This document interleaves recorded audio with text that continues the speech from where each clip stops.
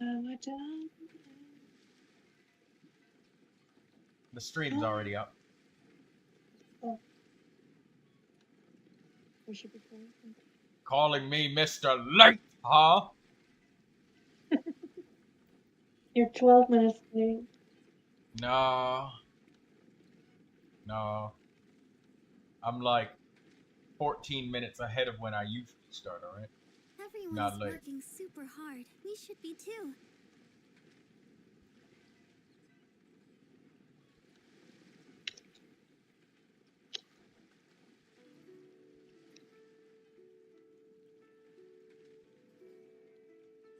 Okay. Everything's finished. Everything's set up. Yes, it is.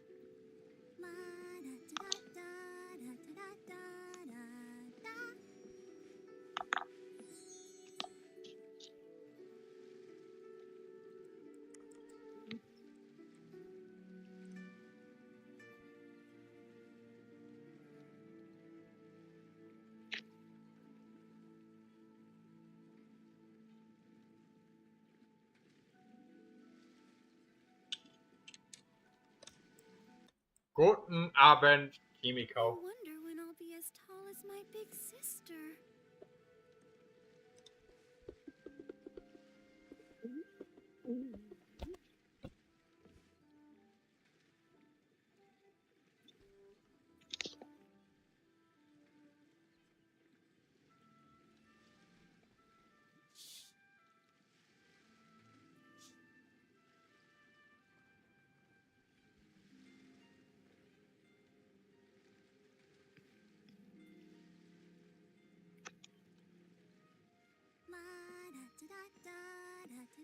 Hello there, Jack. Good afternoon, Jack. I'll give it like a couple of minutes and then we'll start the special program.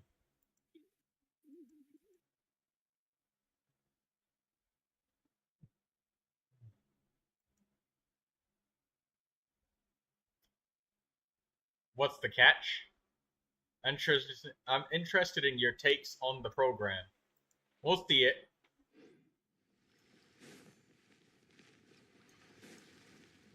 Just gonna do my daily commissions and collect my teapot coins, and I'll save the condensance crystals and stuff until afterwards. Little Liu.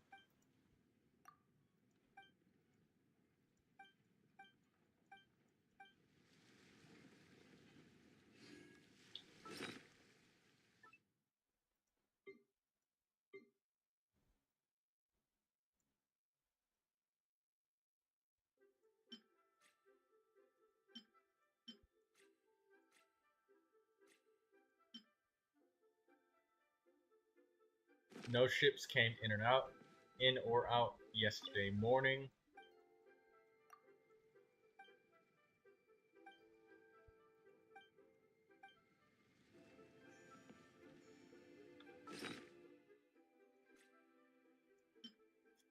Three ships came in yesterday at noon.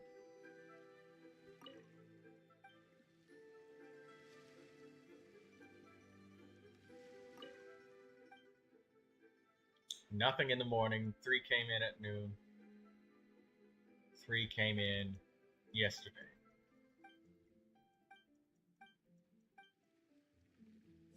In the evening. So there's a total of 6 that came in today.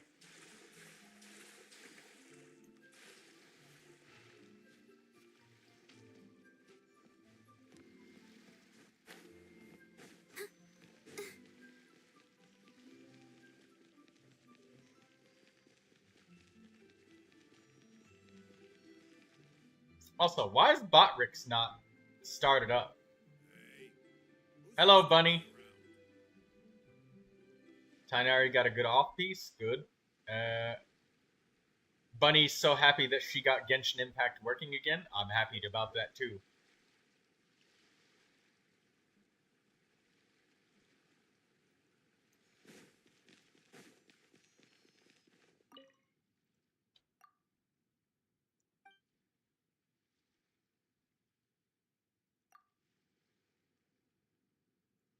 6 boats entered.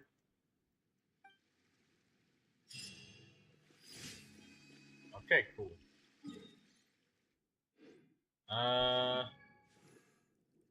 Right. Today is Saturday, so there's somebody that we need to get our talent levels to 8 on. Ningguang? No, Monday, Thursday, Sunday.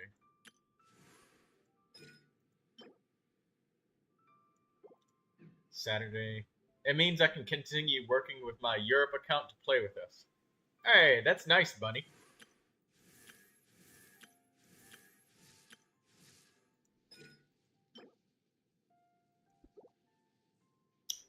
We can get some levels on Sethos. I'm gonna get everything to 6 on Sethos.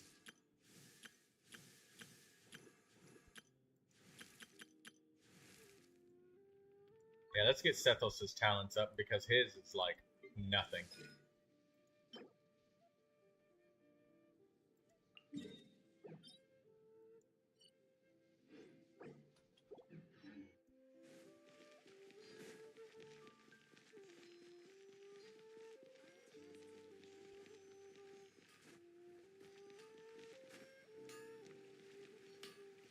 Making videos for a wedding is a pain in the ass, says Kenji. Well, welcome back.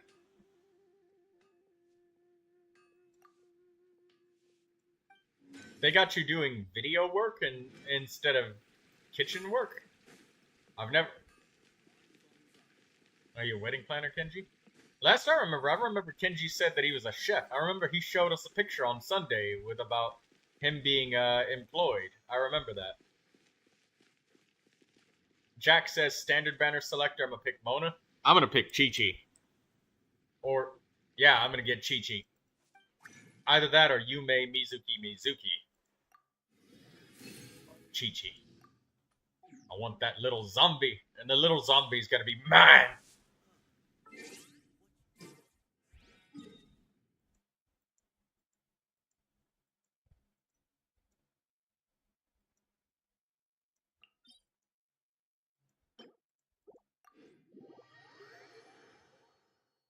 Kenji says, no, I'm a chef still, just at the restaurant.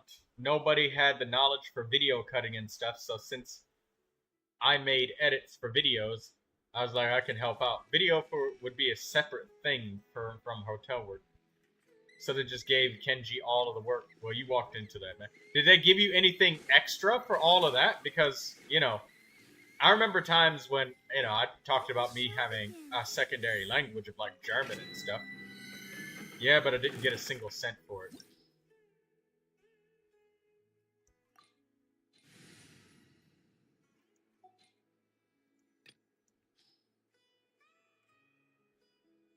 That's twisted.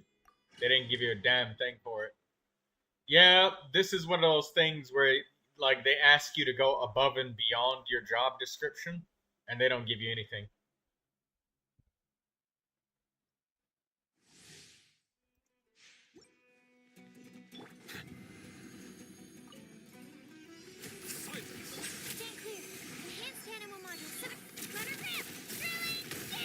The times beckon.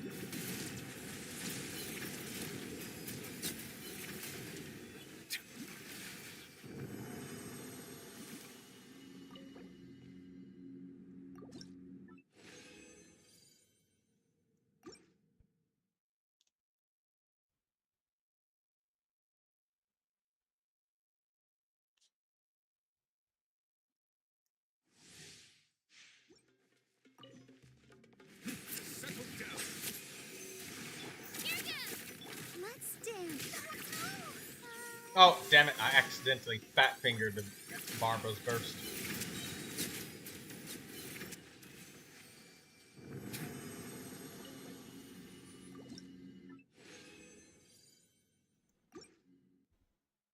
Hope you guys don't mind me just doing my daily commissions, giving us time. Troy, I logged in on yesterday, did 2 draws. I got Diona, and I love her. Oh! Bunny got Diona. Diona is a really flexible character. She can heal and shield. And she's got a bow. Happy for that, Bunny. And Bunny, remember, no matter what, when you play Genshin Impact, don't listen to people encouraging you to do meta shit. Just play the game the way you like it. If it makes you happy, do it. And if you need help, we get it. Without giving you a whole bunch of pressure, just enjoy the game and just have fun just being a noob at the game and just like not knowing anything. My two mains are Diona and Noelle. Solid choice. A woman of culture, I see. Picking clearly one of the best and fairest maids in the world. The better maid of the two. See? Bunny likes Noelle. We don't need robots to replace. Daydreamer says, I will request an IFA review later. Okay.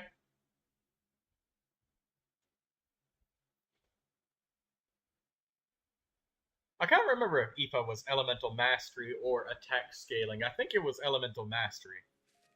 Elemental Mastery, swirl-based electro-charged character, I think.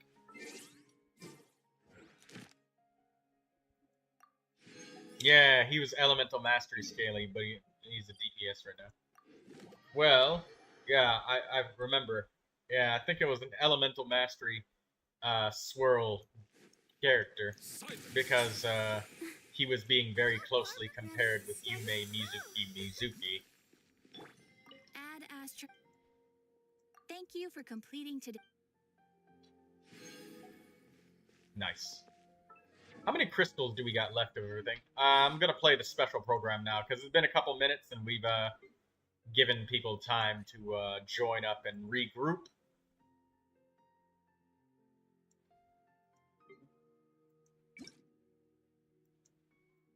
No artifacts, no XP, so we'll have a clean run today.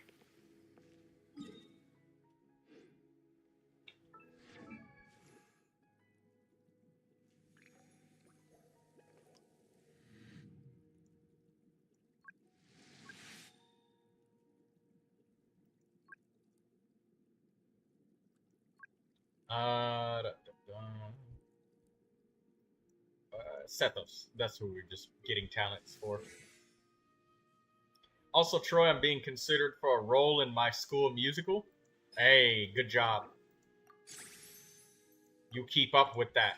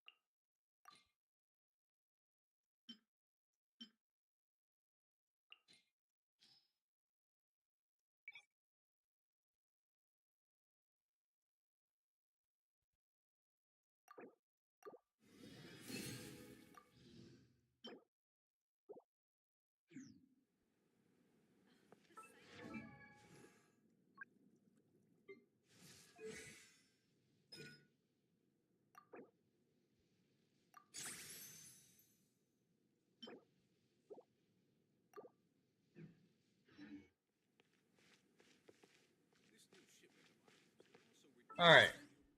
Let's... Oh, we have a random piece of mail. What is that? Oh, Hoyer Lab stuff. Cool.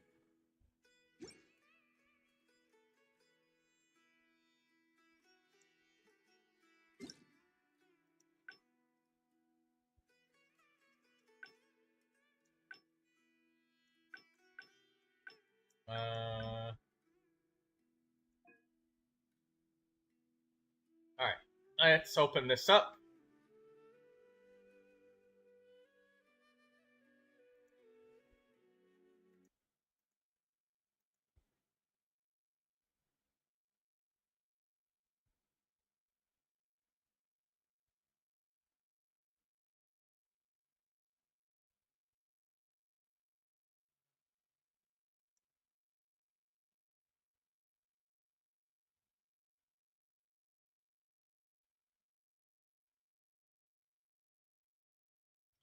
Jack says, get Mizuki. Chi-Chi's only good at C6. I disagree with you. Chi-Chi is way better. I Why? Because I like Chi-Chi more, and that makes her better. Preference is king, above all else.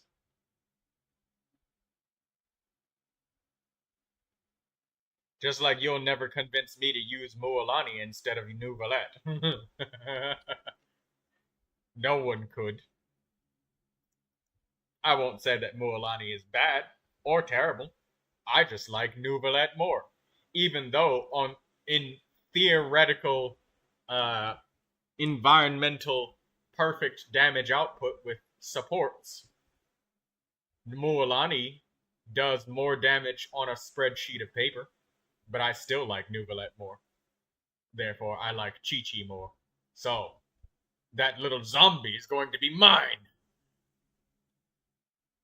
Also, I have no more Animo crystals left, dude. So even if I did get Mizuki, she's not getting leveled up. It's not happening. Look at my crystals that I got left, dude. I got nothing for Animo. This it looks like 136. I could barely make 5 large gems with that. My crystals are just my crystal supply is depleted. And don't even look what I got left for Geo. I got none. Literally zero. All of my characters are Ascension 6. Damn near. I got like 4 Electro characters and 2 Pyro characters that are left. And 2 Animo. And one of them, Sayu, she's about to be 6, so I got Faruzan, Dory, Lisa, Kujo Sara, and Amber plus Shinyan. So 2 Pyro, 3 Electro, 1 Animo. Well, 2 Animo, but it's about to be 1.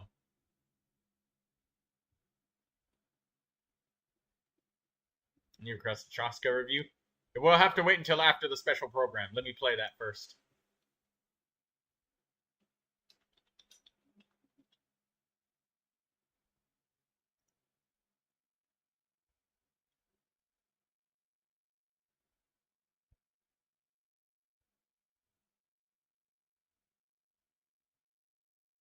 I have all my mainies capped at level 40 at the moment, says Bunny. Good.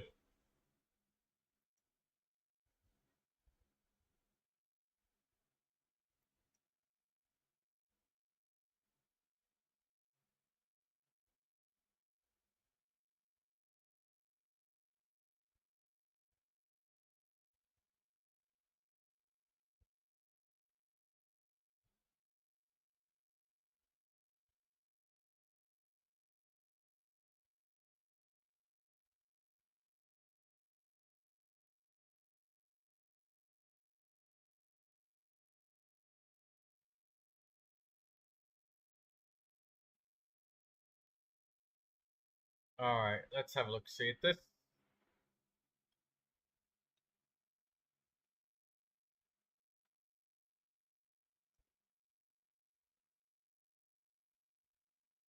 Da, da, da.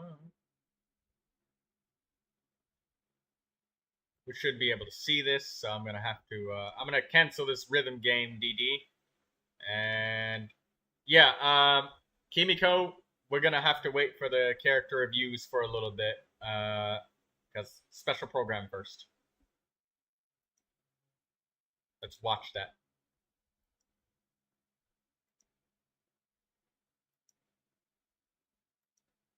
Alright, here we go. Now we can see this, and I guess I'll just close Genshin so that it runs smoothly.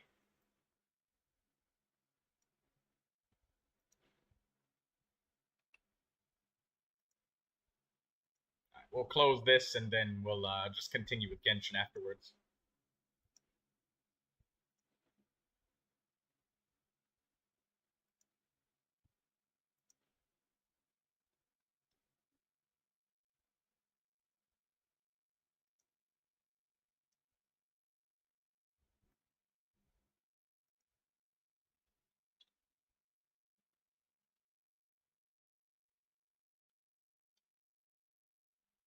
How's the sound for you guys? Oh, wait, you don't hear it. There we go. Now you can hear it. Sorry.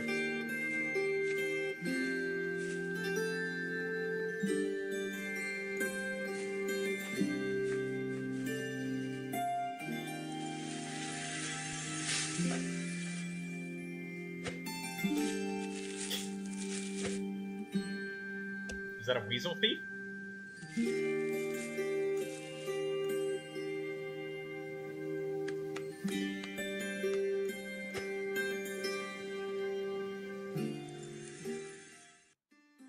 What's up, travelers, and welcome to the Genshin Impact version Luna 1 special program. I'm Angelina Danielle Sama, the voice of Anefa. And I'm Nick Olson, the voice of Flints. What a rare honor it is to meet such worldly travelers. Oh, yes, indeed. Oh, and if you're looking at the time, don't worry, travelers. You're not seeing things. We're here ahead of schedule. That's right. We're just here to kick things off with a little pre-show entertainment. The Genshin Impact dev team will be the ones in charge of introducing the official version content. Which means we're off the hook for today, right? Sort of. Part of the reason we're here is to keep travelers company right before the back show in a second. starts. But that's not all. The format of the special program is a little different this time. We'll actually be staying behind the scenes to watch it alongside all of you. Oh, so do we need to provide commentary at all or just enjoy it? Nope. To avoid impacting the viewing experience, we'll keep quiet while the official program is going on. Sweet. Once it ends, we'll summarize the new content awaiting us in version Luna 1. Gotcha. Then stay tuned for our summary, travelers. Oh, but we can chime in during the redemption code breaks. Got it. All right, I'm sure what everyone is looking forward to the most about today's special program is getting details about the new region, obviously. For sure. And getting more information on who we might encounter there. Like, our two characters, of course. Exactly. So, while we have some time before the special program starts, let's look back on what we know about Notcry so far. Yeah, let's do it. Whew. The first time travelers came across the name Nodcry was from Liban in version 5.1. That's right. Travelers also got the chance to hear more about Notcry in the version 5.3 event on the Trail of Behemoths. This early information revealed two main things. One, Nodcry is an autonomous region in the southern part of Snezhnaya. And two, it's a chaotic place controlled by a mix of influences from different nations. Right. And since then, the devs have been dropping lore bombs left and right. Like in the Song of the Welkin Moon web event. That was so cool. We learned that Teyvat used to have 3 moons. 2 of them were shattered under mysterious circumstances in the past, and the last one has fallen silent. A silent moon. It sounds so chilling. I know, right? And travelers even saw one of the shattered moons for themselves when Malika punched through the false sky. According to her, the remains are called Ancient Moon's Remnants. Sweet. Oh, the web event also went over the 11 different factions present in Nodcry. 11. Oh man, that's a lot to keep track of. I feel that. And there are some new ones, but there are also a few that should be familiar. Okay. Like the Knights of Favonius. In version 5.6, travelers had the chance to hear Grandmaster Varka's voice for the first time. But he was a little busy, you know, with enemies on both sides and a group on his tail Right, looking to turn him into mincemeat. Yeah, busy feels like an understatement. Hopefully, he's not in too much trouble. I know. And, and after Varka's debut, we got a glimpse into the behind-the-scenes production of Notcry.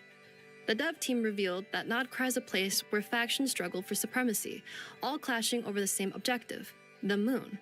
Okay, and when you say the moon, you mean like the ancient moon's remnants? Well, there's more to it than just that, because according to the devs, the moons have a long history in Teyvat, and Notcry is home to a power far older and purer than the 7 elements. Older and purer than the 7 elements? Oh, now that sounds very exciting. Definitely. Of course, at the end of the Song of the Welkin Moon prelude in version 5.8, Varka sent a letter inviting the traveler to meet him in Nodcry. And with that, Nodcry officially became the next destination on our adventure. Which means the factions better watch out because there's about to be a new face in town. You got that right. In addition, the devs dropped 3 Nodcry teasers over the recent promotions. That's right. The first was narrated by a certain mage who introduced us to some of the factions in Nodcry. And the second one gave us a sneak peek at Lauma and the Frostmoon Scions. Right. The Frostmoon Scion's home looks so serene and natural. And Yeah. that deer was just so cute. For real. And of course, in the third teaser, we got to learn about Flints, the Lightkeepers, and the Wild Hunt. Man, seeing Flints in action? Now, that's sick.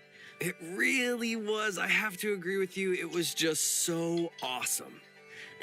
All right, last but not least, it's time for the big ones. I doubt I even need to elaborate, so let's just jump right in. When the Tevat chapter interlude teaser, The God's Limits, dropped, we got to see the true faces of the shades of the Heavenly Principles. So, you know, just an average Wednesday. Oh, yeah. Nothing crazy about that. Oh. But seriously, that means we got to learn Could be louder. I'll turn it up just a little bit louder for you, Jack. more about the sustainer of the heavenly principles, right? The unknown god who tore the twins apart at the beginning of the game? Exactly. In this video, though, There you we go. only got to see That the should be a rulers little of bit life, better. death, and time as they gathered to hold a meeting. The shade from the beginning of the game, aka the ruler of space, was missing. The unknown god. Unknown no more. That's a huge reveal. Yeah, for sure. Plus, there were a couple of important takeaways. 1, the ruler of space's whereabouts are unknown. Hello, 2, Liz. the How we heavenly doing principles today? are still asleep. And 3, the jester has a complicated past with the gods and some very intriguing orders to carry out in Nodcry. So tell me, what is the price of killing a god? Ah, that part just gave me chills. Killing a god. So that has to be a part of the Fatui's grand plan. Seems like it. Based off what we saw in the video, we know one thing for sure. One of their goals in Nodcry is to retrieve the Damselet, another one of the Fatui Harbingers. The Damselette. Guessing that means she's going to be a key character in the events to come. It's very possible. And speaking of key characters, the Moonlit Ballad of the Night trailer gave us a glimpse at some of the major characters travelers can look forward to meeting in Nodcry. And man, that was definitely a big one. It went Yeah. so hard. I feel like that trailer is something travelers look forward to every year. Oh, for sure. I mean, Barca, Alice, Marionette, Flint's, Lauma. It was so cool to see how all these different factions are converging. Right? It definitely keeps things exciting. For sure. Well, with that refresher, you should have all the information you need to experience the upcoming special program to the fullest, travelers. And if we built up your excitement even further, well, that's a win-win. And with that, it's about time for the two of us to take a break. Coming up next, the official Genshin Impact version Luna 1 special program. Stay tuned, travelers! All right. Well, we got a lot of lore there. There's a hell of a lot of lore.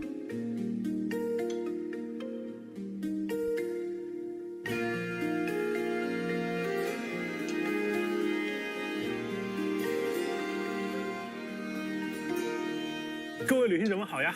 欢迎来到《原神月之一》版本《空月之歌：城市前瞻》特别节目的现场，我是你们的老朋友鸡哥。旅行者们，大家好，我是小罗浩，很高兴能再次见到大家。哎，鸡哥，说起来，这一次我们采用了《空月之歌》。 Oh God, hold on. Those subtitles are way too tiny. Is there a way that I can increase the size of the subtitles? Font size, yes. 100%. There we go. Holy shit. The program is what, an hour and 45 minutes? Yes, it is. And I know for you guys, here we go. I'll turn it up really big because I know some people are watching it on cell phone. You guys enjoy? I'm gonna lurk. All right. Thank you, Liz. And thank you for coming by, Liz. And don't forget to like the stream, Jack, Daydreamer, Bunny, Lizzie, Artie, Kenji. All right, there we go. This is better. 城市还有月之一这样的命名方式，从版本名上看就和过去的版本有些不一样了。那没错，作为原神5年来啊，第一个以新名字命名的版本，对于各位旅行者以及对于项目组的各位来讲，都具有非常重要的意义。那我跟小罗浩呢，也想先跟旅行者们分享一下我们作为原神项目组的感想。原神作为一款长线运营的开放世界游戏，一直以来啊，我们的想法都是努力的去实现一个自我的进化，为各位旅行者提供更好的开放世界内容。比如过去的这一年啊，我们就在很多的内容上做出了一些新的探索和尝试。那这些探索和尝试呢，也是一定会持续进行的。比如如何能让接下来的故事不辜负各位旅行者的陪伴和期待，以及到底是什么样的内容能够超越玩家预期呢？在之前诺德卡莱的幕后故事中，我们就和各位玩家分享了一些我们的思考。当时我们提到了2个点，总结下来就是：原神团队创造内容的方式需要不断的进化，以及讲好一个故事，我们是不用纠结手法的。前段时间啊，我们也发布了一系列的前瞻内容，那大家对这些预告呢，也表现出了很高的期待值。整个《空月之歌》的大版本啊，是我们向角色、剧情和大世界等多维内容进行高度融合的一次尝试。那在接下来的节目当中，我们也会一步步的向旅行者们揭示这些全新的内容形态。那么这些新的尝试和内容具体是哪些？我们将马上为大家揭晓。是的，千万不要走开哦。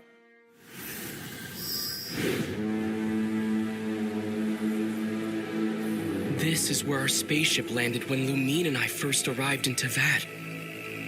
All I remember is Lumine waking me up and us leaving the ship. The wild hunt came. It passed through all the graves. Lighthouse. Hope. Everlasting night.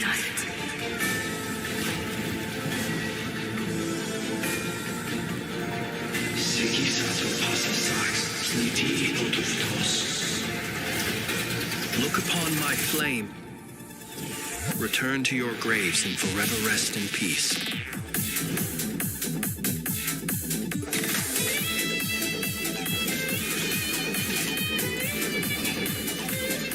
Be silent.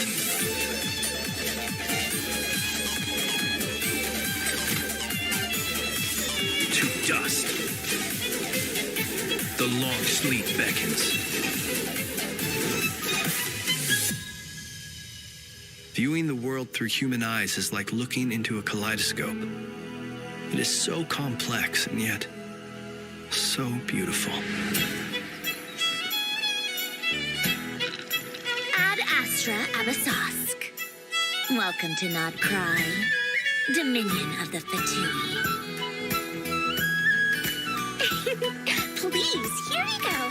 And if you ever need anything else, don't forget to make the great Lord Saint your first port of call. Dory. Interesting. Sincere apologies. I am unable to come down and greet you at the present moment. I will have to converse from up here. Do either of you need my help with anything? Anything at all? After all, I'm the head of this household. Chew on this. Flash attack!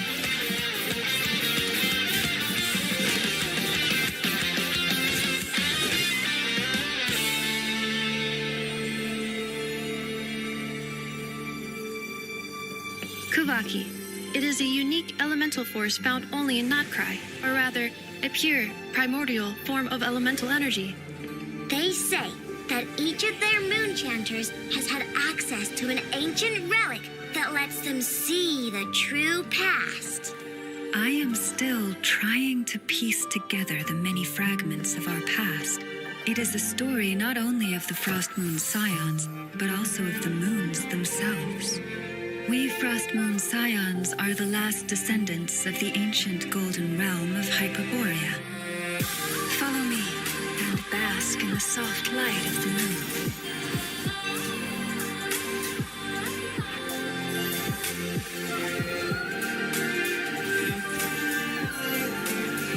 Forest, protect us. For the everlasting forest. It is also said that when the moons shattered, most of their fragments rained down upon this land like stardust. Yet, successive generations of Frost Moon Scions have always passed down a prophecy that one day the moon goddess would return. That prophecy did indeed come to pass, though not quite. I still wish to return to the moon that belongs to me. The Fatui built their research facility on top of the remnant over on Paha Isle, but they've had their sights set on the one here, too. The sacred relic of the Frost Moon Scions. It's been stolen. Today's encounter is merely a courtesy call, a friendly warning, if you will. I strongly advise you not to stand in the Fatui's way. The Frost Moon Scions will never hand over anything to the Fatui. With your blood, we shall draw an inviolable line in the snow. No irregularities detected in the duct.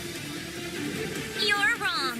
Just because Nodcry lacks a ruler at present, that does not mean it should not be ruled. We Fatui are simply establishing a new order.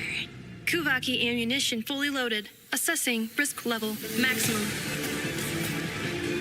The Curatorium of Secrets has always striven to abide by a policy of strict neutrality. We do not take sides with any faction in Nodcry. Moon Goddess, please save us! I suspect your spaceship has been intentionally hidden away. Are you wondering if your sister might be in cahoots with the Fatui? I'm not asking you to trust me. Just don't try and stop me. Take care. The moon can be treacherous.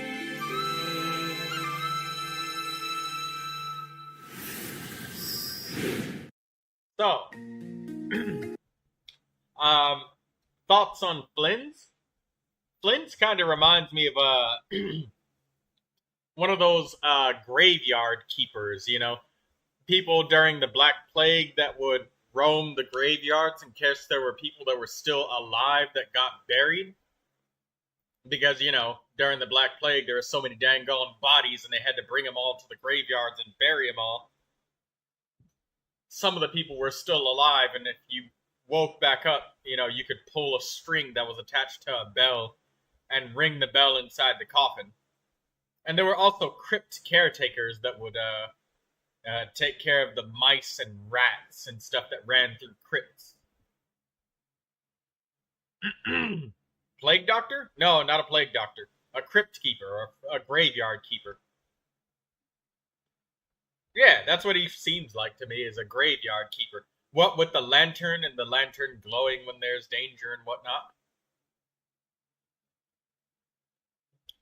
Yeah, that's what Flynn's looks like to me. He looks like a graveyard keeper.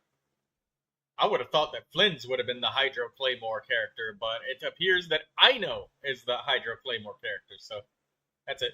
In any case, he's cool as fuck. Yeah, and Lauma, she reminds me of a druid. Obviously, everybody thinks she's a druid. She's literally got the giant horns, and she's all about nature. Of course she's a druid. Awesome. We can finally use that fucking claymore that we got about Lunar Bloom.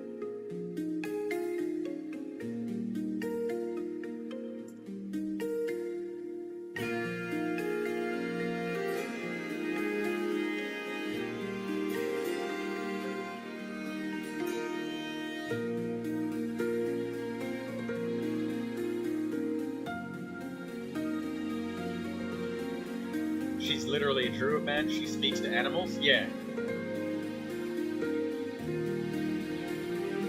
She's all about nature and animals, so yeah. She is one with the forest.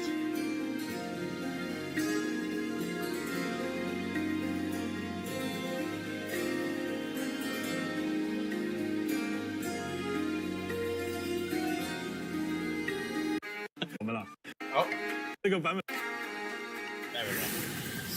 Alright, let's see where. 那看完这个版本 PV 啊，我感觉各位旅行者已经有一肚子的问题想要问我们了。首先啊，大家能感觉到这个 PV 里啊，那个月亮的含量非常高。这也是之前我们在节目里提到的罗德凯莱的一个很核心的意象。月亮向来给人一种神秘缥缈的印象，而提瓦特的月亮呢，更是蕴藏着久远的故事。罗德凯莱这片土地笼。Hey, quick question: Is the text big enough for you guys? Or do you need it to be bigger, like the subtitles? Because when I first looked at the subtitles, they were tiny, and I know not a lot of us here speak Korean. We can all speak English, but Korean is not on everybody's bingo card here. Is the text big enough for everybody to actually see this? Subtitles? Let me see. Let me make sure.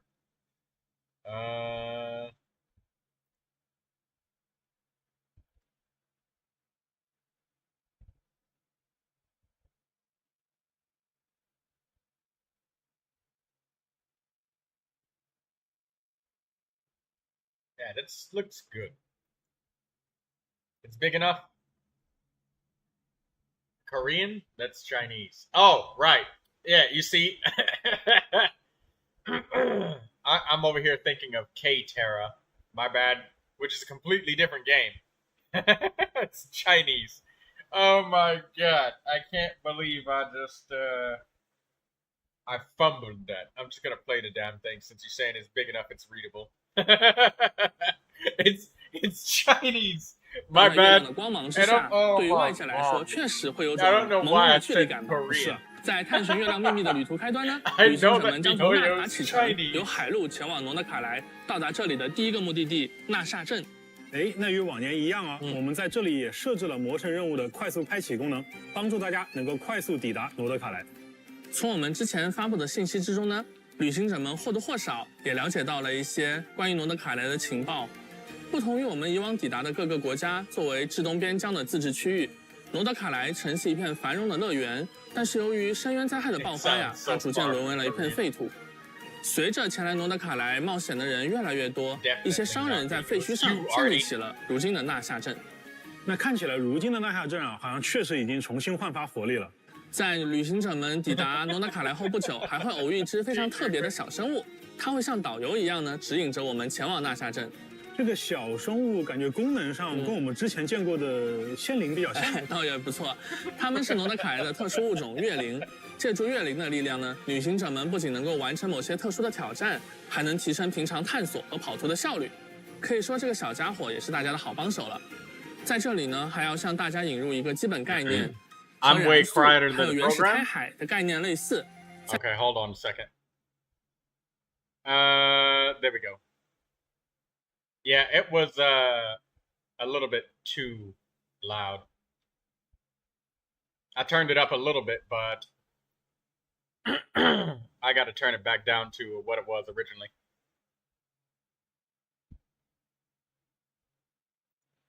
在罗德卡莱地区存在一种力量形式，它被称为月举力，本质上呢是一种最古老的原始元素能量。那正如一束光可以被分成7种颜色，那月举力它也可以被解析为不同的元素力。没错，它的本质上就是光界力。月举力就像那束光在被分散之前的原始状态。月举力它作为一种强大的自然能量，在罗德卡莱呢，居民们也会把它用在生产生活的方方面面。没错，我们刚才提到了纳夏镇啊，在纳夏镇里就随处可见各种月举力的装置。甚至还有一些开在这里的店铺，连招牌啊和店内的设施都使用了月举力。比如这里的罗素姆工坊。在罗素姆工坊中呢，旅行者们还可以兑换到5把罗德卡莱风格的锻造武器图纸。从全提瓦特各地汇聚而来的人们，利用这种来自月亮的能源，给罗德卡莱注入了充沛的活力，也产生了独属于这里的特别的风情。刚才大家有没有注意到呀？纳夏镇里有一个熟悉的店铺标志，里面的装潢还是须弥风格。我们的老实人多利桑格马哈巴伊老爷也来到了罗德卡莱啊！不愧是我们的多利啊，真是一点点商机也不放过，甚至连店都已经开好了。旅行者们呢，或许可以从他那儿打听到一些重要的情报。至于要付出多少摩拉，这个可能就不太好说了。那刚才我们讲到月举力啊，其实除了纳夏镇，在罗德卡莱的其他区域，月举力的影响也是无处不在的。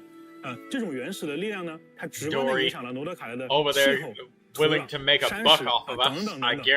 在罗德卡莱的不同区域，它也有着不同的表现形式。而生活在这里的生物，自然也都因为月举力的影响，发生了不小的变化。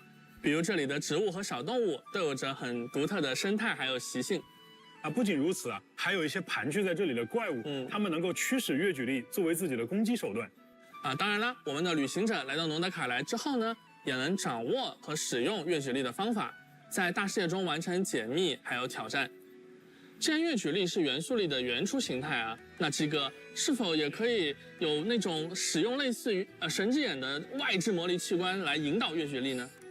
那这里我们就要说一个在之前版本里的秘密了，对吧？在 5.8 版本当中大家本来会发现伊涅弗它原本应该显示为神之眼的字体，那文字被隐藏了。其实它使用的是诺德卡莱的部分角色会拥有的一个神秘装置，叫做月之轮。那月之轮的力量来源于3月，它的持有者呢也获得了驱使月举力的能力。因为力量来源跟神之眼有差异，导致他们在具备元素力的同时元素反应的规则也发生了相应的异化。那这部分被异化的反应呢，我们就叫它月曜反应。月曜反应就是我们在玩法体系层面在反应上做的新的尝试。在未来的版本当中包括刚才提到的月感电在内，我们将对多个不同的传统反应体系进行革新。那对于大家已经接触过的月感电呢，在这个版本也将有一位全新的角色会加入到我们的体系当中，那我们也会在后面给大家介绍。没错，还有一位。除此之外月之1版本还会加入一个全新的反应规则——月绽放反应。小罗浩，从设计师的角度来讲我觉得再造2个简单粗暴的直接提供伤害输出的反应，我觉得显然是不会让玩家产生尝试的意愿的。有道理。对，所以每一个新的体系我们都尝试从队伍层面先定义它的概念。鸡哥，要不要你展开说说 ？OK， 那比如说月感电它的本质呢，其实是一个通过自洽的规则，将各个角色在元素层面的一些直接贡献，转化为一个统一的、表达更明显的形态。原来如此，所以月感电反应造成的伤害是和所有参与反应的角色相关的。没错。那对于月绽放反应呢，它更像是将队伍中的角色进行了一次重新分工。比如哪些角色是负责积累资源的，哪些又是负责转化资源的。所以月绽放体系呢，在原本的绽放体系当中新增了一条规则，也就是当队伍产生原绽放反应的时候，将积累一种名为草鹿的公共资源。而具备月绽放反应能力的角色，他们一方面是允许队伍积累草鹿，一方面呢又能对草鹿进行不同形式的利用。所以这个规则在很多其他游戏作品里，其实大家也有见过类似的形式。那相信大家也会很快理解并且上手。那么在新的玩法体系以外，就剧情和世界观的层面而言，像古月遗骸、月举力等等这些与月亮密切相关的要素，也将多方势力牵引到了诺德卡莱这一舞台上。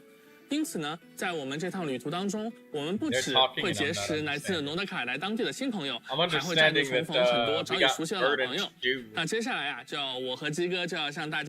Okay, so I'm understanding that verdant dew is a thing that she gets, and she builds up stacks of it, and then she can use it. And if anybody causes bloom reactions in the party, she can make lunar bloom happen better.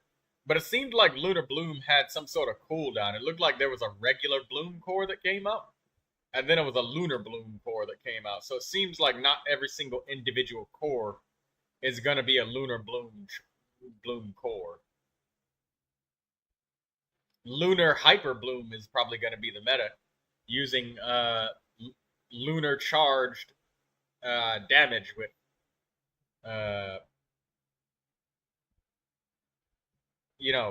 Lunar Bloom to make Hyper Bloom.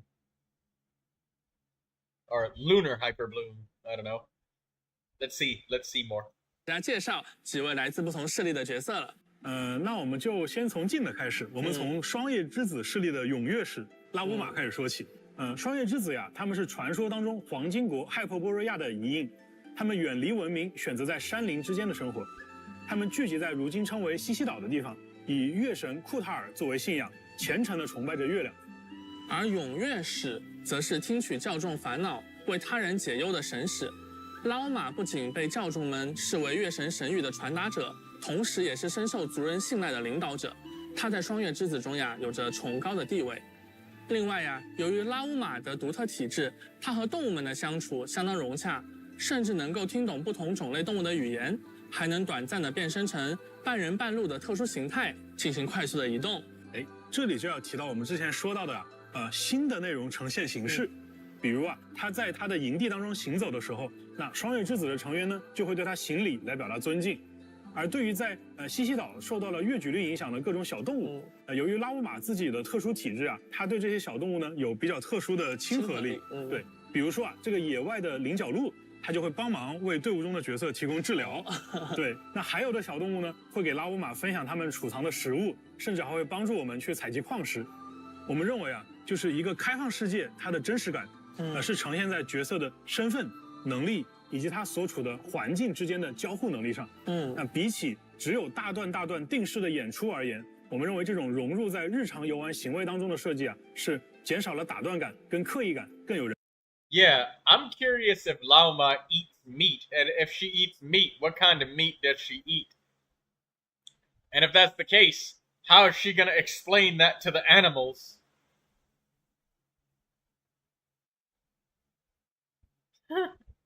Could you imagine if she's just munching on a hamburger while she's talking to a weasel thief about pigs and boars being so tasty?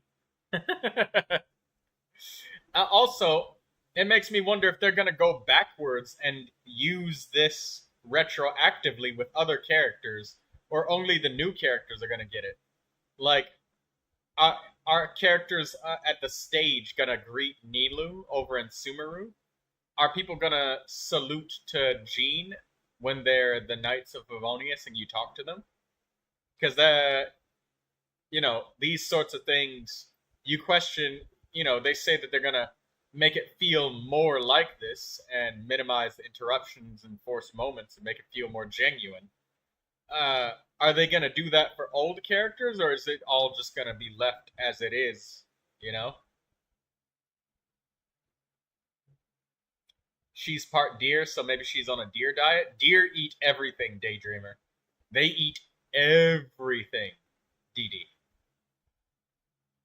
So, I don't think that they're ever going to go back and ever redesign any of the old characters. Like, people in Fontaine won't look surprised when Neuvilette walks by. Nobody's going to salute to Jean from the Knights of Favonius. And when you're playing as Ning Guang, people won't bow to her as she walks through the streets. None of that is going to happen. Probably just the new content. Yeah, probably just the new content, because that's too much for them to go back and, activate, That stuff isn't bringing in wishes. It's not making people say, oh my god, at the Knights of Favonius, people will salute to Jean? Let me go and pull for Jean right now. Like that character survey where they said, did you actively try to pull for Jean?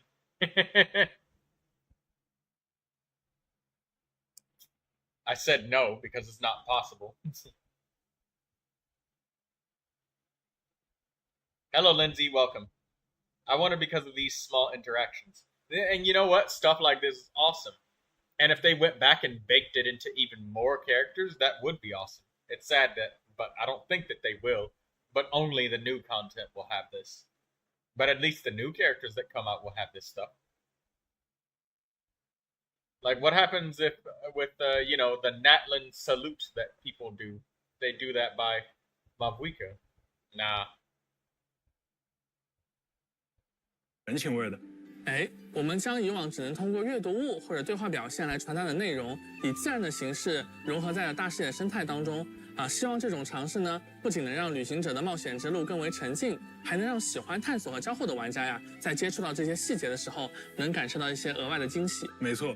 那拉乌玛呀，它对于乐举力的亲和，不只是体现在生态交互能力上，还体现在自己的玩法设计当中。那就像刚才我们提到的一样，拉乌玛呢，它是月绽放反应的核心角色之一。根据草元素月之轮的力量，拉乌玛可以将全队触发的绽放反应转化为触发月绽放反应。而拉乌玛还可以通过消耗草鹿来增强队伍当中各种绽放反应的伤害。值得一提的是像拉乌玛这种拥有月之轮能够支持月绽放反应的角色他们各自都还拥有一些特殊的伤害手段。那这些伤害呢，也会被视作月绽放反应伤害。所以拉乌玛呀，它不仅是绽放体系当中的一个强力的辅助角色，它自称也可以打出月绽放反应伤害。哦，又能辅又能打。没错，那拉乌玛的元素战技啊，可以降低敌人的草元素以及水元素抗性，而它的元素爆发呢，则会提升整个队伍绽放相关反应的伤害。此外，由于月绽放产生的特殊资源草露的存在，拉乌玛可以长按元素战技，额外消耗草露来积累一种名为月涌的效果。月涌会为拉乌玛元素爆发的效果带来额外的增伤次数，同时呢，也会直接造成月绽放反应伤害。那七哥啊，除了月绽放，那之前我们旅行者们就接触过的月感殿，是不是也要迎来新成员了？有的兄弟，有的。那除了双叶之子以外啊，在诺德卡莱我们也会接触到其他的势力啊，比如大家非常感兴趣的一个势力叫做直登人。在魔神任务当中呢，我们就会结识直登人当中一位用词文雅、有贵族气质的神秘成员，叫克里洛·楚德米洛维奇·菲林斯。我们在 5.5 版本中的圣遗物故事和之前的新版本预告中，曾经和旅行者们简单提到过关于直登人的故事。那是一个守护诺德卡莱自由和和平的古老组织，长久以来对抗着深渊无休止的入侵和狂猎。那直登人这个词啊，顾名思义，离不开手里的一盏提灯。不过这盏灯的意义啊，不仅仅是为了照明，还是他们对抗狂猎的武器。而这一点啊，在大世界生态上也会有所表现。当直登人的提灯靠近危险的时候，它会转变为警示危险的色彩。而作为经验老道的直登人菲林斯，甚至可以听懂狂猎发出的那些常人难以理解的低语。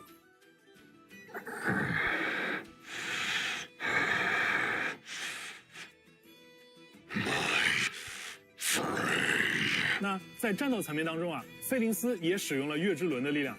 You know, something I'm looking at is, they're showing how awesome these characters are. 因此 But like, 他和伊涅弗一样 guys, you got to look at it this way as well. Like, once exactly 20 days pass, nobody, and there I mean nobody, there's no more players that will ever experience or see any of these things. Nobody will ever see it or experience it ever again. It will be a thing that, like, just simply won't happen anymore because the banners are gone. Flynn's is not here. Lauma is flatlined and deceased. And you'll never see it. And by the time you could see it, it's gone. Like, you've already finished all of the content. You might be able to go back and see these enemies, but that's worrisome that, it's awesome that they have, like, unique individual character interactions and stuff. But if you can't use another substitute character or something like that to see some of these things, they'll never happen.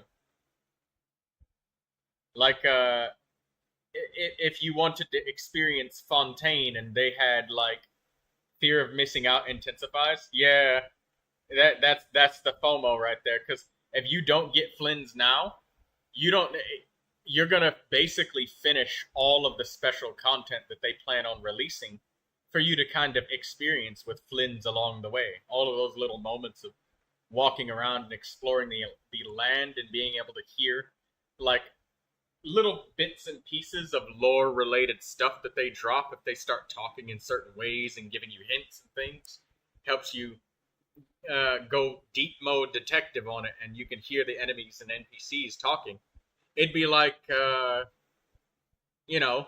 going through a game without being able to understand a certain kind of enemy ever. Or wait, that's exactly what it is. Oops, my bad. I canceled the full screen. But, and like, we all know how Genshin Impact's banners work. Once a character comes out, you're not gonna see, and you don't get them, you're not gonna see them for months. And I mean months and months and months. So it's gonna be like 6.5 or something before you see Flynn's ever again. You can always not play the content until you get the character if you want. Yeah, that does. Yeah, you can do that. That's a thing. Yeah, that is an idea, Artie. That is possible. Because, I mean, if, you want to... Yeah, you could. months can be generous. Yeah, sometimes it's long. Artie said I waited for Kokomi before going to Watatsumi Island. That's nice. And I bet it really enhanced your experience to get it. Hold on, guys. I'm gonna continue. I'm gonna let this continue. 也具备将队伍中的角色触发的感电反应转化为月感电反应的能力。Okay, let this 菲林 continue 斯 for a 通 bit. 过自身的元素战技，可以唤出灯中的力量，将自己的普通攻击和重击转化为无法被覆盖的雷元素伤害。而他的元素爆发呢，既可以在元素战技期间作为派生技能打出，也可以单独释放，并且元素爆发造成的部分伤害将会视作月感电反应伤害。目前，菲林斯在中夜长营独自居住，他守望着同伴们的坟冢，也监视着狂烈的动向。旅行者在这里探索的时候，说不定会有一些奇特的遭遇。那刚才我们为各位旅行者介绍了2个相对神秘且古老的势力。那接下来出场的这个势力听名字就很轻松活泼甚至可能有点稚气。之前我们公布罗德卡莱的各个势力的时候也观察到很多旅行者觉得这个取名风格跟其他的势力有点不太一样对，你说的一定是叮铃哐啷蛋卷工坊。对，想必能给工坊取这样的名字这个工坊的主人也应该同样有趣。说到工坊的主人，旅行者们应该已经知道说的是谁了他就是伊涅弗的家人艾诺。是的，完成了5.8魔神任务的旅行者，其实已经在剧情中和伊涅弗打过交道，也了解了一些有关艾诺的消息。别看艾诺平时一副天真活泼，嚷嚷着要吃蛋卷的样子，其实他是一位天才机械发明家。除了用各处搜集来的零件组装出了伊涅弗这位机械少女，他还为纳夏镇专门设计了一门大炮，用来对抗狂猎。大炮那看起来艾诺对机械有很深的造诣他也能利用自身携带的机关进行战斗。艾诺可以通过释放元素战技，操纵身后的机关扳手，让自己快速移动，并且对敌人造成伤害。而他的元素爆发呢，则会抛出一个可爱的喷水机关，叫做冷静一下压，间歇性的去攻击敌人，造成水元素伤害。那他和伊涅弗呢，也会成为拉乌玛和菲林斯的好帮手。对了，艾诺也是我们第一位拥有水元素神之眼的双手剑角色。那这样我熬幽静微战拿到的水元素双手剑外观，可终于可以派上用场了。没错。不过呢，忙于机械发明的艾诺在日常家务上可能就没有那么有天赋了。好在有伊涅弗这位家人的照顾，不然光凭艾诺自己，很有可能把日子过得一团糟。在工坊附近我们能看到艾诺收集的金属外壳和材料散落了一地，还有一个多功能武装家用机器人重拳出击鸭。对，那这个名字一听就又是艾诺的风格。旅行者们可以和重拳出击鸭对话，并且进行切磋，获得角色的培养素材。那这里作为新版本的生态呈现和强大的敌人之间也不一定只有战斗这一个选项。那如果是艾诺或者是伊涅弗在场呢，他还能触发额外的对话选项。几个我看其中一个对话选项是开启攻防秘藏。没错。那不知道旅行者们有没有发现就自己队伍里的伊涅弗在好感度达到6级的时候，可以领取到一个奇异的螺栓。而在新版本的探索当中呢，也会有其他的方式获取到更多的螺栓。消耗一定数量的螺栓，就可以在工坊秘藏处兑换专属于艾诺和伊涅弗的独特道具。那拥有道具之后呢，艾诺和伊涅弗的一部分外观还会发生变化。我们刚才介绍的3位新朋友都会在《空月之歌》城市的魔神任务第1幕《雪浪与苍灵之舞》中登场。而在任务开始后不久，我们就可以和艾诺相遇，随后呢，就可以直接邀请他加入旅行者的冒险队伍了。那太好了。那随着故事的展开我们也将会对3位新朋友有着更加深入的了解。顺便一提，在诺德卡莱的一些地方，让这些来自诺德卡莱的角色和当地的居民互动，居民们也会根据角色的不同呢，做出不同的反应甚至有可能从他们身上收获一些小小的馈赠。这些不同势力的角色的确都很有魅力大家也一定很期待，在新版本的魔神任务剧情当中，他们会有什么样的交集？不如请小罗浩为旅行者们简单介绍一下有关这次版本魔神任务的情报吧。好呀。首先想和各位旅行者们聊一聊的是，在这次新版本在剧情安排上会有一些变化。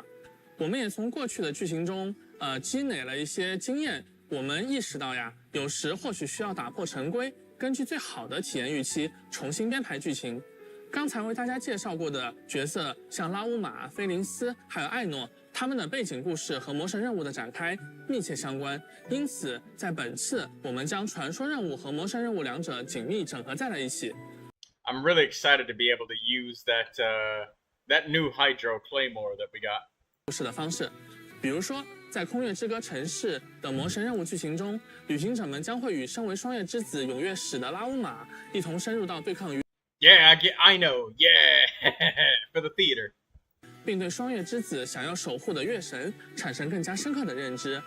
而在直登人菲林斯，在和他相处的过程当中，我们还会直面狂烈的威胁，在旅途中感受到直登人誓死守卫诺德卡莱的那份坚持。而空月之歌 PV 中出场的其他角色，包括愚人众的执行官木偶、月之少女哥伦比亚，以及密文馆的老板奈福尔和他的合作伙伴雅克达等等，也同样。Oh, you started streaming and think YouTube really thought, oh, NCIA, I'm so sorry about that. Well, at least I start at the same time every day. 他似乎也在纳夏镇为旅行者们留下了一些线索。你刚才说到了少女哥伦比亚， Try the notification bell, NCIA. 就露过面的角色，在新版本啊，她的称呼也从愚人众的执行官变成了月之少女。那小罗号今天是不是可以跟旅行者们再透露一下其中的一些缘由？当然可以啊。那我们就要从久远的过去，夜空中曾挂着3轮明月的时候说起。对，我觉得也没有必要那么久，对不对？那碍于篇幅限制啊，那我们今天还是简要一些。从之前that's really strange. 或许已经推测出少女和月亮之间有着紧密的联系。I'm sorry about that, 当新版本大家 NCIA, 前往纳 but 夏 you're 镇、 here now 西西 with 岛 us. 这些地方的时候，还能见到诺德卡莱特有的星月神像，上面雕刻着的呢就是曾经的少女。诺德卡莱其实是少女的故乡，是她诞生的地方。你刚才说到曾经的少女，那也就是说呢，少女被当作神明来崇拜，已经是她加入愚人众之前的事情了。没错，目前呀，少女出于某些原因离开了愚人众，暂时长生在西西岛附近。那既然罗德卡莱的不同势力都是为了月亮聚集于此，那么少女呢也必然会跟各个势力之间都产生一些关系。那关于新版本的魔神任务的更多内容呢，就请旅行者们亲自前往游戏内探索了。对了，虽然在这个版本传说任务跟魔神任务进行了整合，那我相信大家肯定很关心那我们该有的奖励会不会被落下，对吧？那我在这里我在这里告诉大家就是对应的角色培养材料和原始奖励将会跟随魔神任务完成的500原始奖励一同送出，所以旅行者们在完成任务之后不要忘记领取哦。那么在剧情方面，除了上述的变化之外呢，我们还会推出一个全新的内容模块，叫做剧所。So basically, so that's what they did. They realized that separating story quests and making us pay for the story quests with keys resulted in people just not doing it because you have to pay to unlock it with keys, and then like you got to do your daily commissions like 4 separate times, so you can only do like 2 of the story quests per week, and that's if you played for 3 days in a row and you didn't lose the keys, so you just ended up not doing them. So now this is gonna make the Archon quests even longer.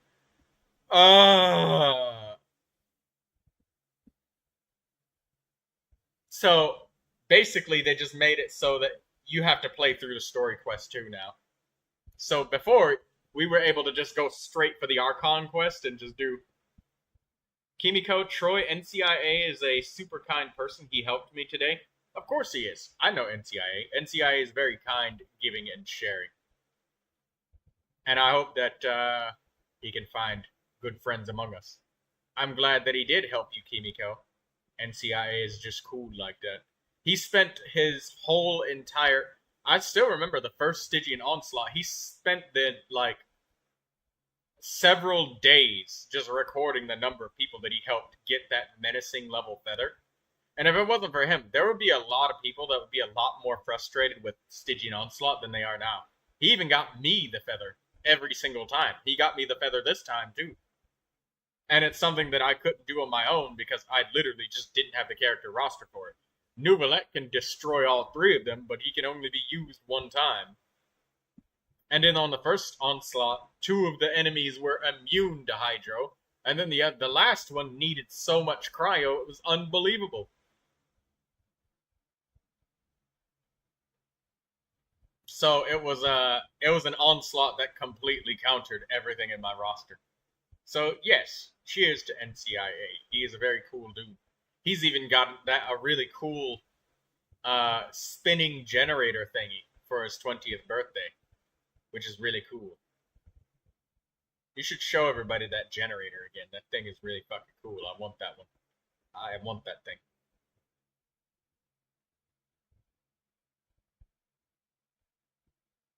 Troy, I won't be building Ino myself. I'm going to be building her. I will build everybody. All of my characters get love. Now, there's a big question later on in this program that I heard about. I'll wait till we get to it, but let's continue. 为旅行者们展现角色在吉瓦特生活的种种剪影和片段。正如之前的幕后节目中和大家说过的那样，原本一些祖宗之法不可变的传说任务、邀约任务的内容，我们会尝试用更加润物细无声的方式，自然融入到这个世界的探索和交互当中，让原本的内容呀跳出传统的任务模块，用一种新的方式呈现给各位旅行者。既然是聚所啊，那顾名思义，也就是旅行者跟小伙伴们相聚的场所。既然是聚所 ，Ino has hands and fingers. Holy shit! I didn't know that they were gonna give her hands and fingers. I'm shocked right now. Holy fuck!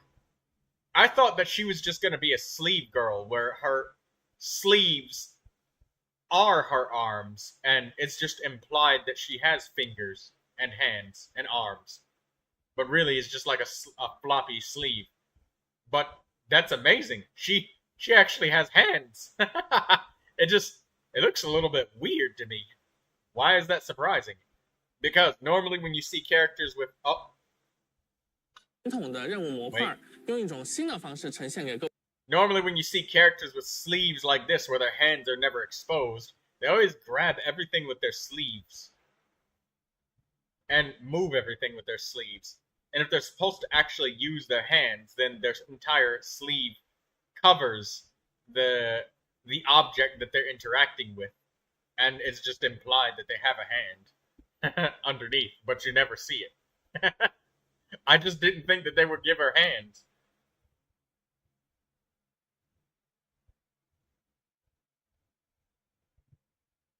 The artifact update is going to be nice. Let's see more of that. I know it's good for Flynn's, but once you have Inefa, you no longer need her as much.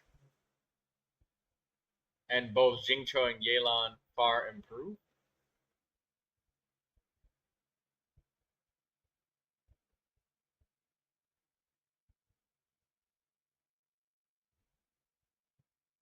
People have hands. Some people don't have hands, man. Alright? Hands tend to come in handy. She has small hands. She got small arms, too. Like, look, she's got to lift up her whole entire sleeve and then, like, shake the sleeve off in order to expose her hand to use it. 各位旅行者，既然是 Look how baggy I love it. I like Ino already. I like Ino because of the sleeves. This is now one of my favorite characters. I like Ino. 聚所啊，那顾名思义，也就是旅行者跟小伙伴们相聚的场所了。是的，在聚所里，旅行者们不仅能够随时和伙伴们聊聊天，也能够推进和他们有关的大大小小的特殊事件，体会他们所经历的生活。在完成这些事件的过程中，逐步了解到他们所属势力的更多信息。在月之一版本，旅行者们可以和菲林斯、拉乌玛、艾诺3位角色共同建设各处的聚所，比如前往叮铃哐啷蛋卷工坊，观察伊涅弗和艾诺的温馨日常，到双月之子的双月之房坐一坐，和拉乌玛一起阅读流传在双月之子里的各类传说与故事，或者去前往菲林斯所在的住所，听他讲述值得人的悠久传说。旅行者们在聚所内消耗冒险中获得的月之印，还能够提升聚所的贡献等级，升级聚所也能获取不少奖励。这里需要特别说明的是，在诺德卡莱，少女也拥有一片独特的区域，那是新生之月柱次的圣所，被称为银月之庭。哎，那在这个银月之庭当中啊，其实少女会向你提出一些小小的请求，或许是哼歌，或许是谈心，对吧？或许是和你一同在月光下漫步。那当你在回应这些请求后呢，少女还将答谢你的好意，为旅行者在诺德卡莱的冒险提供 Look at the bottom 强大 right 的帮 corner. 助。 Look. Oh, is that a trampoline in the bottom right corner? It looks like a trampoline. 少女还将答谢你的好意，为旅行者在诺德卡莱的冒险提供强大的帮助。哎，鸡哥啊，聊完了新角色和新剧情，我们是不是可以揭晓旅行者们很关心的这次新版本活动起源的安排了？祈愿呀，那这么多的新内容啊，肯定是要和新伙伴一同冒险的。在月之1版本的上半期，拉乌玛和纳西达将会迎来概率 up。不仅如此，新的极路祈愿也将在 Plus, a new chronicled wish will launch during this period. The hell is this? Nilu, Tainari, Sino, Wanderer, Alhaitham Dia. What is this banner? Is this a Sumeru banner? Ah, yeah, it's a Sumeru banner. 在上半期开启。那看到纳西达的旅行者应该能猜到啊，这次的极路祈愿有大量的须弥角色出场。那各位关注草元素策略体系的旅行者们不要错过。5星法器仿叶天境也将在上半期武器活动起源当中出现。而在下半期，菲林斯和叶兰将会加入活动祈愿。Daydreamer asks, would Nilu on HOD be good with Lauma? What is HOD? Heart of Depths? I don't know. I thought that Heart of Depths Nilu was more of a vaporized thing with Shungling.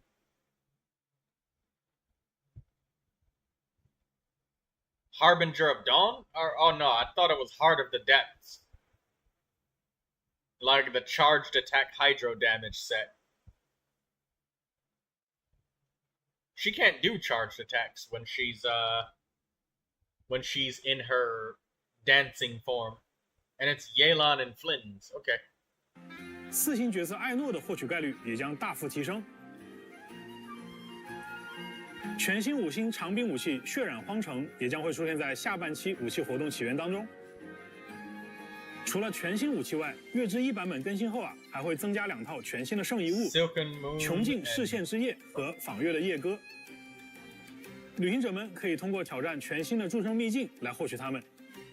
啊，介绍了这么多内容啊，我觉得可能也需要一些时间让大家消化消化。那不如我们来看一条有趣的短片，直观的了解一下诺德卡莱独特的自然环境吧。接下来还会有我们的研发同学为大家带来诺德卡莱的生态、势力和版本活动信息。哎，补充一下，也包括大家非常关注的愚人众相关情报哦，大家请千万不要走开。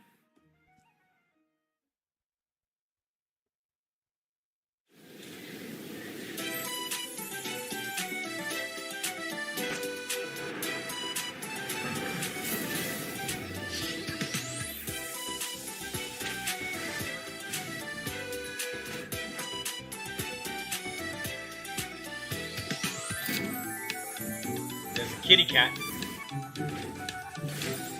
Here in Nodcry, the power of Kuvaki is not to be underestimated.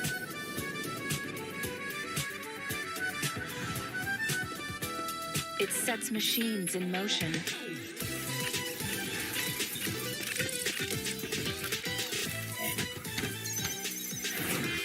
And fortifies the creatures of this land.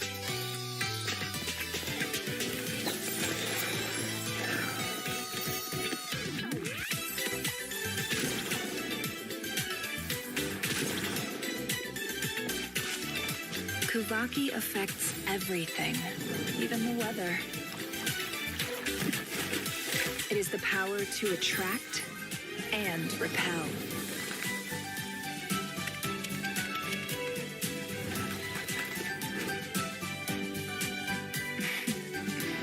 Of course, that's just the beginning of the story.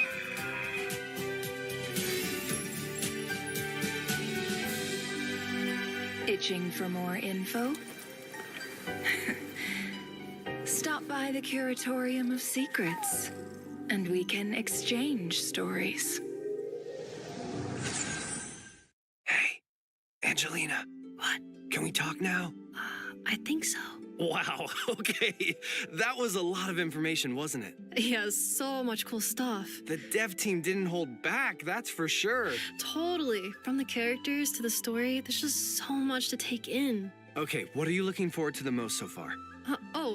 Well, meeting the damselet for sure. She's just so cute. Oh, so not because of her identity, the plot, her role in it, or stuff like that, just the cuteness factor? The most important factor, you mean? Right. How could I forget? Well, the lunar reactions also seem super cool. Anefa and Flint's can both convert electrocharged reactions into lunar-charged reactions, and Lauma can convert bloom reactions into lunar bloom. That's right. And since Aino is Hydro, she can help trigger both. Oh yeah, the team comp is really coming together. Definitely. Oh, wow, that was fast. Looks like it's time to hand things back over to the devs. You know, Aino is really good because she's one of the few off-field Hydros that's gonna be easily accessible, since she's free and guaranteed. Because as it stands right now, most of the off-field Hydro is either a limited character that has some really specific purpose, or it's Jingcho. And not everybody that needs off-field Hydro, or wants off-field Hydro, does normal attacks. Well, okay, let me rephrase it. Not every party composition that somebody wants to make wants to be a Jingcho party if you need off-field Hydro. So it's nice that we have off-field Hydro that's not conditional on normal attacks, which I like that.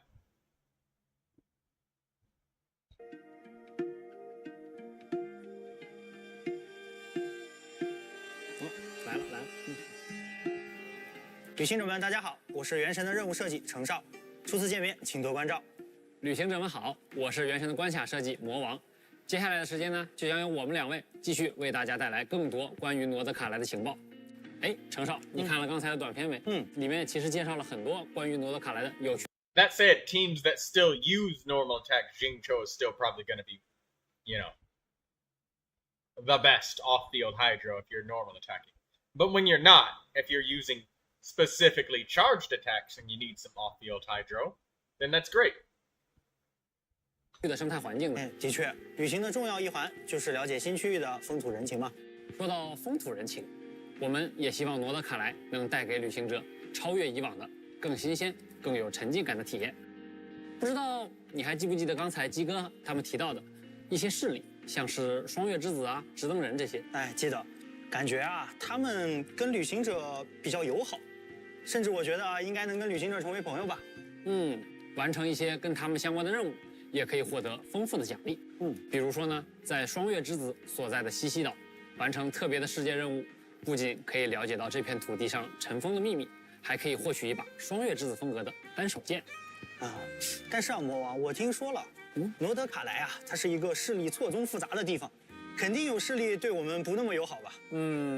刚刚也提到了，诺德卡莱并非一片我们以往所熟知的富有秩序的区域。那自然呢，也存在着一些暗流涌动的地方。就拿大家非常熟悉的神像来说吧，在这里呢，因为对古月遗骸力量的争夺，不同区域的金月神像外观也都各不相同。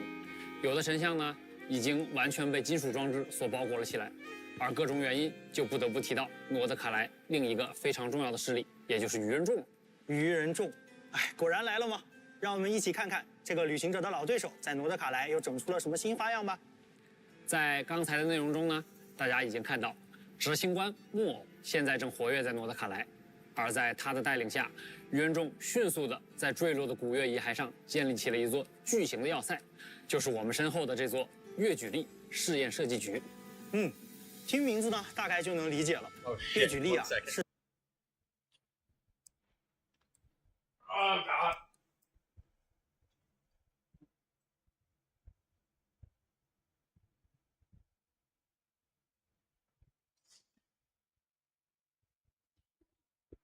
Just not.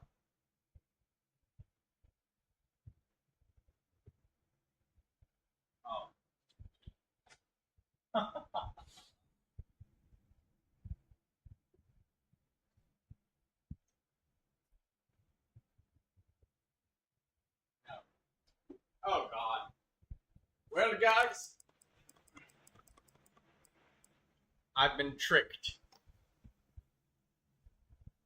I thought somebody was knocking, and it turns out it was just a tree branch falling off of, well, the tree, and it just knocked against my window repeatedly. And I thought somebody was just knocking on my window. I was like, huh? A very strange way to get someone's attention. Not even making that much noise. I don't know. 是提瓦特大陆最古老的力量，而一直想要攫取众神权柄的愚人众，肯定不会放过这次机会。遵照最高指令，苍星盛世呢，从制图本土而来的大批愚人众精锐部队都已经汇聚在了诺德卡莱。他们在实验设计局利用周边的资源，生产了大量的以月举力为能源的战争兵器。在诺德卡莱呢，也形成了一股强。It sounded so distinctive. It was literally just like 4 distinctive hits, but I guess it was just a tree branch or something that fell off the tree. And it's not the first time too, because when I'm sleeping and I wake up really early in the morning, I can hear the squirrels pitter-pattering and running across the roof. I can hear them just running around. It's kind of like if you tapped your fingers repeatedly on a table to run across it with your fingers. It sounds like that on my roof. So I guess it's not too strange to hear that. And there's been no response. I literally just looked around and there was nobody. So maybe it was a ding-dong ditch, maybe it was a tree, branch, or something, I don't know. 强大的军事力量，我感觉从蒙德的先遣队到枫丹的特务组织，这个愚人众的科技水平一直在进步啊！看起来是不是也变得更难对付了？有可能。不过这些兵器既然是用月举力开发的，我们是不是也有什么办法可以反过来利用这一点对抗愚人众呢？有的，兄弟，有的。在诺德卡莱啊，旅行者使用月举力时，不仅可以利用它神秘的吸引或排斥的力量完成关键解谜，也可以利用这种力量夺取敌人的武器，甚至还能打断他们的计谋。话说回来，部署了这么多军事力量在诺德卡莱，相信大家都好奇，愚人众到底要干什么？其实如果旅行者们对这件事情感兴趣，可以在版本更新后自行前往一探究竟。不过可要小心了，实验设计局呢，作为愚人众的地盘，自然也是戒备森严，非常危险。这可难不倒我们旅行者。虽然戒备森严但是实验设计局结构复杂，总有空子可以给我们钻。旅行者可以选择从正门闯入，直面愚人众的阻拦，或者可以选择掩人耳目，利用建筑中的管道等结构偷偷潜入。而当我们深入实验设计局内部之后，还会发现许多安保机关，旅行者可以选择用月举力来解除它们。有趣的是，利用愚人众的清扫单元，我们还能进入一些神秘空间。清扫单元，没想到愚人众也会用扫。Why does everybody have so much competition to take out Noel? 在管道中的样子。另外和当地的结识的一些新伙伴合作呢，我们也能逐渐了解到愚人众不为人知的秘密研究。不过也要注意了，一旦触发了愚人众的警报呢，很快就会有大批士兵赶来围剿入侵者，旅行者们可一定要小心了。都说风险和机遇并存嘛。实验设计局里肯定也有很多我们想要获取的好东西。Sounds interesting. I wonder how powerful. 我这里还有一份绝密的情报。相传呢，闻名大陆的组织盗宝团的创始人雷德米勒，最初就发迹于诺德卡莱这片土地，并且呢，他还在这里为后人留下了一份伟大财宝。而关于他的其中一份线索，正藏在实验设计局之中。传说盗宝团伟大财宝，感觉要素齐全了。这份财宝，相信我们旅行者是势在必得了。那可说不准。据我所知，其他不少势力也都对这份财宝觊觎已久。想要找到它呢，可能不仅要和这些势力相互竞争，说不定在特殊的情况下，还得临时跟他们合作一下。如果说刚才提到的这些势力之间呢，都是明争暗斗，那么接下来要聊到的狂猎，那就是诺德卡莱的所有生者所要共同面对的敌人了。狂猎本身是深渊在诺德卡莱呈现出的一种极度危险的形态，狂猎肆虐的地方呢，也几乎没有生命可以幸存。从狂猎的外观来看应该有不少可怜人都被卷入了这种灾害。我也看到一些狂猎甚至身穿着直登人的服饰，可想而知，过去有多少人因此而牺牲了。但人们啊，其实也不会坐以待毙。直到如今，罗德卡莱的人们依然在用月举力去对抗狂猎。纳夏镇顶部的那个大炮啊，听说就是艾诺制造的，用来解决狂猎灾害的装置哦。哦，那个造型，怪不得，果然是艾诺的手笔。而专职对抗狂猎的直登人们也从来没有懈怠过，他们一直在利用吸引石的力量在罗德卡莱的前线奋战。甚至有过路的商人说，在野外的浓雾里，偶尔你能看到一个神秘的追逐猎杀狂猎的身影。而在罗德卡莱的其他地方，也同样存在着一些需要我们谨慎应对的敌人。他们受到环境中的月举力的影响呢，有的可以自由驱使月举力，有的则在形态上发生了巨变。比如说，这只隐藏在山洞中、酷似蝴蝶的魔物呢，就是本次旅行者需要面对的强敌之一。击败它所掉落的角色培养素材，也正是拉乌玛的培养材料。而菲林斯、艾诺的角色培养素材，则是通过刚才介绍艾诺时提到的巨大机关重拳出击压就能获得。当然，除了上面介绍的丰富内容，罗德卡莱也有精彩的活动等着各位旅行者前来体验。旅行者们不仅可以和艾诺、伊涅弗一起踏上一段和神秘机械有关的奇妙旅程，也可以完成打卡、挑战敌人等活动，获取原石、免费的4星武器在内的丰富奖励。幽静微战也会在新版本迎来更新，旅行者可以前往挑战全新的强大敌人。另外，能够限时刷取双倍圣遗物的助手遗勇活动，也会在新版本期间开放，大家不要错过哦。不过既然都说了，空月之歌是一个全新的系列，活动部分这次我们也带来了很多新东西。首先呢是豪斗旅记，从空月之歌的第1个版本，也就是月之1版本开始，旅行者们可以从凯瑟琳那里接取到新版本的地方传奇讨伐任务，还能从中获取特别头像框作为奖励。第1款头像框就这么好看，我已经摩拳擦掌了。另外呢，在常驻玩法《幻想真境巨师》中，舞台中出现了名为越狱圣牌的特别道具。在新版本该活动更新后，旅行者就可以开启新挑战越狱模式，完成额外的战斗关卡。更新后，旅行者就可以 Lunar difficulty 28 characters. No. 28 to 32. Oh, at least it's on Electro. I have a lot of Electro characters, but no. 32 characters? I'm gonna have to pull limited characters to make that many. No. That's ass. I can barely make it to 26. For those who found Visionary mode too easy, yeah. Who complained? Also, look at this, guys. On the right side, you can see MiHoYo is using NVIDIA Record.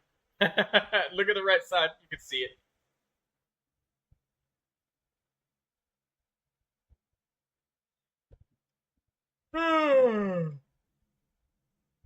Fuck. Well, at least I got Aino, so I got one more Hydro character. 开启新挑战越狱模式，完成。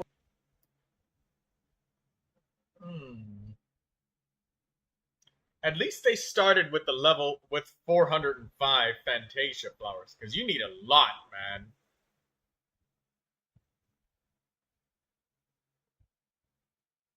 They didn't say with the reward. Well, I mean, 9 Stellas it's going to be a hell of a lot easier for people to get 9 Stellas on this mode than it is 9 Stellas on the other modes, because 9 Stellas means that unless they change the elixir reward, that's going to suck. If they push the bar higher as a result of this, that would suck. Lindsay says, at least get new people, Troy. I am getting a new character. It's called Aino. It's free. It's going to be another Hydro character. There you go. There's your new character, Lindsay. 额外的战斗关卡、圣牌挑战，还能获取特别的越狱圣牌。这么有设计感的越狱圣牌，感觉会有不少旅行者想全部。So we can trade these Arcanums. So hey, look, player to player trading. 越狱圣牌不仅可以留作收藏，还支持好友之间相互兑换。通过好友之间的互相分享， Traveler. Exchange Lunar Arcana. Lunar Arcana case. 心仪的卡牌也能更快的到。The Lovers and Justice.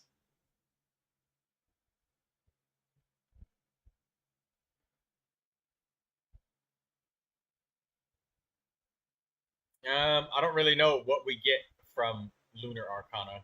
到手， 那程少 But there's player-to-player trading going on. Genshin Impact is showing that trading can happen. Hey, NCIA, trade me your Chi-Chi. Give me the Chi-Chi. Give it to me.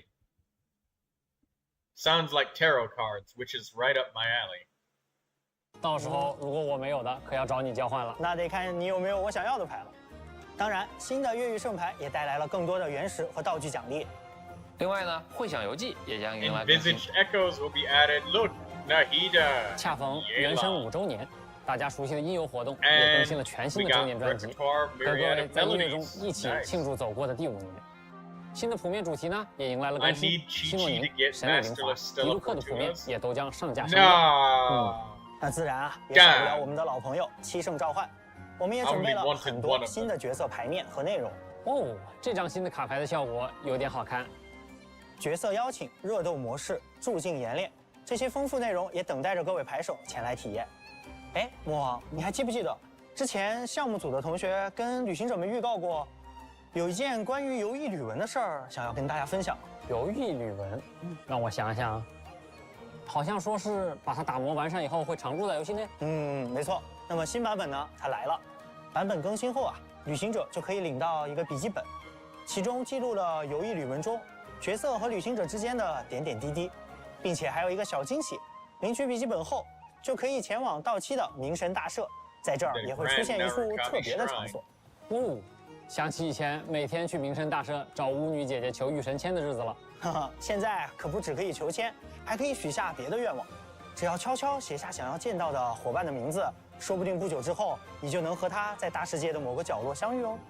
不仅常驻了，还可以许愿想要见面的角色，确实特别的好。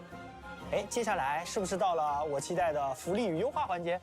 没错，那么也请旅行者们稍事休息，稍后将会为大家带来游戏内外的更多分享内容。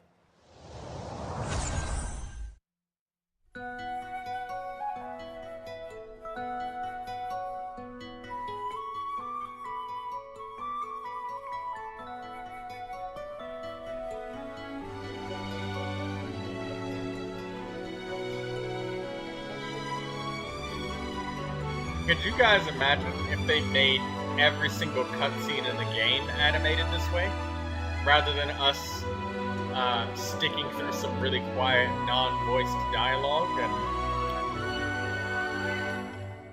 And this looks much better than the regular cutscenes that we get.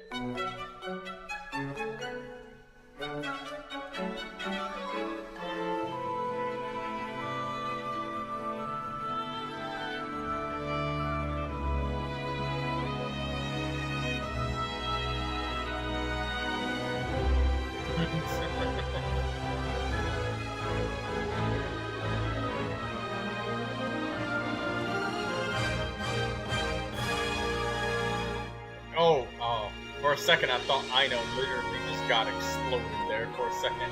I thought she got killed in a missile explosion.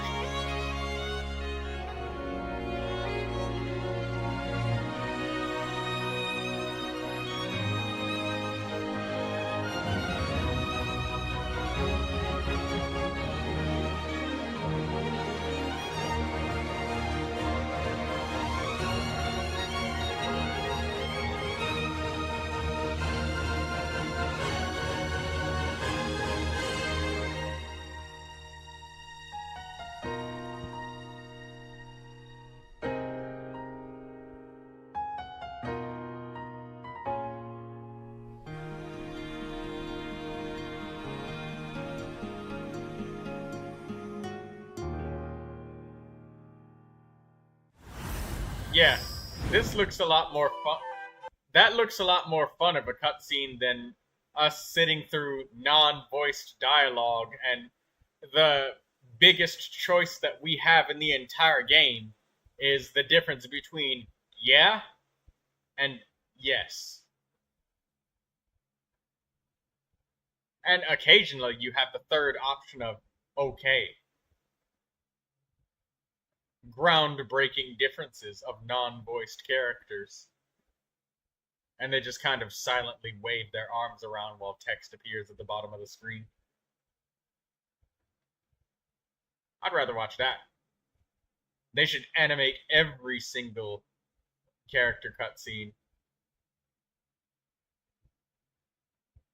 It's too high, I can't reach the Dendroculus. Kimiko having trouble.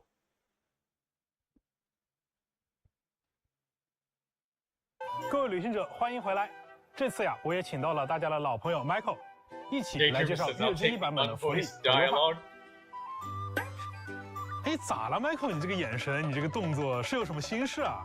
你问我，这不该我问你吗，鸡哥？啊，5.0前瞻你都把我耍成表情包了。那行，那你来说，这次咱们怎么介绍？这段时间我收集了旅行者们从萌新到大佬的心路历程，以及他们反馈的一些痛点。 待会啊，我就来考考你。哎，那我还是很有自信的呀。不管是客服的反馈啊，还是平时刷到的视频，我都还是记在心里的。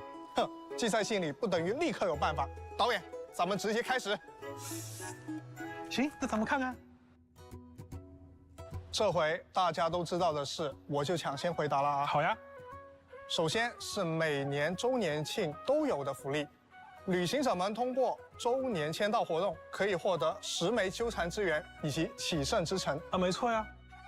另外，我们也会通过邮件为大家发放1600原石及各种奖励。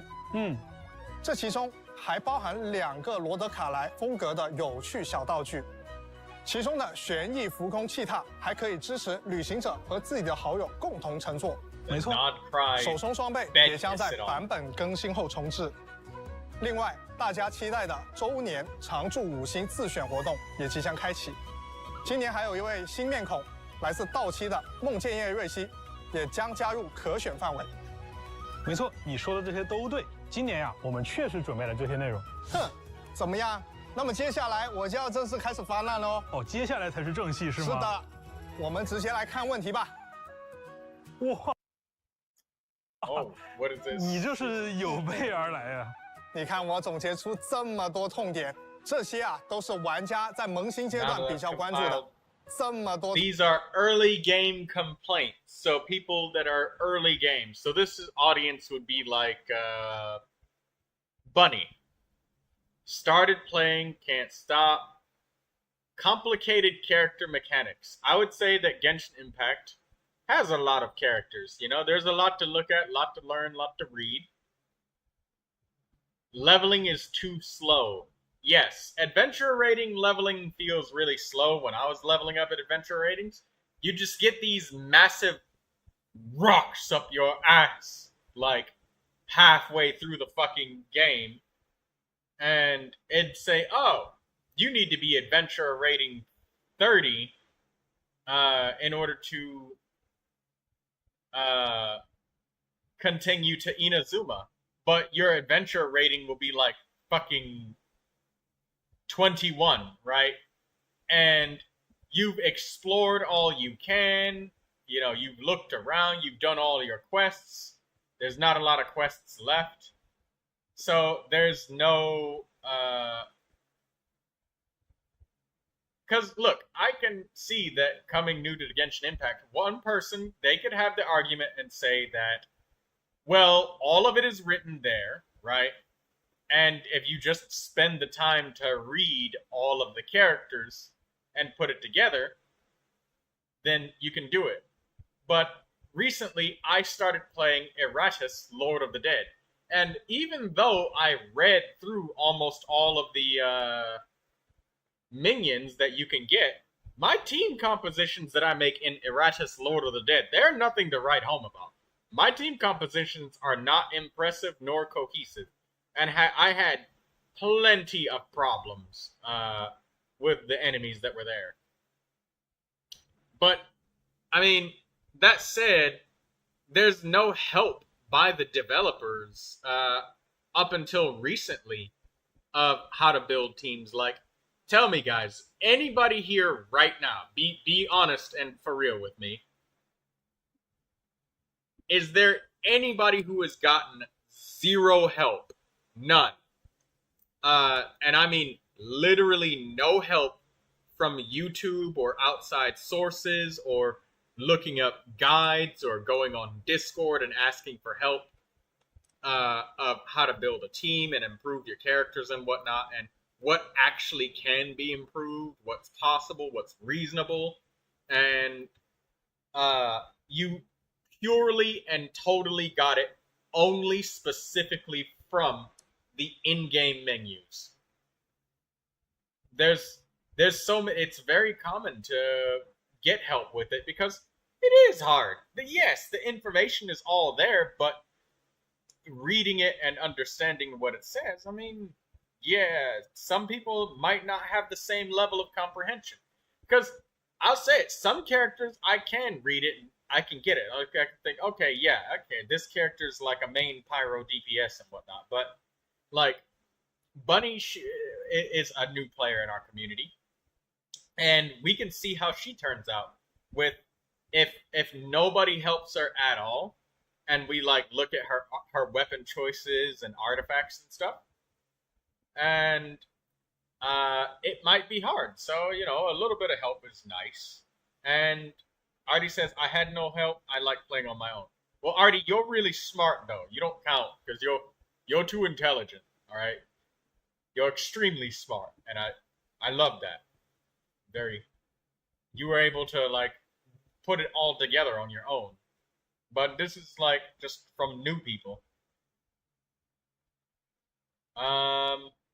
Leveling too slow. Don't understand the tutorial. I don't really think that there's very many character tutorials. There is that thing in Mondstadt where you're using the elemental reactions and stuff, but you might not get those exact characters because some characters are a little bit unique. Like how you could build Barbara with Elemental Mastery to do like a bunch of vaporized damage or something. So the scary Barbara YouTube builds. Don't know how to build a team. Building a team would have to come from like getting a lot of experience. So you'd have to like play quite a bit and do quite a lot of reading on your own. You could, but in the game like Genshin, where it's like, where, you know, you gotta buy the farm because it's not exactly easy to get, you know, all of the characters that you exactly want when, you know, you're still new. You don't exactly know what you want yet.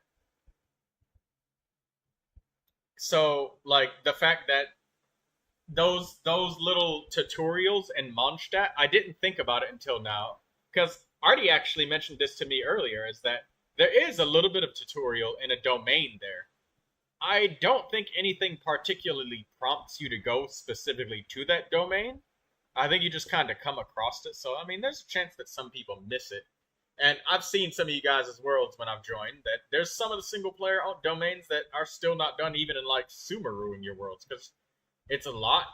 And I think that I went back to those at some point and looked at them, and in those domains where you get to do the elemental reactions, you only get 2 characters. It's not a 4-character team. It'll say, like, kill 3 enemies while frozen, or whatever, and it'll give you just Kaya Barbara. You're working with, like, a 2-character team, and in every situation, it's normally, like, a 4-character team. That's not, like, Traveler story mode or something. So, yeah, there's not a lot of help with team building from MiHoYo's side. The monsters deal too much damage. I can see this. Absolutely, because I know from experience that monsters in 4-player co-op do, like, ridiculous damage. Especially if you join to help your friend. You make it even harder on your friend when you ask to like farm materials in their world or something while they're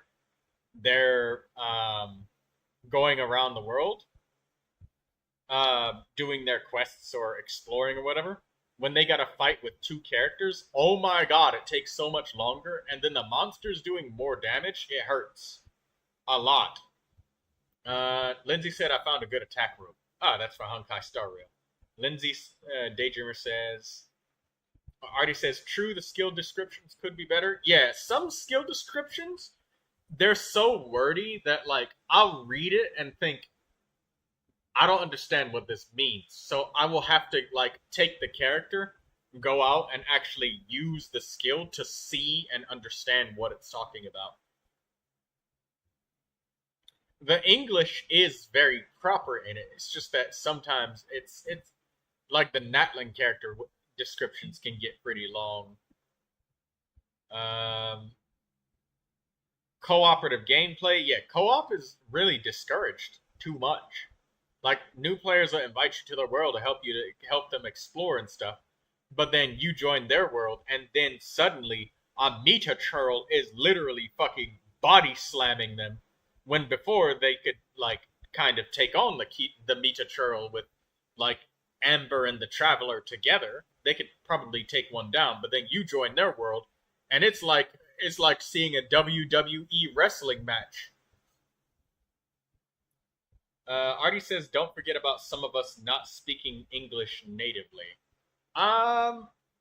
Yeah, it might not, I don't know if they have good descriptions for everybody when it comes to characters in languages that are not English. I know they have Chinese for sure, and English for sure, but other text languages, I don't know. Progress more quickly? Yes, please. Let us do that. It feels like when you start, if you try to focus on the Archon quests because you really like those, and you get this big rock up your ass once you reach adventure rating 21 and there's nothing. Artie says there's no Czech subtitles in Genshin. Ah. Daydreamer says they have German. Deutsche for Kimiko. Instructions unclear. I don't know what that means. But a lot of these, I get it. Don't understand gameplay. Yeah. Yeah. Because when I played the domains, when I was leveling up, you know, the Ascension domains, it was hard. I had to get somebody to help me because some of the Ascension domains were really, really freaking hard. I remember when they had to lower the difficulty of one of the Ascension domains. I forget what it was.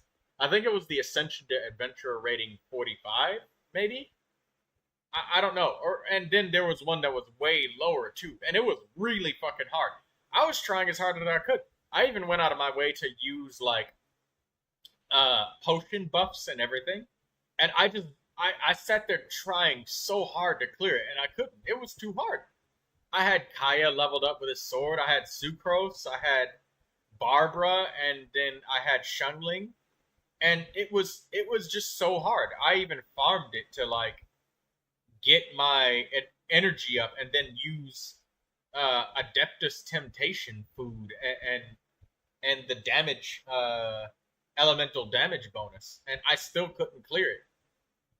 I literally had to call a friend to come to the world and help me do a domain so I can get like better artifacts and equipment and stuff, because I was just getting my ass kicked by it and I couldn't do it. So I get this. I understand the sentiment of new players. And acknowledging all of this, I do want to say, yes, it is a skill issue. Yes, I was bad at the game. Yes, my rotations were ass cheeks when it came to using character skills. And yes, my energy management was also dog shit. But damn, man, they didn't have to kick me in my balls so hard so many times trying to get through those Ascension domains, because that was hell. 痛点，这些啊都是玩家在萌新阶段比较关注的。西哥，请问你又该如何应对呢？哦，留在这儿等着我呢。哎，不过呀，我觉得还是要请 Michael 跟大家都放心，毕竟啊，比这些还多得多的反。Noobs are bad at game, they're noobs. Yes, and I was a noob, so I understand how hard it is. Like, once you've already learned how to do everything on your own, or if you've had the time to do it and you've leveled up and stuff, you can say, yeah, it was easy. I had, plenty of information to pluck from, but still doesn't change the fact that when you're a noob and it's hard, it is hard when you're a noob. And I think that helping out our new players any way we can, whether that's like making the information easier or giving character teams suggestions, to start with, that'd be good. If I was wondering like what characters work together really well or poorly, and I didn't have an answer from that. I mean, I'm gonna have to search.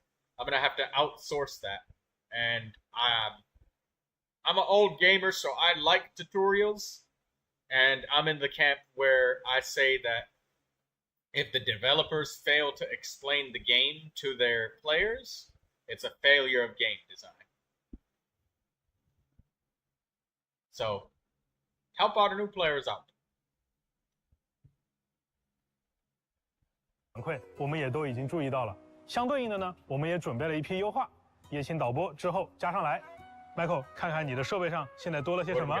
好，让我看看。Oh shit！ 现在多了些什么？好，让我看看。Oculi, Shrines of Depths, and other content in version Luna 1 will provide Adventure EXP. Test Run now features basic tutorials, and its reward requirements have been reduced. Battle Pass now offers harvestable rewards. Reduces the difficulty of open world enemies and some domain challenges in co-op mode. Yes. Reduce the difficulty of domain challenges, because I swear to God, it feels like co-op difficulty just assumes that everybody is able to fully carry their own weight. But a lot of the time, people co-op because they can't carry their own weight, because it's too damn hard. Like when I was getting my ass kicked by that Ascension domain. And I didn't understand yet how to build my team strong enough to do so. And if you got two people that are too weak and they're trying to band together to make it easier, and it's even harder than it was in single player, then that kind of negates the point, doesn't it? 冒险阅历获取途径更多，那就是等级提升更快了。对，这个游戏内的教学感觉确实是很直观哦。这个且试身手门槛降低是什么意思？哎，且试身手啊，是我们每次推出角色的时候都会有的一种教学关卡。那现在我们对它进行了一次优化，也就是当旅行者们已经拥有某位角色，并且在之前也通关了他的且试身手活动的时候呢，在新的且试身手活动上线的时候，就可以直接领取奖励了。OK， 我懂了。那感觉第Oh, there it is, guys. The Battle Pass offers harvestable rewards. Hey, guys, if you need some Quinepa berries, you can get 15 of them from the Battle Pass. All right. That helps the players that can't pick materials. All right, I see. Here it is. 3条也很方便呐，不错不错。哎，鸡哥，那最后这一条，多人游戏难度下调，这有什么说法吗？哎，这个我也必须解释一下啊，因为在原神当中啊，寻求多人游戏组队的旅行者，其实有很大一批，他并不一定能够单独挑战游戏中的强敌或者高级秘境，而我们默认设置的这个多人难度的调整规则呢，其实是以大家都有。That everyone could handle fights on their own, right? And if everybody could handle the fight on their own, then nobody needs the co-op, so they're not going to co-op.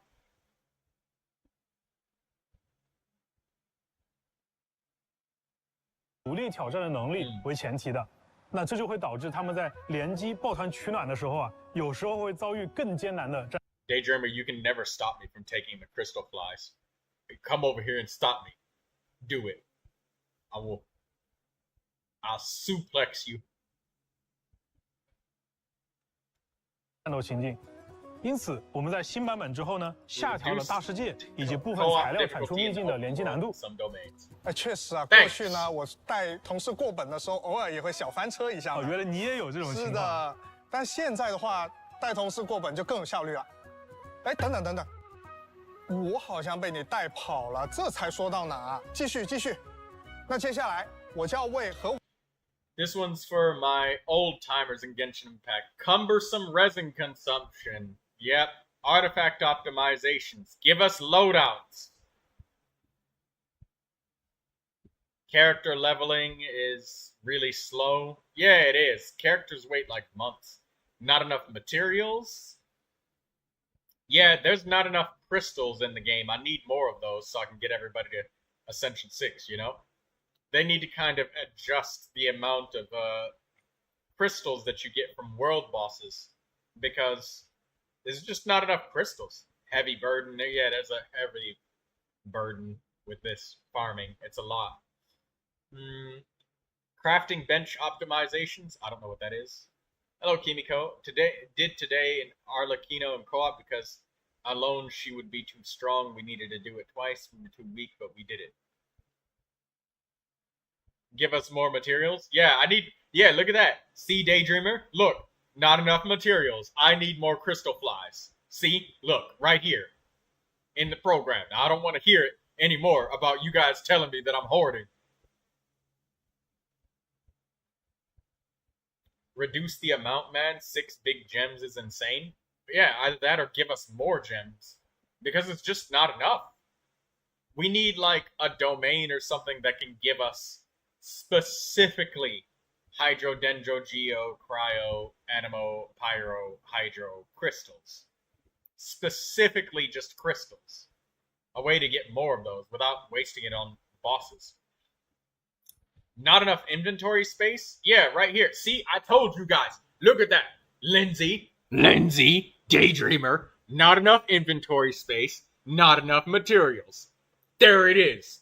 I told you. And then because there's not enough inventory space and we don't have enough materials, we're reluctant to use the items. No, we need more inventory space. Hard to find all chests. I feel that one. How many times have you guys been watching my stream and then I find a chest randomly and you guys are like, oh my god, there's still chests in Troy's world? Holy shit. That's how I feel. I feel that. So, yes, make it easier to find the damn chests. The chest thing, yes. Affixes, completing the collection is really hard. Yeah, this is all very cumbersome. Fix it.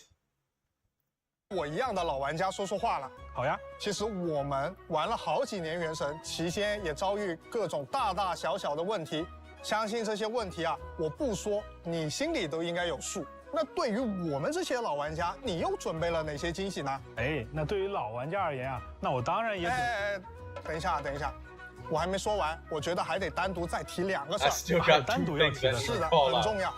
第一个就是每日刷体力 ，Daily Resin。虽然之前啊一直都有优化，比如5.8版本优化了一些，但是这么久了还只能用40点体力合成一次浓缩树脂，另外还要去抓金蝶，还得合成，真的很麻烦啊。哦。第二个圣遗物，每年我都在提这个，今年我还得提。比如我刷了好多圣遗物胚子，看起来好像有用，但又不敢把它合成或扔掉，只能存着，生怕哪一天用上了没了，弄得我现在都爆仓了。的确，那 Michael 说的这几个问题也很具体啊。除了萌新玩家以外，我们也在为忒瓦特的老玩家们准备一些优化内容。那在这些优化内容当中呢 ，Michael 你刚才的问题都是能得到解决的。要不我们继续看看？哎，等下鸡哥，我作为同事还得提前劝你一句啊！劝我啥？没有优化好的东西，你不要硬说。你要是瞎说了，最后还不是我想办法去收拾。哎，这个你不用怕，不用怕。既然今天我让你反客为主，那我一定是准备了足量的惊喜，能有多到淹没你收集的需求那么多的规模。行，那我就跟旅行者们一起看看鸡哥准备了什么。Yeah, let's craft. in the new version, you can upgrade the treasure compass through the joint meeting point construction gameplay and track oculi, treasure, and clues only in Nodcry? Come on, man. Make it global. Make it global. Why only Nodcry? Bro. Lunar Treasury, Dust of Enlightenment, okay. The fourth affix can now be previewed for 5-star artifacts with 3 initial minor affixes. Yeah. Optimizes the method of claiming bonus. 一个我懂，也就是新版本，只要我探索到一定阶段，就能直接找齐这些宝箱跟神童，对吧？对。这个不多说了，确实很方便。第二个我看演示就应该有点像纳塔的部族。Maybe more regions in subsequent updates. Why can't? How come we can't just do this everywhere? If I use this and I can just see everything, that would be great. Everything everywhere.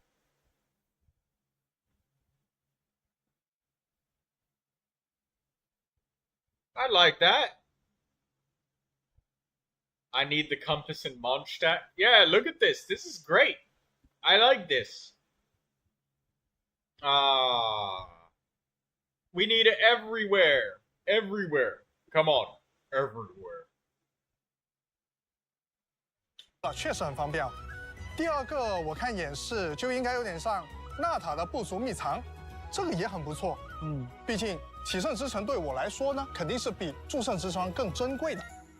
那你再往下看看。第3、第4个，对，这是我需要的。要不鸡哥你给我们讲讲细节？这第3条和第4条啊，我要一个一个说。首先是大家都很关注的圣遗物的问题。以前呀，有很多旅行者就跟 Michael 所说的一样，拿到了非常多的3次条的圣遗物胚子。那你们总想看看，我把它强化到+4之后能出什么好词条？但是从月之1版本开始呢，大家就不用这么麻烦了。所有的圣遗物从一开始就会直接显示它还没有解锁的词条，这样就可以减少了很多操作的时间和资源的消耗。除此以外呢，我们也支持旅行者。Travelers can also use Sanctifying Unction and Essence directly for Sanctifying Elixir extraction progress now. But what's the ratio? 直接使用祝圣油膏和祝圣精华来填充祝圣之霜的萃取进度了，而高等级的圣遗物萃取的时候获得的进度也会比Holy shit! Now look at how much progress that gives, guys. Wait, look at this. Look at this. 萃取进度了。而高等级的圣遗物11 for some of those. 萃取的时候获得的进度有 It's 50 progress for a +20 artifact, guys. 50 progress. It used to only be 30.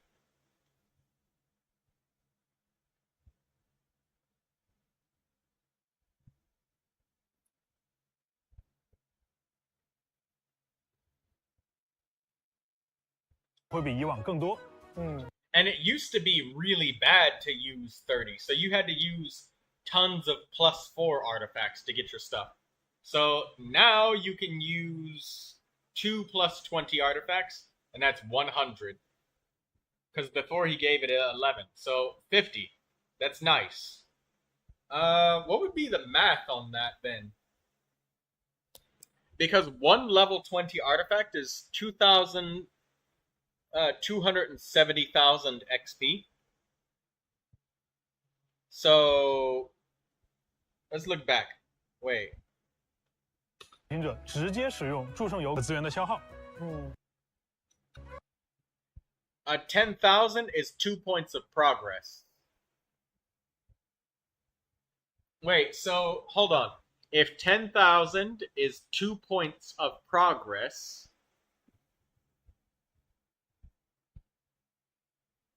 270,000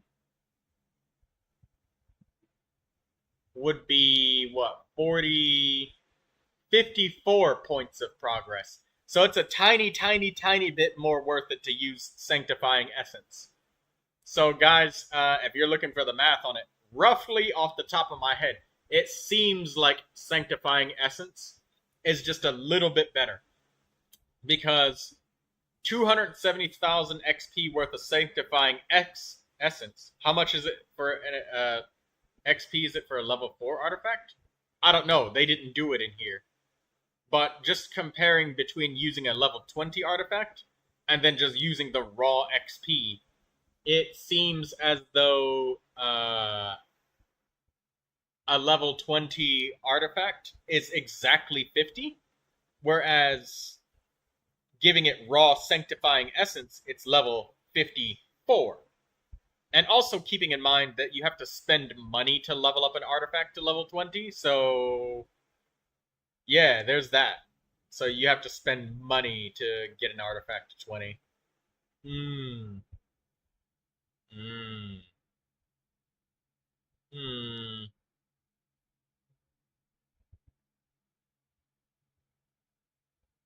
Or you have to spend Mora, I mean. So it's definitely still more expensive, but it's way better now using the artifacts that are leveled and that you don't want anymore.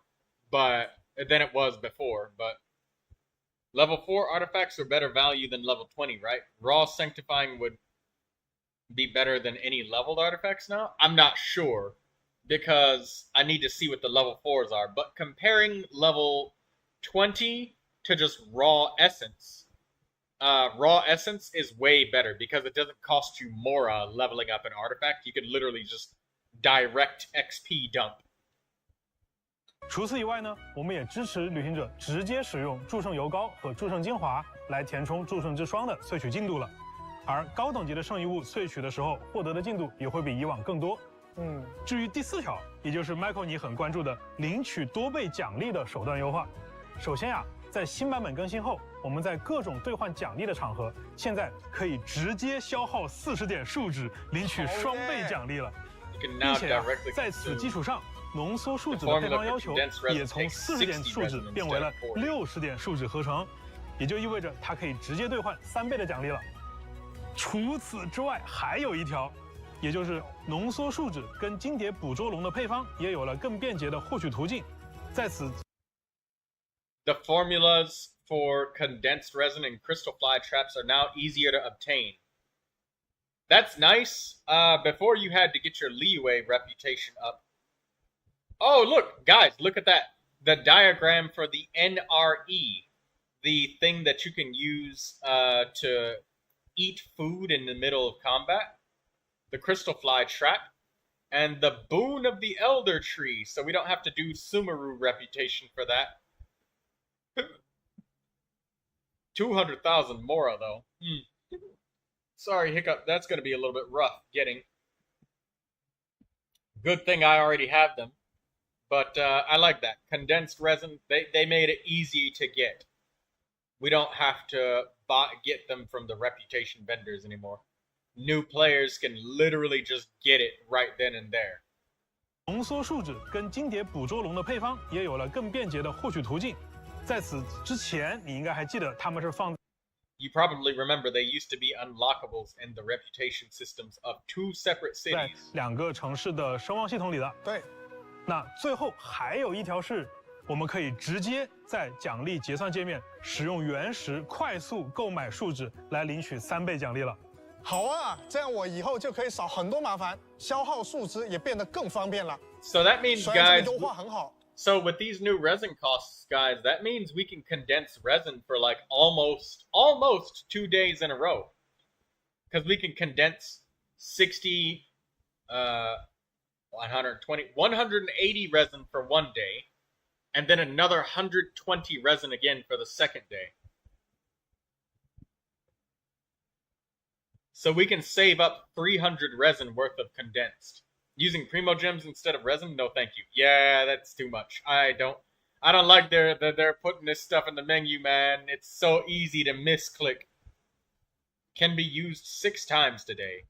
You can only use it 6 times. 一条是 ，and it increases in cost every time you do it. 我们可以直接在奖励结算界面啊，这样我以后就可以少很多麻烦，消耗树脂也变得更方便了。虽然这个优化很好，但我感觉你肯定还有大的没说。哎，鸡哥，你别不说话呀！我没有不说话呀，我不是把你的问题都回答完了吗？不对。这一集我看过，你肯定马上就要从椅子上拿出一摞卡片让我挑了。这回真没有，Michael，我实话跟你讲，真没有。确实啊，我今天准备的东西啊，比你们想象的要多。但是啊，今年我们不搞小卡片，我们换一个形式。那接下来呢，我就和旅行者们一起来看一看，在《空月之歌》版本，开发组的同学还给大家带来了哪些福利和优化吧。Michael， 如果说刚才我们聊到的东西算是玩家预期当中的福利跟优化，那么接下来我要说的就是玩家嘴中的祖宗之法了。祖宗之法也要变了吗？没错，首先从月之1版本开始， And the first week after the new 5-star character event Wish goes 新角色卡池 live, 开放的第1周，所有的天 all 赋 talent 突破材 weapon 料 ascension 和武 material 器突 domains 破材料 will 秘 have 境 their Weapon ascension material domains will have their time restrictions completely lifted. 将完全取消开放时间的限制。好耶！这样的话，我抽完角色就可以立刻拉。开发出突破材料和武器卡池开放。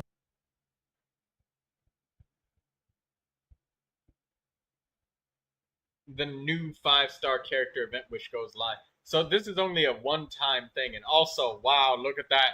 They got 5 condensed resin. The resin is maxed out at 200 out of 200. Shame. Only for a week? Yeah, only for a week, guys. That's kind of sad. 的第1周，所有的天赋突破材料和武器突破材料秘境将完全取消开放时间的限制。好耶！这样的话，我抽完角色就可以立刻拉满了。没错，就是在这1周的任何时间，你都可以刷取任何自己想要的材料了。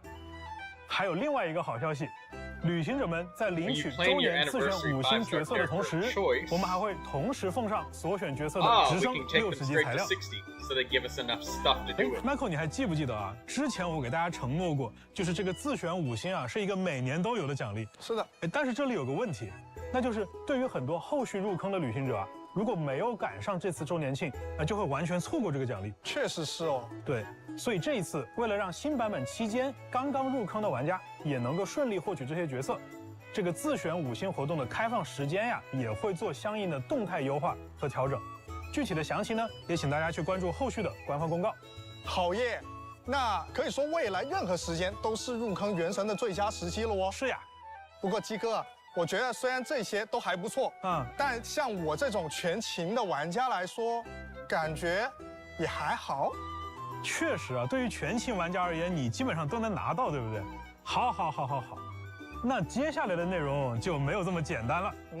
那下面这一条福利啊，我们用老办法 ，Michael 让你用设备亲自现场体验一下。好，我看看。啊，又是让我现场抽卡。没错呀，鸡哥，这次我看得很仔细了，这不就是普通的祈愿吗？那你抽抽看嘛。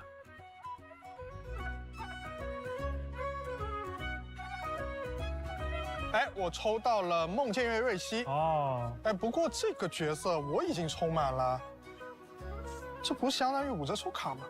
哎，别着急啊 ，Michael， 你仔细看看最后抽卡结算的那个界面里，除了常规的内容之外，还有啥？哎，等等，这个无主的命星是什么东西？我记得原本只有25星辉啊。没错，那这就是接下来呢，我要为各位介绍的一个重磅内容——无主的命星。当玩家重复获取超过命座需求 5-star character that's already at max constellations. So nothing about 4-star characters, just 5. 上线的5星角色时，就会获得这个道具。 The extra copy will turn into this item. 哎，鸡哥，这个道具有什么用啊？哎，那这个道具的作用就是 It lets you bump the level cap of any characters on your roster. 提升你队伍当中任意角色的等级上限，最高可以直接提升至100级。Troy, will you go for the level 100 Neuvilette? I won't have enough characters or wishes to ever get a level 100 Neuvilette. It would be nice, but I don't think that I'm gonna do that. And it's also disgraceful that they just use this on the Traveler. No. Wait. Wow.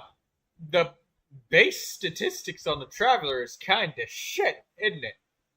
It really shows how low his scaling is. 610 attack at level 637 at level 100. 最高可以直接提升至100级。啊，那我不是可以选择我任何喜欢的角色进行加强了？没错，而且把角色升级到His HP is even less. So one of these to get to 95, and then an additional 2 to get to 100. Yeah. So you'd need 3 Constellation 7 characters. So it's not 4-star characters. I was hoping that we'd get something for the 4-star characters being overly maxed out, but 5 stars only, and let's continue. 100级意味着它有更强的基础属性，在触发元素反应的时候呢，也会有更强的基础效果。哦，原来如此。但是不对哦，哪里不对了？我过去抽了不少的溢出角色，那我不是亏爆了吗？哦，你的意思是说啊，过去抽到了溢出角色，拿不到这个无主的命星，对呀。哎，放心，亏不了你。这次的改动时装之后呀，我们会一直追溯旅行者所有的抽取记录，并将对应数量的无主命星直接发送给各位旅行者。大家也不用说刻意攒资源到月之1版本再抽卡了。等等，所有？没错，指的是从开服到现在的所有吗？对。太好了，那我岂不是能拿到不少的命星去升级？以后啊，我可以拿到这些命星去拉一帮100级的角色出去炫耀了。我溢出的部分也终于有用了。不过我想啊，90级到100级，那按照以前的惯例，我岂不是要准备海量的经验书跟摩拉吗？这个呀，你也不用担心。虽然说这项操作只能对已经90级的角色使用，但是相对应的角色的当前等级和最大等级是会同步提升的，也就是说不需要准备额外的经验书和摩拉了。不会吧？哎，什么不会吧？真的？哎，七哥，你别吓我啊！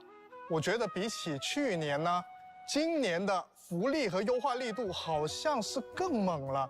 比如像你刚刚说的这个。无主的命星从开服开始追溯，这些决定真的没问题吗？哎，这样说吧，我经常听到一个说法，我相信 Michael 和旅行者们也经常听到啊，叫做元神不想赚钱，对吧？但是倒也不至于这么不想啊。陪了我们走了这么久的旅行者，应该都能知道，这么多年。I feel like it would have been nice if they maybe let us get something from the 4-star characters, or perhaps allowed us to just level the characters up with XP and Mora books.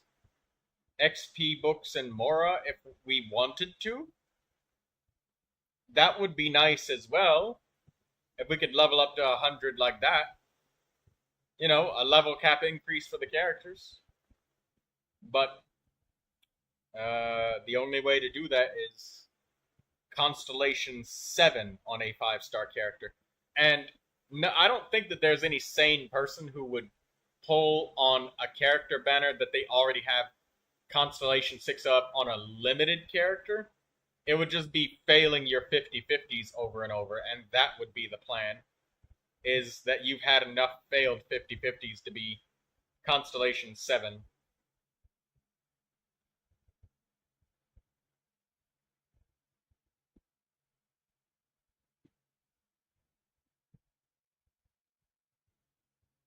Maybe you get unlucky and can get a C9 D-Luke.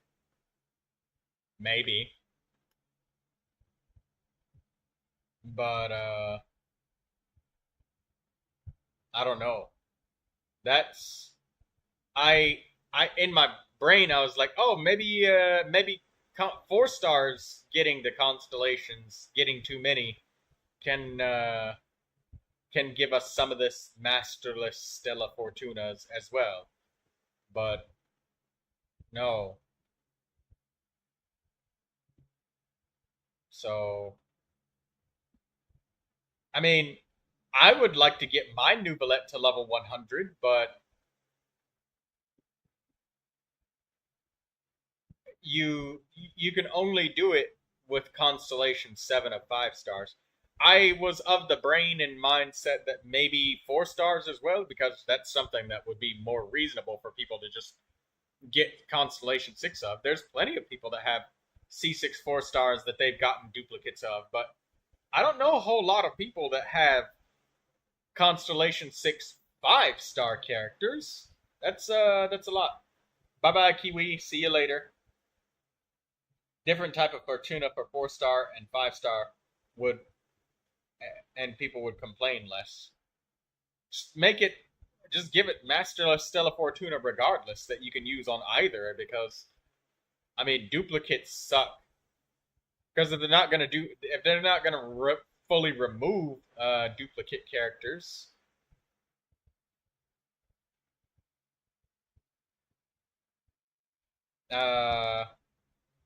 Next, Luna let us level 4 stars to 150. Well, Jack, do you have any C6 5 stars? I'll let it continue. 下来，原神的生产成本已经远远超出一个常规游戏的规模了。Also, Jack, you get the timeout for being incendiary. We don't do that.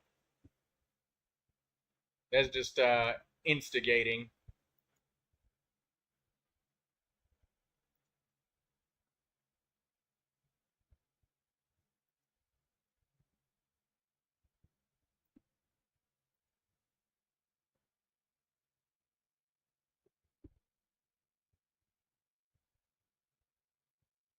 Yeah, we don't instigate around here. We don't do that.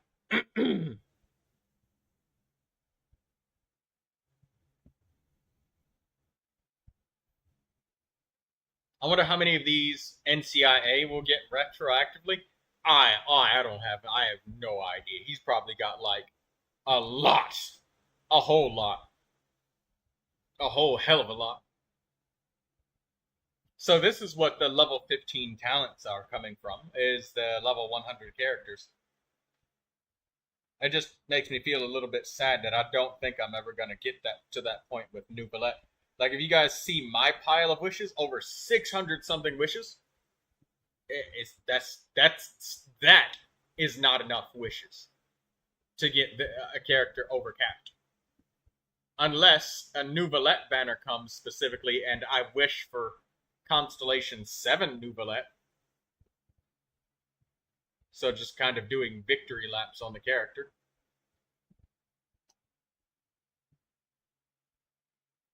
《原神》这个作品的价值和呈现，更多的其实是体现在 IP 和玩法上，也就是角色、故事和乐趣本身。所以，借由这样的一个想法，接下来我们还有一项福利。That said, I should say that obviously, I guess this doesn't affect most of us. It's just nothing to us. I just feel that I've missed out on getting this level up because it's something that I'm never going to get.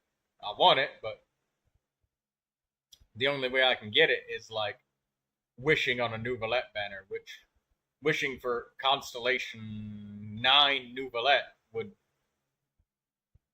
kind of suck. So, I mean, there's that. But 5 stars only is that's a lot, man. And only at Constellation 7 or higher. Or, well, 7 being the 7th one. Oh, wait, no, 8. I take it back, because, wait, you actually have to pull the character and then get 6 constellations. You can focus on getting constellations on one standard character from now on, and when we get a character selector and such, if you feel like you need to level.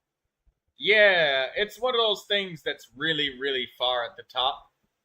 But, I mean, character level-ups have always been... I guess it's just getting more... It's a level of complication on level-ups. It's a lot. I mean, there is the argument that I should acknowledge that it doesn't affect... Well, maybe it might be strong to say it doesn't affect. But why would I care if somebody else is getting it? I don't mind it. If somebody else is getting it, that's awesome. Like NCIA, he's going to get tons of upgrades. But it just,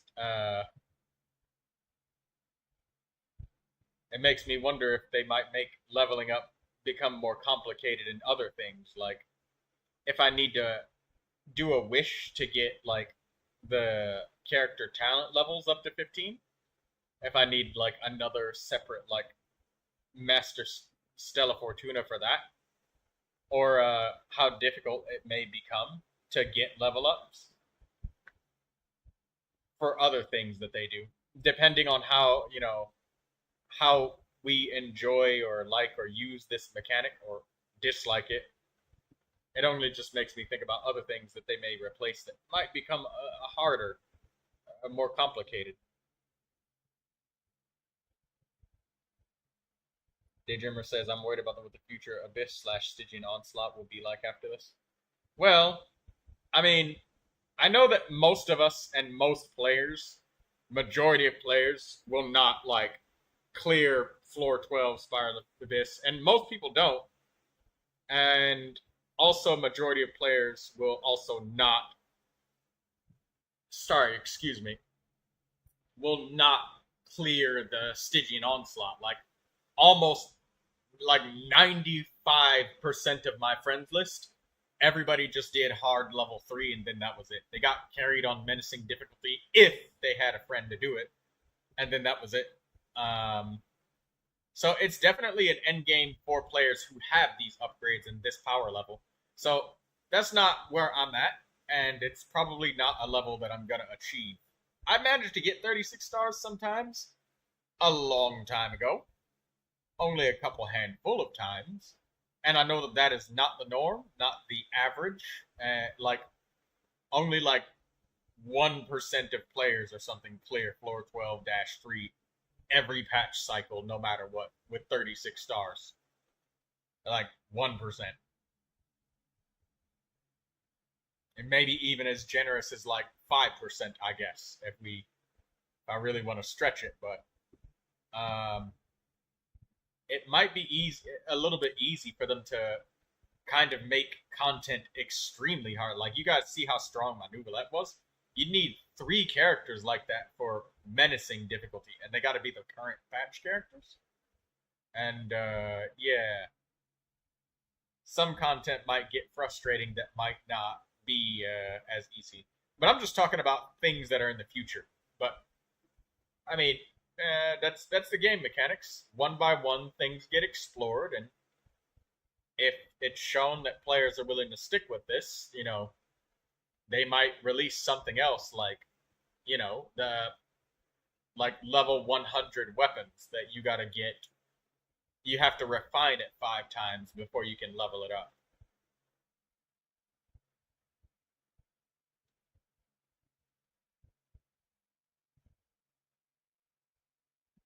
So, yeah, I was thinking that they probably might do things like that, like Masterless Weapon Fortuna to get weapons to level 100.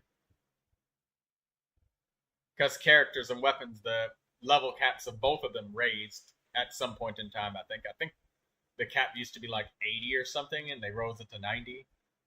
And now it's 100, so level 100 weapons are going to come next. So, I mean, yeah. Whenever you give players power, imagine the power of the Bennett buff when he's level 100 from, yes! Would anyone want to level up Bennett? Yeah, plenty of people. Bennett would just give so much attack power. Bennett on steroids, man. But yeah, it makes me think about how they're going to apply this to other things. You know, Masterless Talent Fortuna, where you have to, I don't know, clear the Spiral Abyss to get a Masterless Talent that allows you to level up to level 13 and 14 and stuff with the Crowns of Insight. So it would be like a Spiral Abyss clear. And I really want to get those things for my Neuvilette, but it's starting to stretch beyond the point where I think that I, as a regular player, might be able to achieve that. I think I might not be able to anymore, so that'll make me just kind of take a little bit more of a casual seat with Genshin when it comes to the harder content, which that's all right. You know, that's okay. I'm not up there anymore with the rest of the players. I got one character that kind of is, but I think I'm going to fall behind when it comes to level 95 and 100. Alright, let's continue. 有福利。没错，这个福利也是出于刚才上述的考量，为了见证玩家和角色以及故事的牵绊，由开发组的各位共同为旅行者们献上了一个新的玩法系统，叫做例行修远。在例行修远系统当中，旅行者在提瓦特的一举一动都会被铭记，而提瓦特的命运呢，也会因此与你产生共鸣。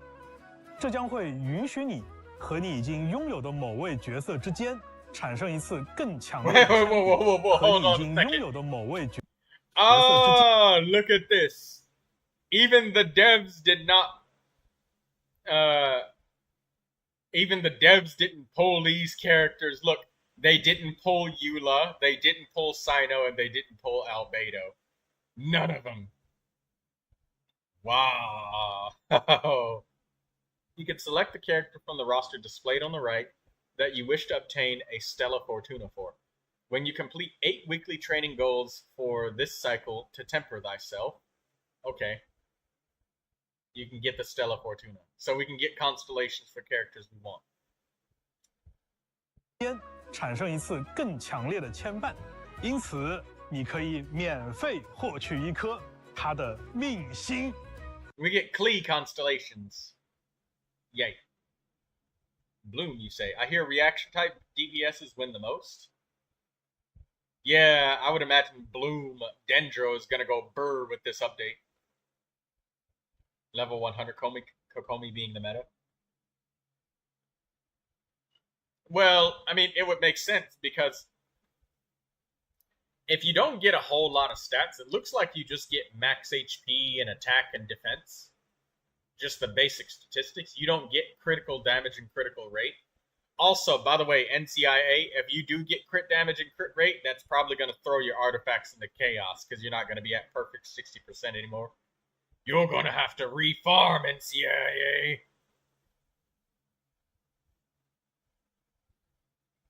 Get back to the mines, NCIA. You must get back to the mines.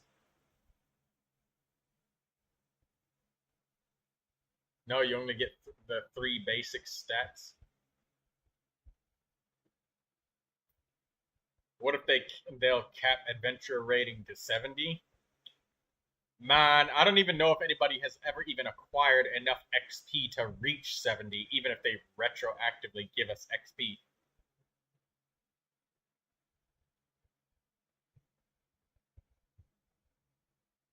Ah? 没错，在新版本当中呢，我们将会率先开放部分角色的命星获取，玩家最多可以在1年当中单独通过例行修远玩法，可以最多额外获取4个5星角色的命星。我确认一下，我们今年不仅送一个常驻5星，只要玩家愿意，他还可以获得4个限定5星吗？虽然鸡哥你嘴上说不是，但我觉得你这个不想赚钱的刻板印象是要坐实了。那毕竟嘛，《原神》它也不是一个常规意义上的游戏作品嘛。Yeah, we can't pick characters we don't own. So it'll only be constellations for characters that we already got. 那我们的很多决定呢，事实 Also, you cannot pick the same character multiple times. Genshin Impact is greedy. Yeah, they say the Genshin Impact "you doesn't want to make money" slogan will stick. I don't feel that. Not entirely here, because if you give us power with something, there's a feeling that I have with video games, you know, as a player of just kind of like balancing things. If you give us a specific power as players, you need to give us an opponent, enemy, or mechanic that challenges that power you just gave us.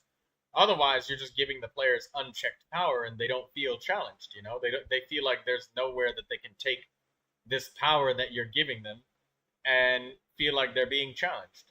But I mean, I guess a part of that is the power fantasy of Genshin Impact, you know, being really, really ridiculously strong. But, you know, you gotta add somewhere for these puzzle pieces to fit. And I guess that's gonna be Stygian Onslaught, floor 13 of the Spiral Abyss. Who would y'all choose? I don't know. Give me a Chi constellation. 上其实带有一些理想主义色彩，比起去做一个收入数字很惊人的商品，那大家其实更想做一个能够给玩家、时代乃至历史留下痕迹的作品。那这个目标呢，肯定有它赖以生存的很物质的一部分，当然也有它能够延续至今的理想的一部分。那我们看到会有些人他比较针砭我们物质的部分，那也会有些人去称赞我们理想的部分。但是对于开发组而言，不管是物质的还是理想的，都是原神的一部分。是的，没错。发行团队和研发团队一样，我们初衷都是希望能在原神中持续为各位旅行者提供更好的游玩体验。那么不久之后，我们也将迎来原神的5岁生日，在周年庆期间，我们也为各位旅行者准备了不少游戏外的惊喜内容。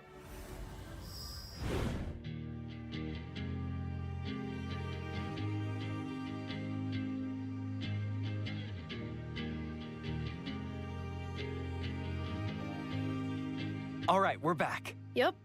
Has it really been 5 years already? Yeah, next month, right? Wow, man. 5 years is a long time.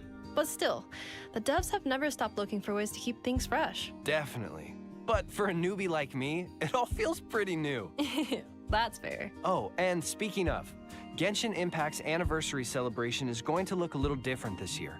It's not going to be a segment of the special program. That's right.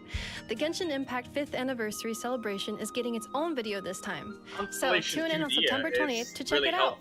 Congratulations, Genshin Impact, on an amazing 5 years. Yes. Now, back to the devs.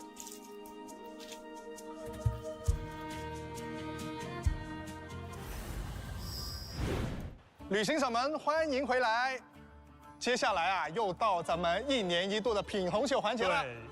不知道今年的罗德卡莱音乐会现场又将有哪些特色的民族乐器呢？是呀，那 Michael 你还记不记得去年纳塔交响乐的现场那看得大家是热血沸腾啊！是的，而且我们的主题曲音乐，每次在大家做完魔神任务之后回头再听都能发现其中蕴含了非常多主线故事有关的讯息和细节。没错，我已经脑补到1年后又回来细细品味这个主题曲的情境了。是的，为了旅行者们这次的观看体验我们在交响乐现场开始前，请到了一位我们的老朋友，乐队指挥罗伯特先生，带着大家偷偷潜入录音幕后，一探究竟。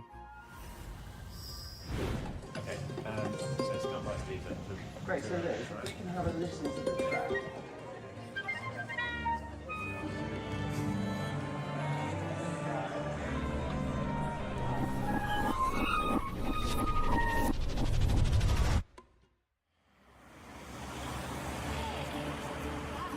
Will you skip the behind the music scene or not? I want to hear the music. Hey everybody, long time no see. Today, I'm going to take you on a behind-the-scenes look at the music production for Genshin Impact's Nod Cry. Let's go take a look. Here we go, click from 5.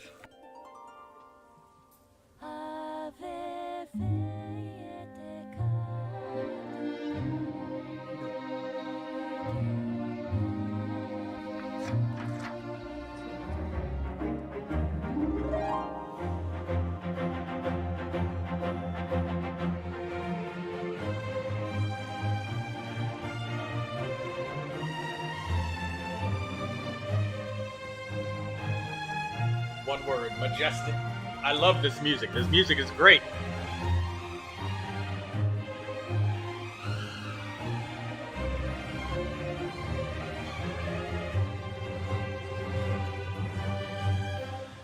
So it's really exciting for the LSO to be back recording some of Genshin's music. I can hear in the headphones there's a lot of kind of Celtic instruments. We have some different kinds of rhythms. I'm sort of imagining very, very different kind of landscape. And I think it's going to be very, very exciting for the viewer to, you know, play around with different things and just in a completely different sound world.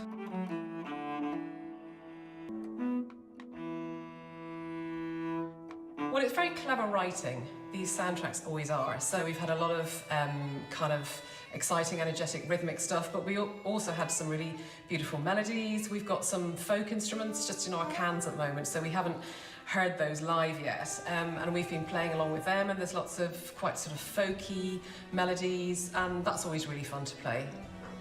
27, that A, maybe now it is a little lower. Well done.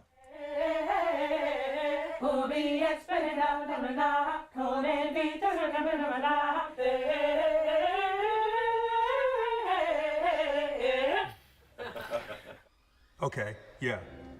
Yeah, all right, I'll be there. Okay, bye-bye.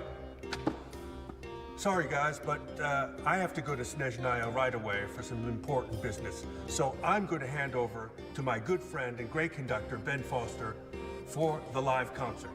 Best of luck, Ben. Thanks, Maestro. Really appreciate it.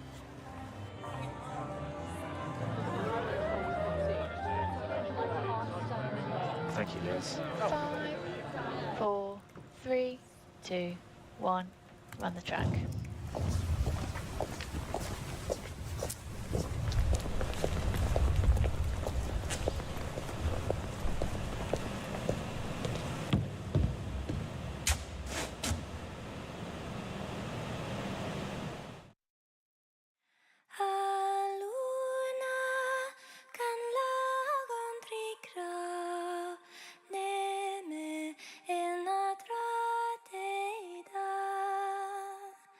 Ah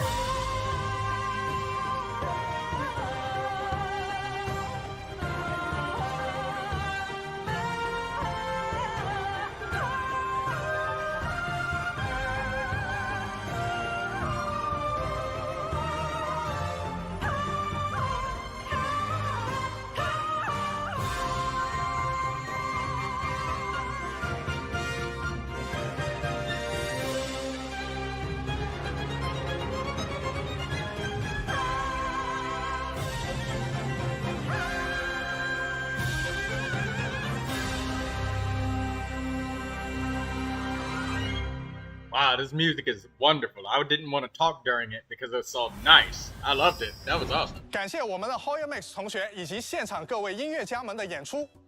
罗德卡莱的音乐确实非常有史诗感啊，感觉跟着音乐一下子就被带到罗德卡莱这片土地当中了。是的，那等到旅行者们体验完罗德卡莱的人文地貌和魔神任务，再回来看一看我们的音乐会现场，或许又有一些不一样的感受。哎，鸡哥啊，记得5.3前瞻你跟大家有预告过啊，原神接下来会有一个全新的玩法模块啊。对，现在有什么情报可以给大家更新的吗？啊，有的。那让我们跟随一段场外的短片来了解一下这个玩法的进展吧。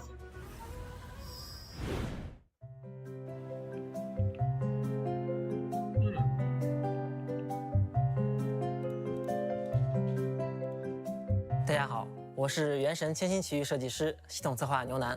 我是原神千星奇遇设计师、技术策划土豆。本期视频内，我们将向大家介绍即将与各位见面的新内容，聊一聊新玩法是什么，未来有哪些开发规划，以及更多与创作生态相关的话题。让我们立刻开始吧。千星奇遇将是一个由旅行者主导的游戏世界，在这里，游戏创作者能发挥无限创意，自主开发出所有能想象到的玩法。游玩者也能够畅快地体验这些独特有趣、充满想象力的新鲜内容，并结识到更多志同道合的伙伴。模拟经营、派对游戏、对抗竞技、冒险闯关，大家能想象到的一切玩法都有机会在这里呈现。我们为创作者打造了一个强大的玩法编辑器——千星沙箱。编辑器中开放了原神几乎全量的玩法功能与资产，供创作者自由调用。基于千星沙箱，我们提供了强大的图形化编辑功能，来灵活地支持各种玩法结构。创作者可根据设计需求灵活配置关卡类型和游戏模式，将构想中的核心玩法、系统机制、美术表现等要素按照逻辑一步步串联起来，制作独一无二的游戏内容。大家也不必担心上手成本，在创作过程中，我们将提供配套的服务支持，包含阶梯式开发教程的创作者学院。促进经验共享与协作的创作者论坛，以及专业的创作者技术顾问服务等，帮助大家充分学习与应用编辑器能力。作为一项长期的企划，整个玩法系统将持续进行开发迭代。在接下来几个版本中，开发组也将为大家带来以下重要内容的更新。大家可能注意到了，在未来呢，我们还为创作者准备了全新的收益体系，玩法的制作品质和受玩家们欢迎的程度都将提升创作者的回报。我们对创作者的期望只有一条，那就是不断创作富有创意且正面积极的游戏玩法。我们诚挚邀请有灵感、有创意的游戏开发者加入千星奇遇，将奇思妙想化为现实。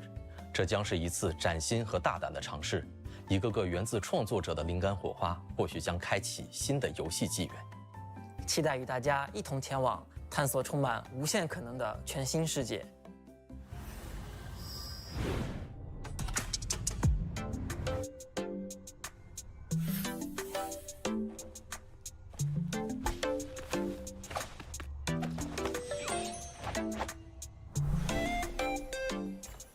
This looks like a lot of fun minigames for Genshin Impact.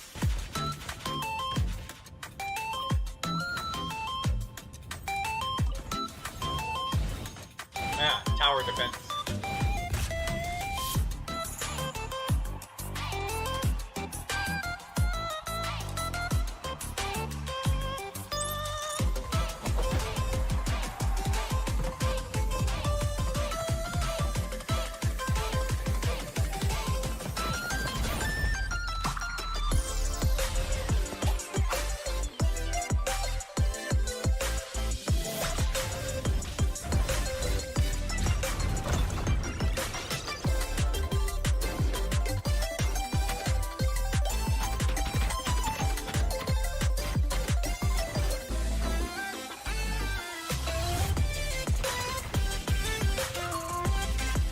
looks like Bomberman, one of these.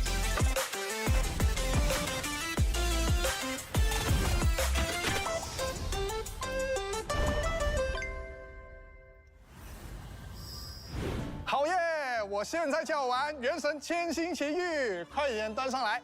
好的，那么关于《原神千星奇遇》的更多内容呢，我们也会将在未来为大家带来更详细的介绍。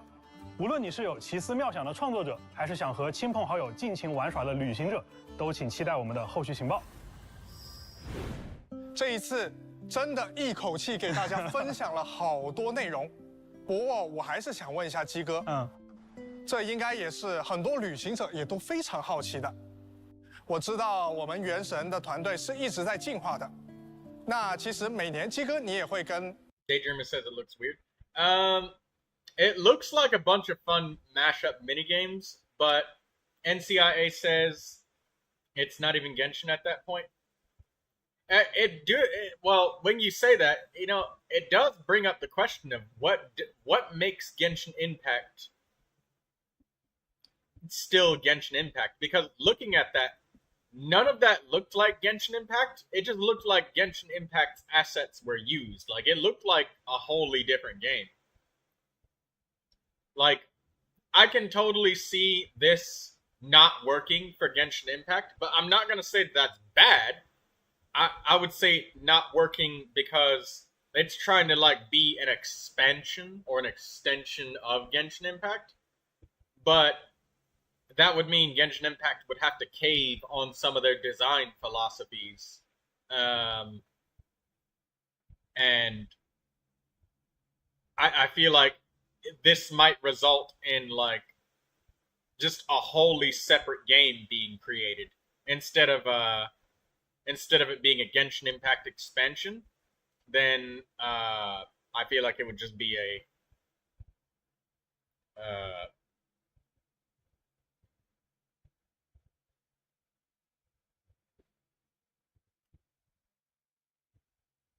I feel like it'll just be a whole new game in and of itself, not just something you'd boot up Genshin and then be able to, like, go to your teapot and launch.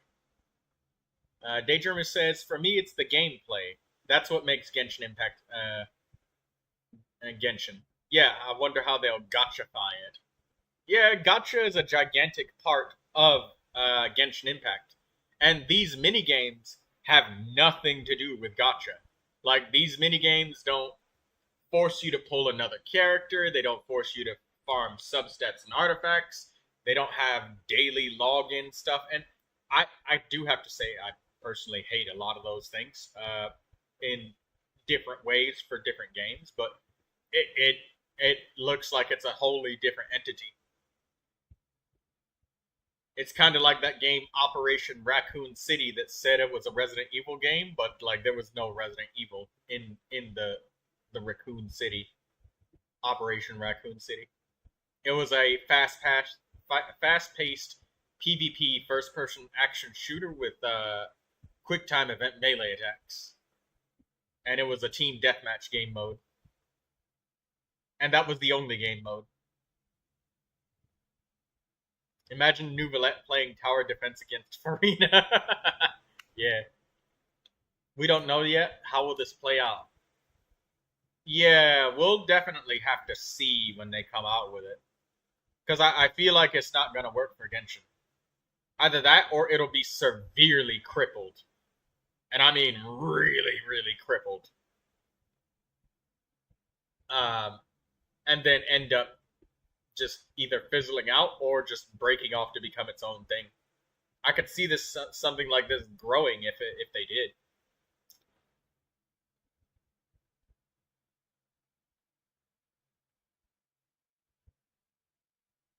Another copy. NCIA says, if it's like TCG, I haven't touched that since release. Yeah, Genius Invocation TCG is a whole nother game, you know.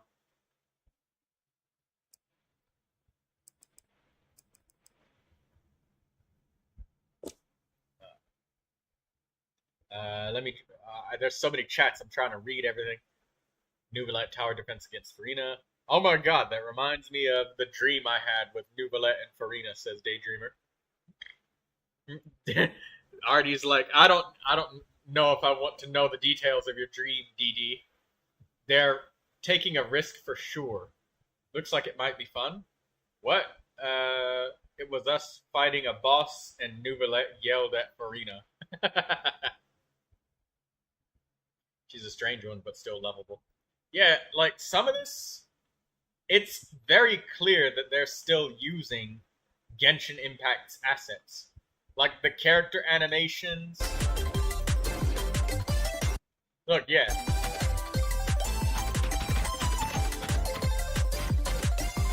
Yeah, you see, like, it's got some PvP thing going on. They got, like, soccer games and stuff. So it's like a ton of different mini-games, which are awesome. And these are the little mini-game events that keep us engaged when we're playing Genshin. The different camera views here look like this looks like League of Legends, where you got the hilly churls fighting against the tower.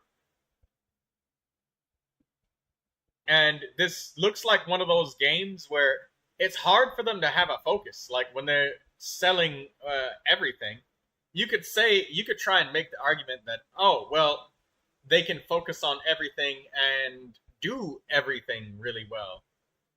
In which case, I mean, I guess, but that doesn't always happen. And a lot of AAA developers have tripped on that, where they try to make something for everybody and then end up not having a specified focus of their time, money, and attention.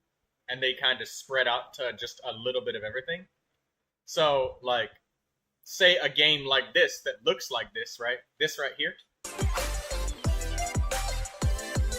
This right here looks like League of Legends gameplay, right? And you guys have seen that, the overhead lane battler, and then look. Up there, you had the tower shooting the hilly churls and stuff. You could say, oh, well, we have Genshin Impact with a League of Legends minigame mode in Genshin Impact. And here it is. And we can play that. But it's not the same as getting a game that's full on in League of Legends, right? Now, I've had a counterpoint given to me of, well, an example that I really loved was, it's kind of like seeing your favorite corner ice cream store, you know, a little local mom and pop ice cream store, getting turned into a supermarket, right? And like right here, this gameplay, this right here,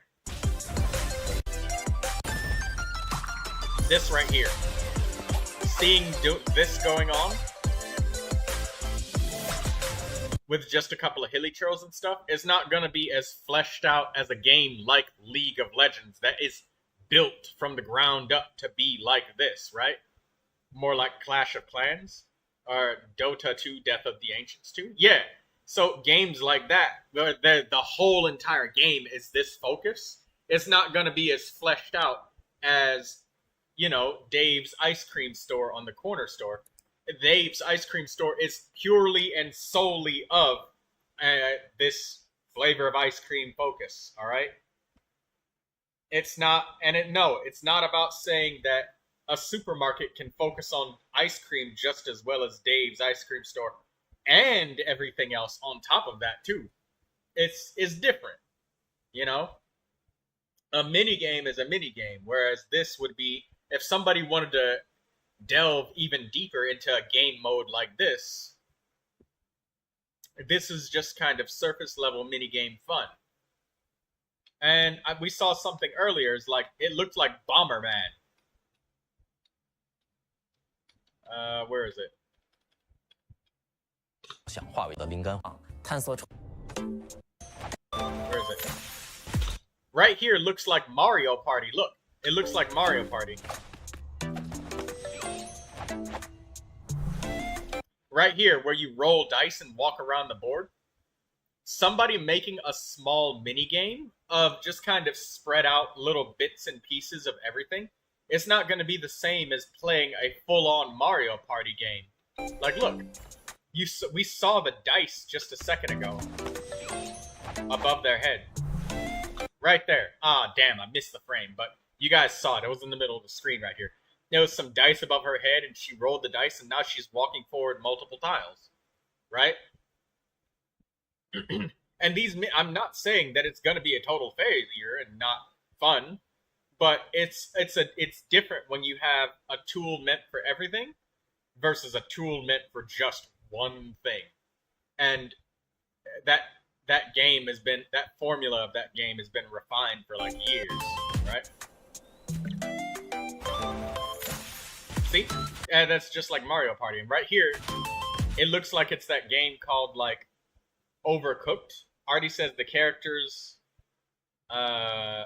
look completely different. Yeah, the characters look completely different, but they still have the same running animations and stuff, so we know that some of it is recycled Genshin gameplay.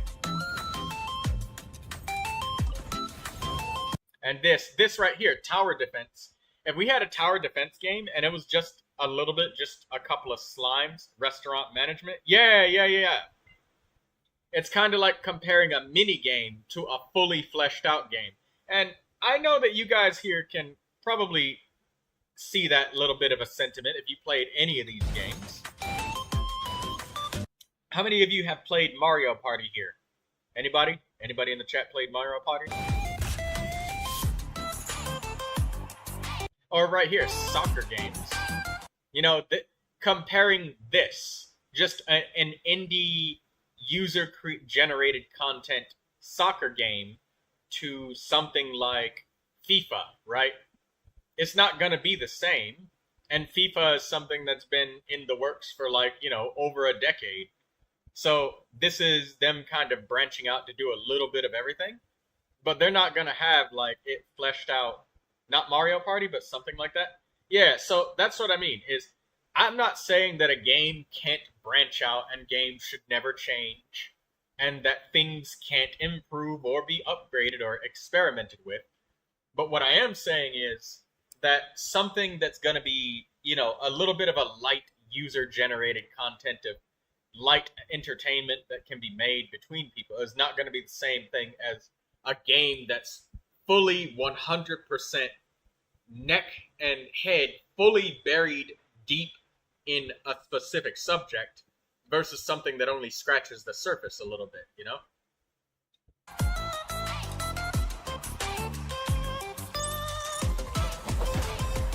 So looking at this, it's kind of like feeling like we got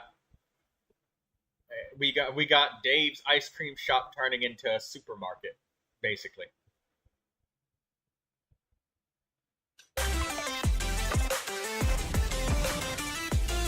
Right here, it looks like Bomberman. Bomberman from Nintendo 64.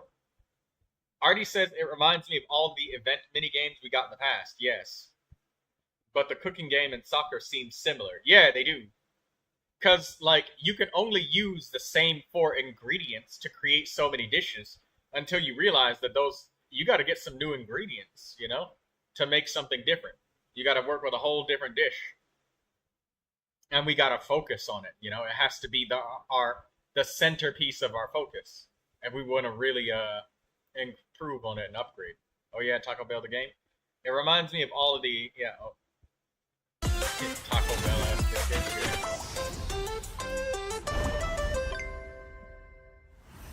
So yeah, I mean, this can be fun. It can be, but I think that it needs to be not under the umbrella of being Genshin Impact's gacha game. Because how do you gachafy this? Like, how do you apply gacha to this? Are we going to make it so, like, we have to gacha the character skins? If otherwise, I have to play as black mini-skirt, pink-haired girl, and that's the only character I can play as? Or is it just going to be gacha for the skins? But that's not the same as gacha literally being tied to the gameplay of, like, core gameplay is gacha. Because Genshin Impact, without wishing, it's so deeply ingrained into Genshin Impact. It's like trying to remove a battle pass from freaking Call of Duty.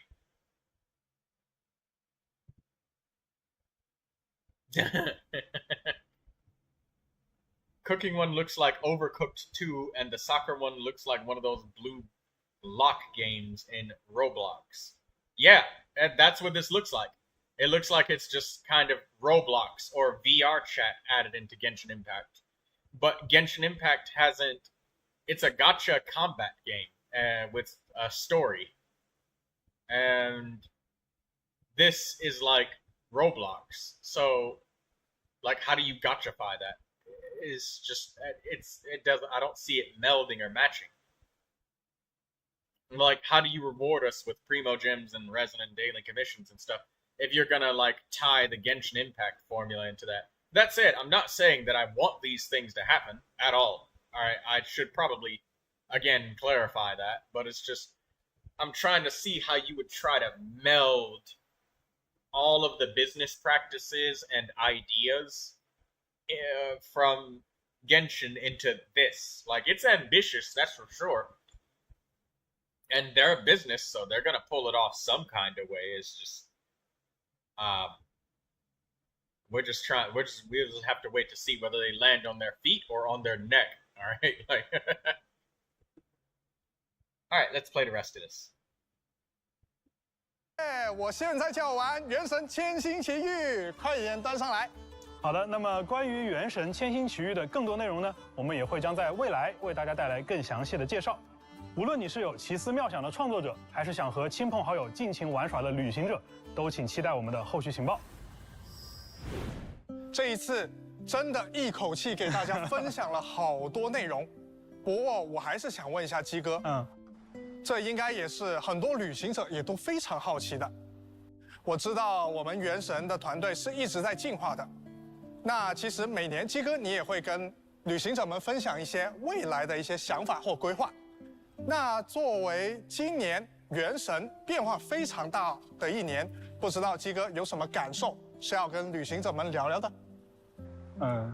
今年想聊的可能跟以往不太一样了。那去年我是站在产品研发的角度去给大家提到了进化这个词，但是今年呢，我更想站在 IP 运营的角度。 跟大家简单来说一下团队坚持的一些想法。那《原神》是一个致力于创作长线内容的游戏，那我们希望呢把这个 IP 运营10年、20年，甚至更久。但是这要求我们首先就要保持持续不断的创作热情。那这份热情除了来自我们团队同学自己的信念以外，也离不开一代一代的旅行者们长期的支持。其次，也要求我们在创作的时候时刻保持独创性。 那么，对于我们的团队同学而言，独立自主的创作和完整闭环的设定，才是维持这个品牌前进的核心。就像我们米哈游的众多系列产品一样，我们大家都是保持着这种相互尊重的心态，独立发展，才能持续不断的拓宽精彩内容的疆域。那原神的团队也会一直秉持这样的理念，一直走下去。的确，作为一款长线运营的游戏，我代表全体原神的发行团队。 也希望能够在更长的时间尺度上陪伴各位旅行者。其实到了第5年回头看，我们团队和我们的玩家共同经受和承担了许多起伏和坎坷。但无论经历怎样的困难，我们一直都相信，克服困难唯有一条正确的道路，那就是坚持初心，创作优秀的内容。也要感谢每一位陪伴着我们的旅行者，你们的热情。 鼓励和支持是我们持续创作的原动力。我们也会更加用心去深耕属于原神的美好世界。那么最后，《原神：空月之歌：城市》将在2025年9月10日迎来版本更新。让我们在诺德卡莱这一片洒满月光的神秘土地上再会吧，旅行者们，我们罗德卡莱见。 Okay, I understand the last 10 minutes are just a recap. Welcome back. We made it. Now, that does mark the end of the special program. So, yeah, that's the end of the special program. The rest of this is just a recap. That's right. And speaking of, let's talk about how the dev team has revamped these quests. Pass, making it easy. This event will give travelers... Yeah, this is... The rest of this is just a recap. Since we watched the whole thing, we don't need the recap. We literally just watched it. And if you forgot, well, damn, son.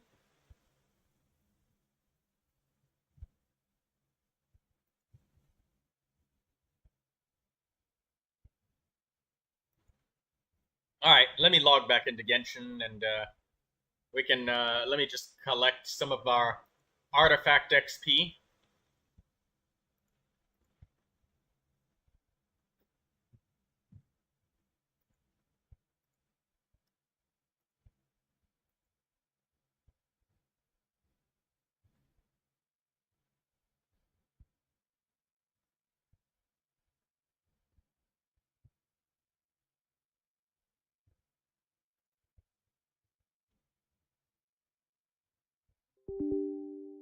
Artie's looking forward to the new characters and areas. Yeah, we're gonna do Nilu Lalma, Neuvilette Bloom, Super Bloom, Bountiful Bloom, I mean.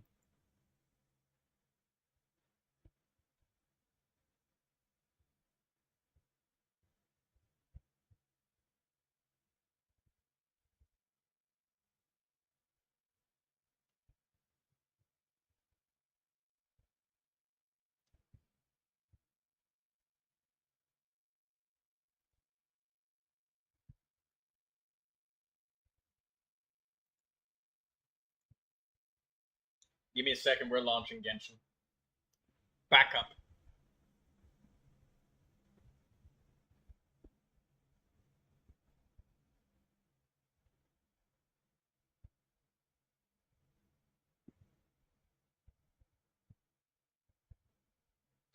Don't forget to like the stream, guys. The God, Artie, Lindsay, Daydreamer. Don't forget.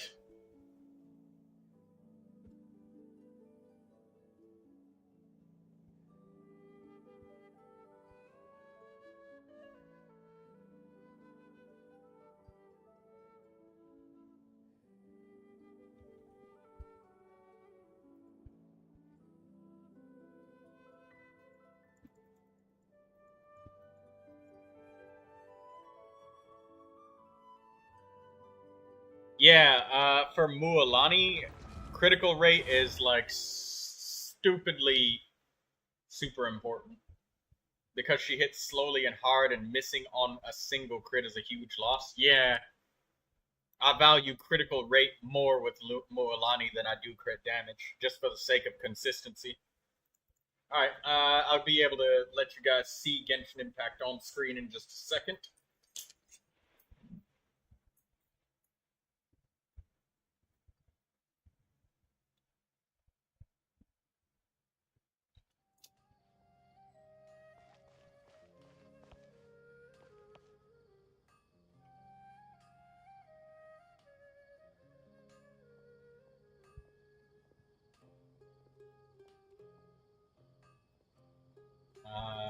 There we go. Now you guys can see. You should be able to see. In 3, 2... I said 3, 2. There we go. Alright.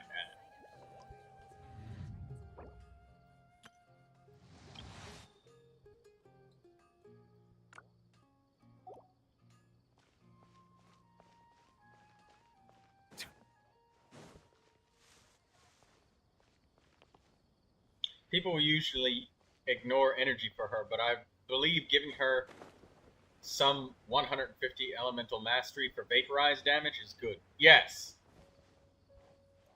Elemental mastery, very good for Mualani. And hey, if you get a little bit of energy while you're at it, her elemental burst hits pretty dang hard.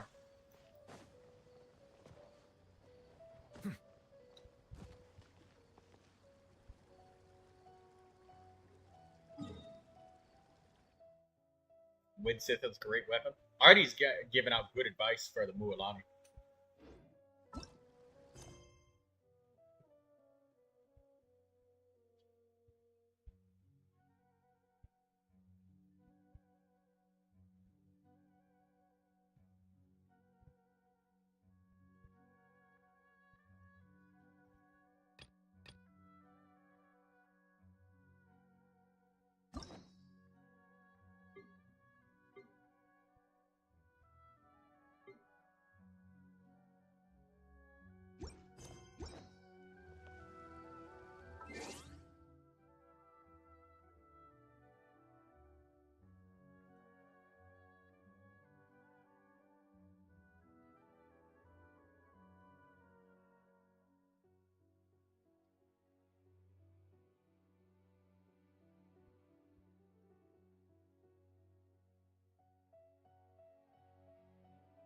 Alright, let's open Akasha system.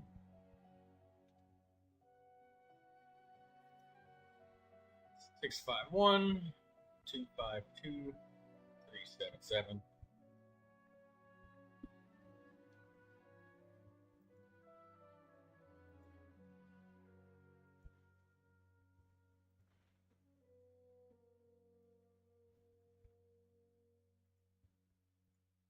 Alright. IFA review.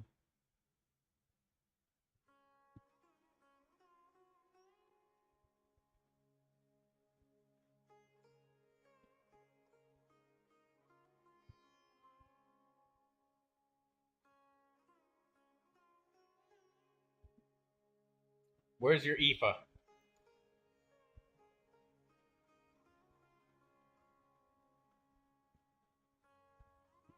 There he is. Obsidian Codex 4-piece. The Wid Sith.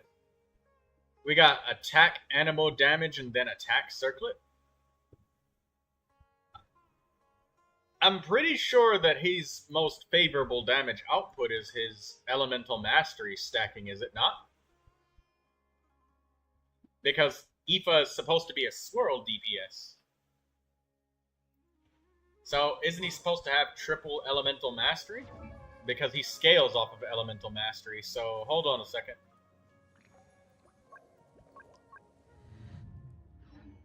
Yeah, let's look at this.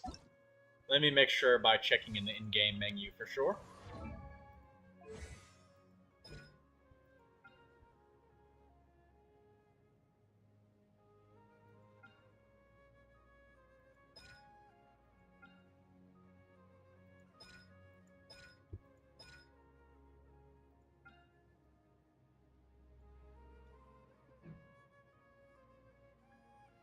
You don't know about damage?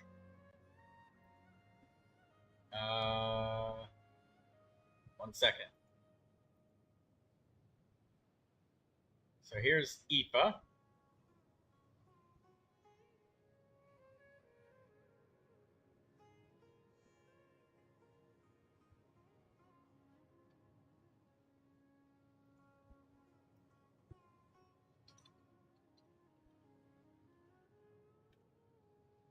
I'm pretty sure Hero of Cinder City is really the way to go with him and using sub DPSs and whatnot. And I'm more than sure that it's full elemental mastery that's recommended, because any DPS build with him, I'm pretty sure his swirl damage does way more. Yeah, he's a hard elemental mastery scaling character, so let's have a look-see.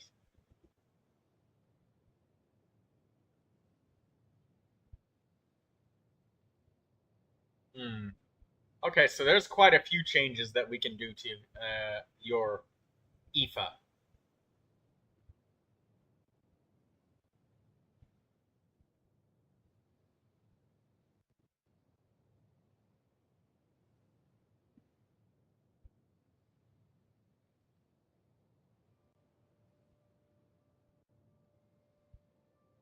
All right, I got it downloaded here now.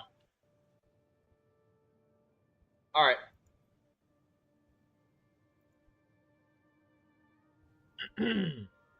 All right. Daydreamer says Auroron is on the Cinder City set, and you don't have a Viridescent Mariner set. Okay. In which case, though, either way, triple elemental mastery with IFA is the way to go. Even if you don't have 4 pieces of Viridescent Mariner, you can use 4 pieces of Instructor to give elemental mastery. But these 3 main stats, they definitely gotta change. For sure. Because otherwise I'd give him Viridescent Mariner. Yeah. Okay, so getting full elemental mastery Viridescent Mariner is really good for him. You don't have it yet, obviously. So the next best option would be something like 2-piece Wanderer's Troop, 2-piece Elemental Mastery. So you get Elemental Mastery, 2-piece, 2-piece. So that can be 2 pieces of Instructor, 2 pieces of Wanderer's Troop, 2 pieces of Gilded Dreams. So you get double EM. If you can't get 4 pieces of Viridescent Mariner, get that. Wanderer's Troop, Gilded Dreams, and the Flower of Paradise Lost. Just the 2-piece set bonus, giving 80 Elemental Mastery on each of those, can be really effective as well, even if you don't have Viridescent Mariner. As for your weapon, because of Aoife's cooldown, and the fact that he's going to be like an on-fielder, main DPS, and blah, blah, blah, getting your Elemental Mastery points, I would recommend giving him the Sacrificial Fragments, if you can get it, because it gives him a cooldown reset, so that makes your rotations much smoother. And because his duration, where he's shooting with Kakuku, is so long, combined with him being able to trigger the Sacrificial Fragments immediately off of his first bullet that he fires, and he fires so many bullets, that can make your Aoife stronger. So give him 2-piece Elemental Mastery, 2-piece Elemental Mastery. If you can't get 4 pieces of Viridescent Mariner, and you want to ignore all of this crit and attack and stuff, give him Elemental Mastery, Elemental Mastery, Elemental Mastery, no matter what. And 3rd place in line would be 4 pieces of Instructor Equipment. Refresh. Did you log in and log out? Of course you did, yeah. I know Daydreamer logged in and logged out.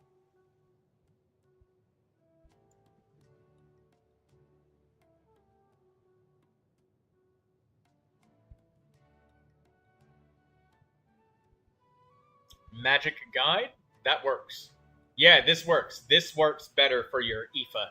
Much, much better. Your Elemental Mastery is way higher. Magic Guide, it's a decent weapon because he is about doing Electro Charged. So this Magic Guide could actually potentially be better than the Sacrificial Fragments for him because it's specifically damage against Hydro and Electro, but I don't know if that is counted by his swirl or if it means his direct damage hits. But I'll just assume that it's all of it. But either way, the Magic Guide gives slightly more Elemental Mastery than the Sacrificial Fragments. You're using him with Inefa. Okay, so then Magic Guide is great. 4-piece Viridescent Mariner is literally going to be your absolute best. But this is okay. This is second best. And of course, 3rd best would be Instructor, which is boosting Inefa's Elemental Mastery and everyone else on the team. So that's also really good because the whole team contributes to the elemental reaction as opposed to only one character. So Instructor inside of an Inefa team is very, very strong. So don't underestimate that, DD. Keep an eye out for those Instructor pieces because I have not tested it. But Instructor could be better. No, it won't be better than Viridescent Mariner, but adding it into the team would be absolutely major. Because Inefa herself is probably one of the biggest contributors to the electro or lunar charged reaction. So yeah, Inefa can absolutely work with Aoife, and this Magic Guide can absolutely work. You got it Refinement 5, so that's nice. And it's a 3-star weapon, so it'll be easier to level up to 90 than your 4 and 5-star weapons because it's way cheaper and way less expensive. So good build. Just get this goblet and circlet leveled up, and you're good to go. Maybe if you feel like it, you can find a flower with some elemental mastery on it. But this one has energy recharge, and energy recharge is okay for Inefa. He uses his burst. He swirls things with it. He throws that thing out every once in a while, so that's also good. Yeah, much better on your Aoife. I keep getting Aoife and Inefa mixed up because they both have Fa in their name and an I. You called him Inefa? Be quiet, Daydreamer. I took your 5-star Elemental Mastery Gilded Dream Circlet. Aha! Joke's on you. I managed to get one for my Kuki Shinobu. I have it now.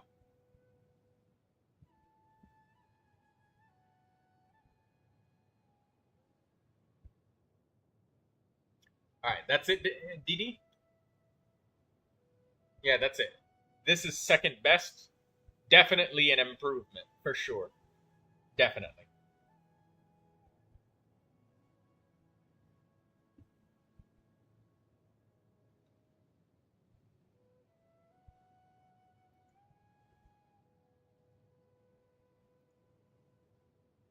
Lindsay asks what Artie is doing. Artie is praying. She's in meditation. Either that or drinking and gambling to alleviate stress after a very difficult dungeon fight.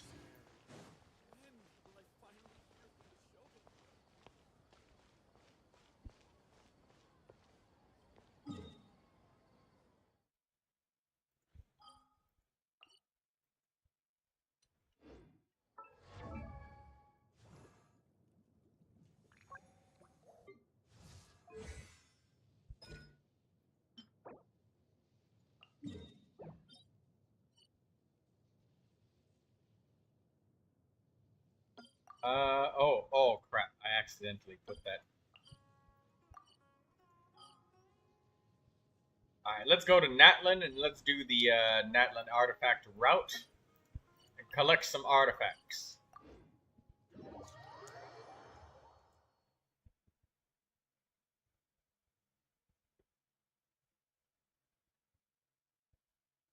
Artie is going to eat for stress relief.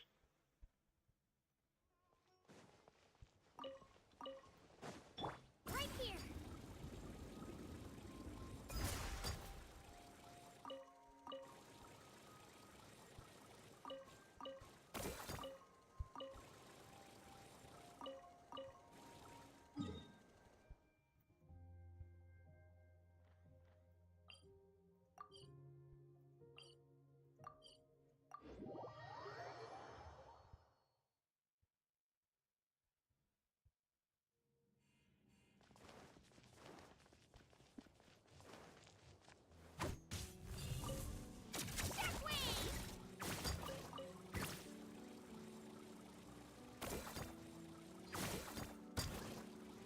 Daydreamer says, okay, he broke 1,000 elemental mastery. Good job, DD. See? Greatly improved. I'm proud of you.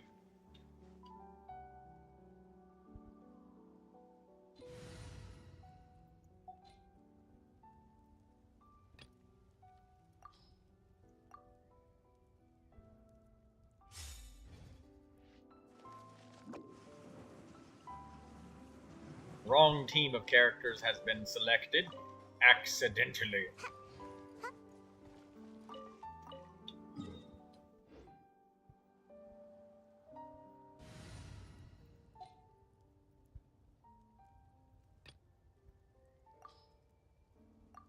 This is why I ask for reviews. Hey, you know, one thing at a time, improved slowly. One character at a time. And then, the more that you learn DD, because that's the thing is, like, it's easy to know what's the, well, okay, maybe not easy, but it's common to know what first place is, like what the best possible thing is. But oftentimes, you're kind of stuck trying to figure out what second or third place is, you know? And in some cases, maybe even fourth. That's where the help is really needed, because it's kind of hard, you know? Anybody could tell you what the super duper best in slot stuff is. Well, I mean, not everybody, again, but yeah, it's easier knowing the best. Daydreamer says I don't read. Well, you're gonna do. I'm gonna have to do a lot of reading probably in this Dave the Diver. Or oh wait, I almost spoiled the game names. Daydreamer, you still need to decide which one you want to see first. Which one is it?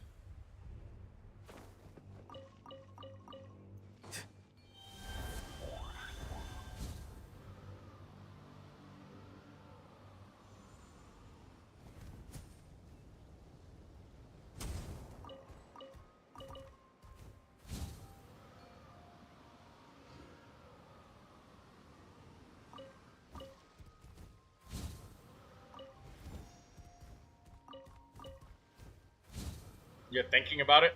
Think harder, GG.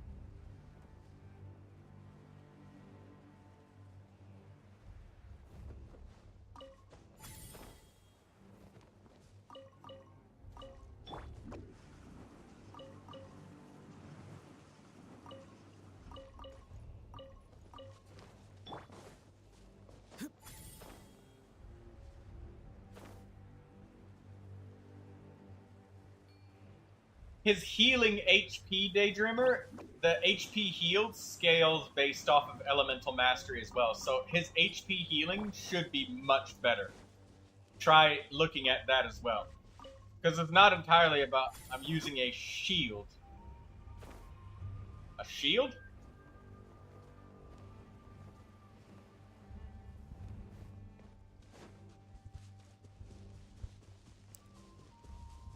Why are you using a shield? Oh, right. That. I forgot. Inefa is a shield character. Right. But you have Farina on that account.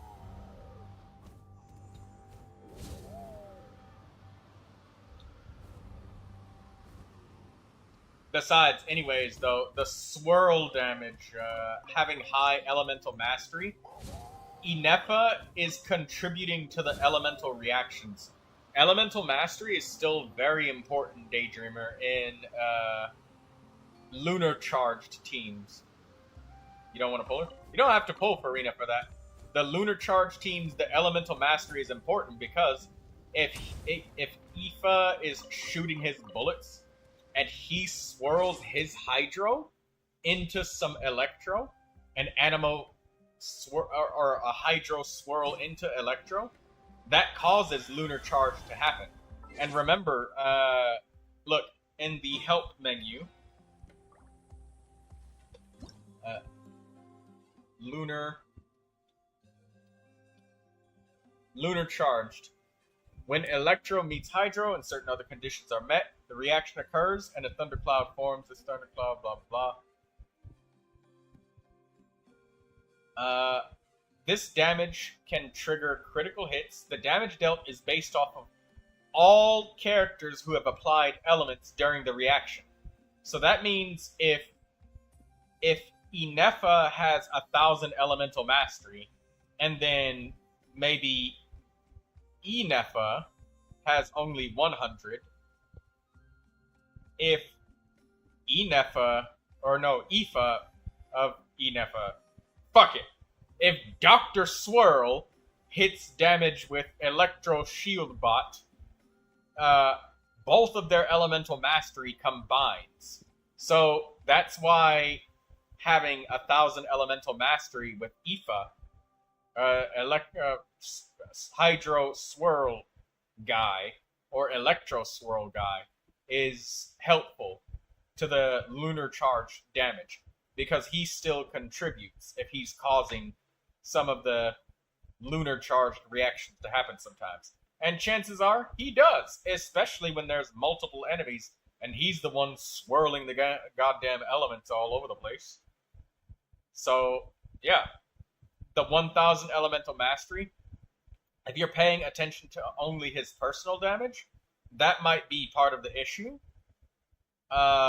Whereas you could instead be paying attention to the damage dealt by the lunar charged reactions on average, sometimes being a little bit higher, because you have a high elemental mastery person on the team. Since all characters who contribute help. So that's why the 1000 elemental mastery is really good with him in that electro charged team. He helps the actual electro charged lunar charged reaction be better.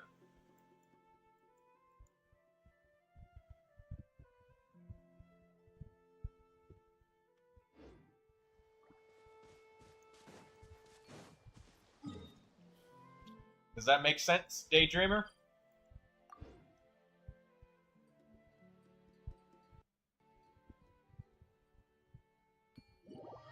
I guess so.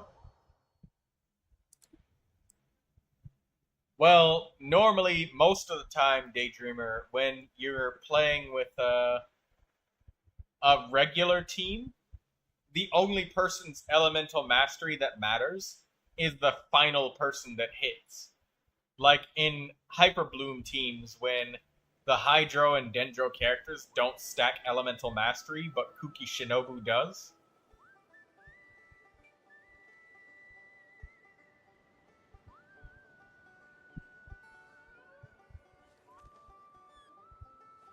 That's what I mean, Didi.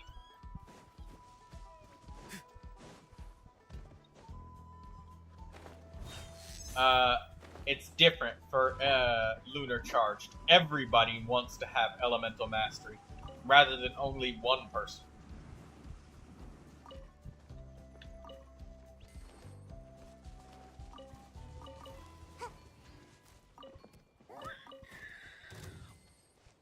It's kind of like how Artie builds her Nilu Bloom teams.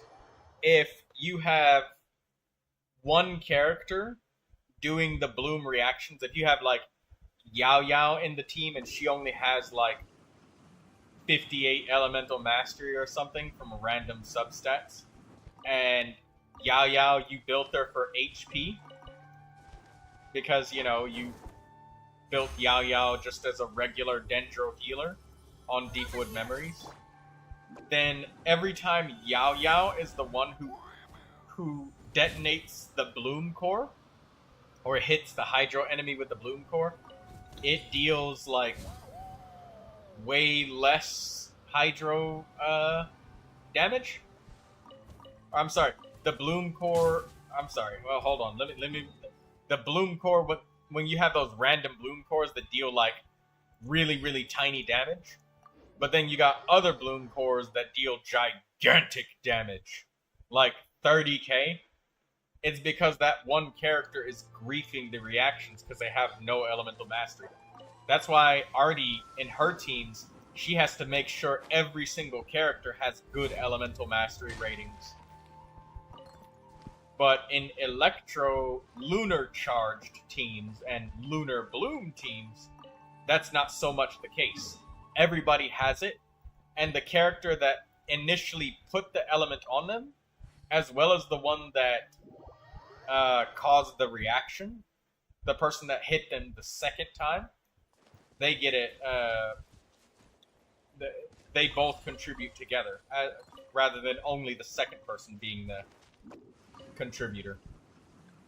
Was that too long-winded? I might have confused you. Did you get it? It's kind of like D-Loop and Jing Cho, you know? Or Mualani and, you know, Dia with the burn and stuff. If Mualani hits with her Hydro first, and then Dia hits later, then how does Inefa contribute as, or how does Aoife contribute as Anemo? Because, Daydreamer, when you hit an enemy with Aoife, let's say if you've got 3 Hilichurls in front of you, right? And you hit the one in the middle with Hydro, but you haven't hit everybody, you swirl that hydro with Aoife, and now Aoife is in control of some of that hydro element that got thrown everywhere because he swirled it. So now he's the one that controls it, and he's contributing. So it's not taking Barbara's elemental mastery, it's taking Aoife's because he swirled the hydro everywhere, so it's his element now. Even though Barbara originally threw the hydro out, Aoife is the one that spread it, and Barbara's elemental mastery is not one of the primary two contributors anymore.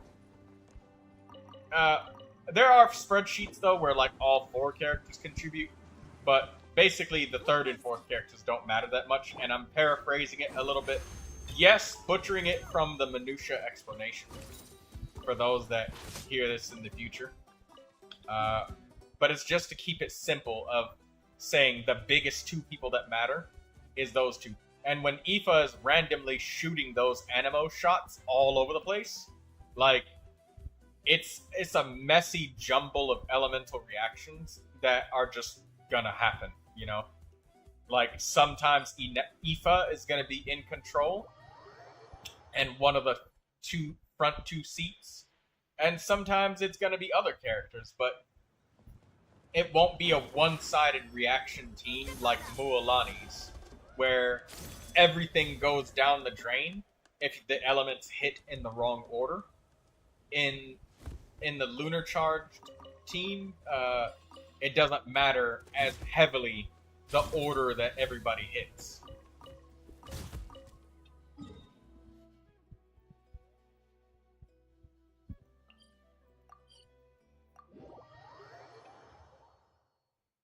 Does that make sense now, DD? All good? You see? So it's more forgiving. Yes, it's way more forgiving. Reimagine the Mualani team where Mualani wants to get the Vaporize, and if she doesn't, like, all of your damage is down the drain. Imagine if it was different. It was like, oh, well, if Mualani hits first and then Dia hits, like, the Vaporize is Mualani and Dia's damage combined, instead of it being one person gets the damage boost or the other gets the damage boost. Is way more forgiving with the order in which characters, like, slap with the reactions. It's why Burgeon and Hyperbloom teams are just like, oh yeah, you just leave only one Pyro or only one Electro. Otherwise, you're just gonna sabotage yourself, right? Because if you tried to do a Kuki Shinobu Hyperbloom team, and then Raiden Shogun was in the damn team with 0 elemental mastery, Raiden's just going to be stealing all of the bloom cores with no damage output whatsoever.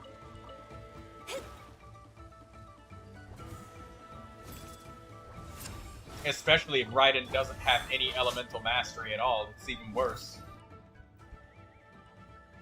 So that just sucks.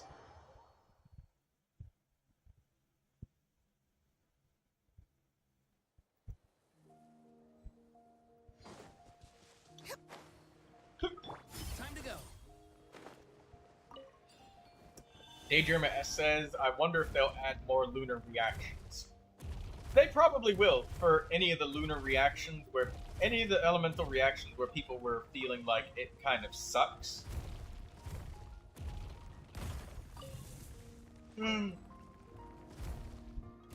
Excuse me.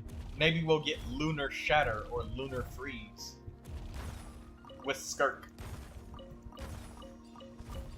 Well, no, we just got Skirk with the freeze stuff. Maybe no, none of that.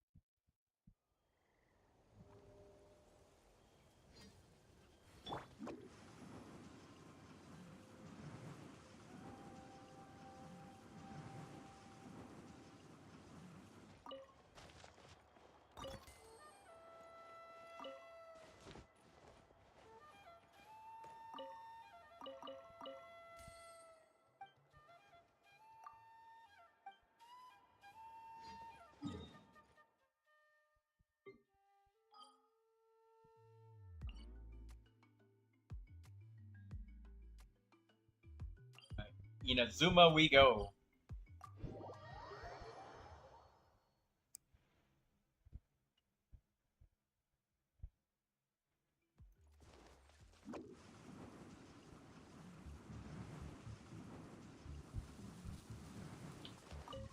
Maybe I should pull Lauma so I can run through my artifact routes faster. You're gonna have to start doing artifact routes, DD. It's gonna become a part of your daily life. Pull Yelan then? But I have Jingzhou.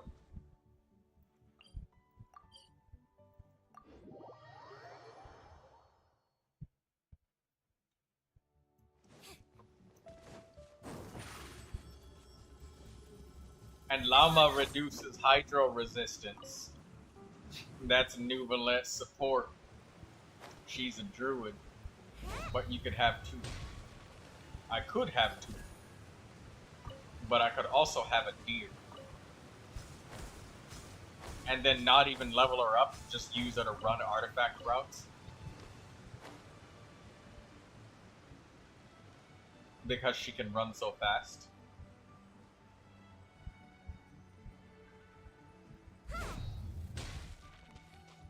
I could get Kave. Yes. Give me the Kave. Bring him to me. Bring me the characters. Bring me the characters. Give them to me.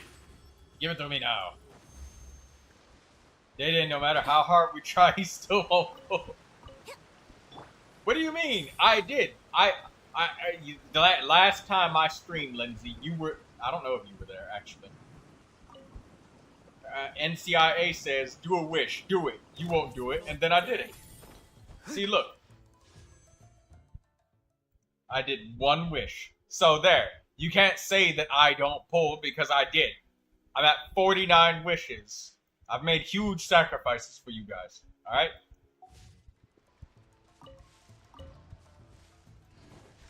I did it.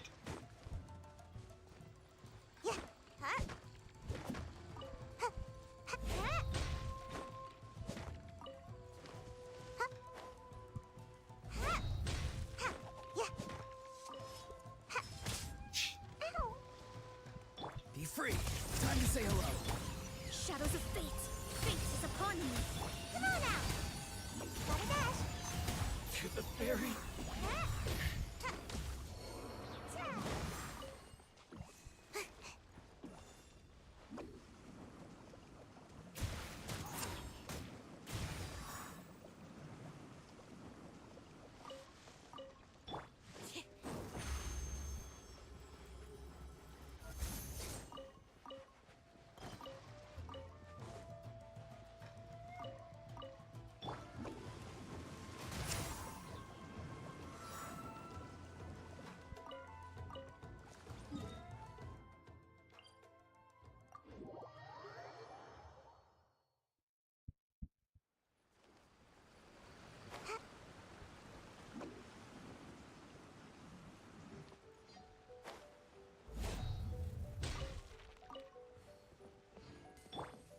And Lindsay, you said I should get a new character. I am getting a new character. It's gonna be Ino. A Hydro Claymore. I've even got a weapon and everything for her. See, look. Watch this one. Right here. Where is it? See? Look. I got a weapon and everything for her. Level 90, Refinement 5. When Electro Charge, Lunar Charge, or Bloom is triggered, restore 24 energy.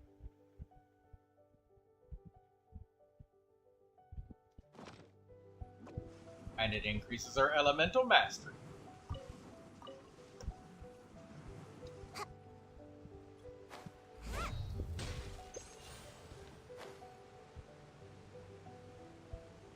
Lindsay says for other 5-star limited characters it doesn't count. Weren't you the one that said everything can't be a guarantee, Lindsay?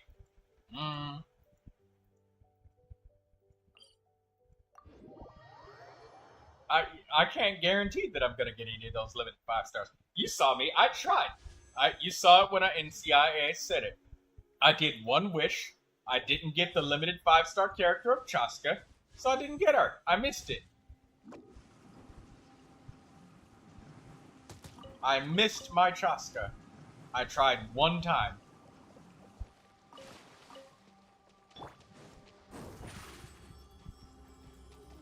Surprise! Some people miss their 50/50s. Let me see. I missed my one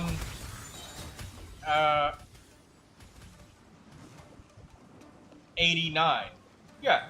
Other people missed their 50/50s. I missed my 189. Farewell.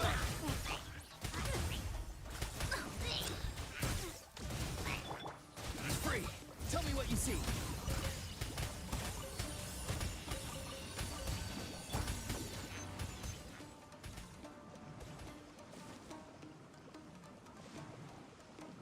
Why does it have to be a limited 5-star character? What if I don't want a limited 5-star character?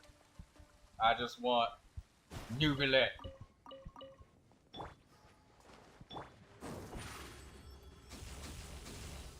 Zip on up.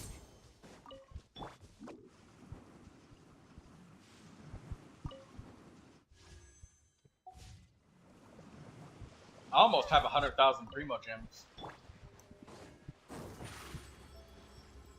Over here.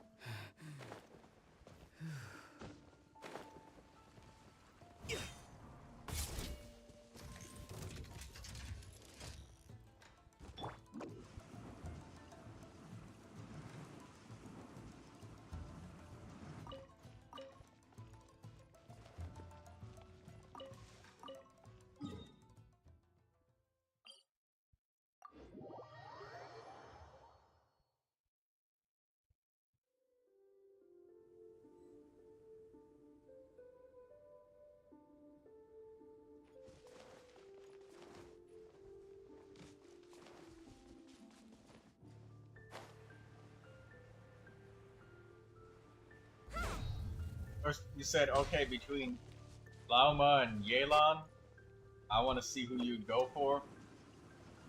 If you will get one of these. I don't really actually want either one of them. Come to think of it, what's your pity? I don't even know.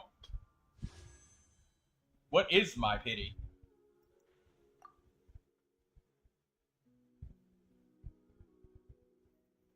Can't be that much since I was doing single pulls.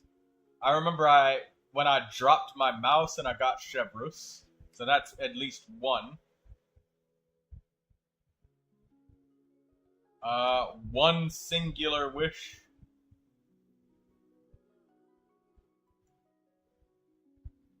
Oh. There's Neuvilette 5-star in December. So my pity is 5. And I have 4 pity built towards the next 5-star. Not much.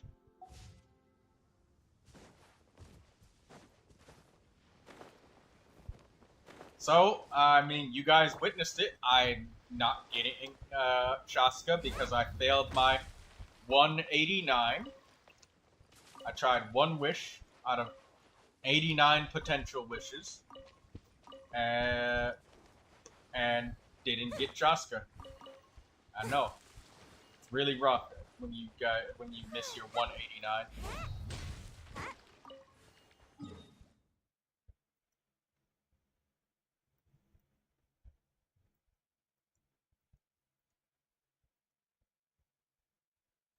189 question mark? Yes.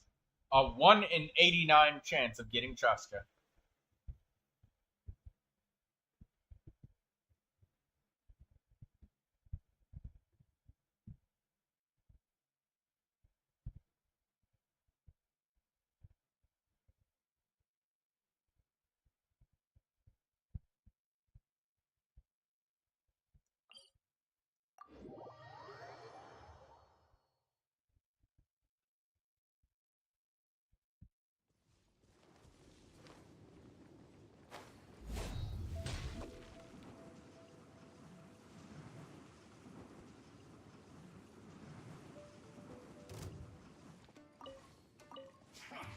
Come at me.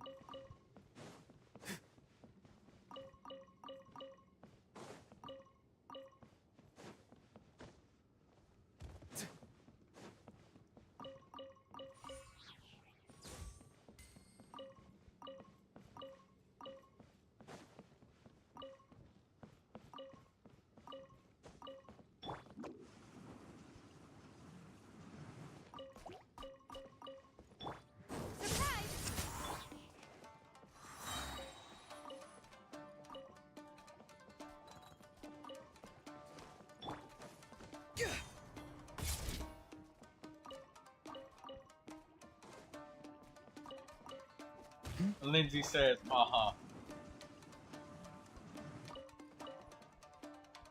always forget that Lindsay's stream is like 5 minutes behind.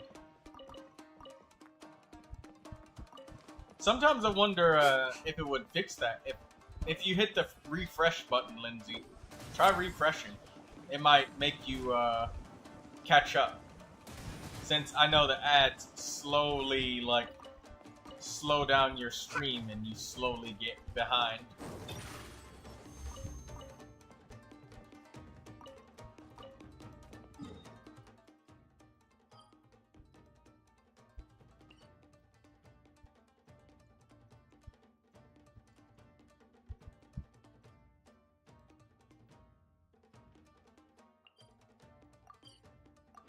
Okay. By the way, Didi, how's the sound profile of the stream? Sound profile is good now, right? Like my voice versus the game. Rainy days are perfect for spacing out. I think I was actually a little bit too far away from the microphone, so it didn't pick me up as loudly as it should. So tell me now, how's that sound? It should sound good on the stream specifically, rather than the Discord call.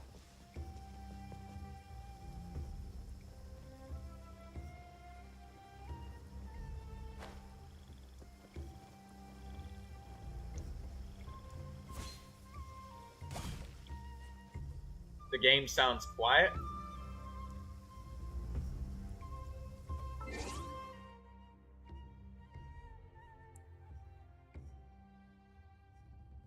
Well, I mean, the game should be pretty quiet, but... Oh, right. This is what it was. Audio's not on 5. Paimon coming in! Paimon coming in! Is this level okay? Can you hear Paimon? Is the game, like, super quiet, or just, you know, gently quieter than myself? Like, is it only slight, or you, think it would be a good idea to turn it up higher? Barely hearable. Wow, really? What if I, do this? Now, how about the game compared to myself? Farewell.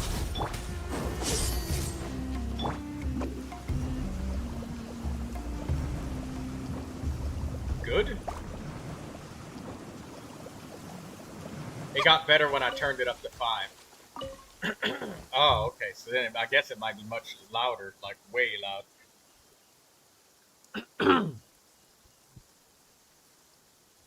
Okay.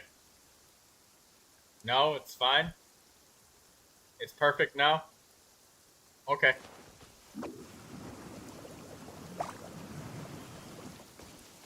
I know that I do want. In the past, like the game was way louder than myself, and you guys could never hear me over the game. And I know that I have to have my voice be louder than the game, otherwise you guys can't hear me. And if I go back to get a clip or something, I can't even hear myself. You're level 50. Damn, Daydreamer.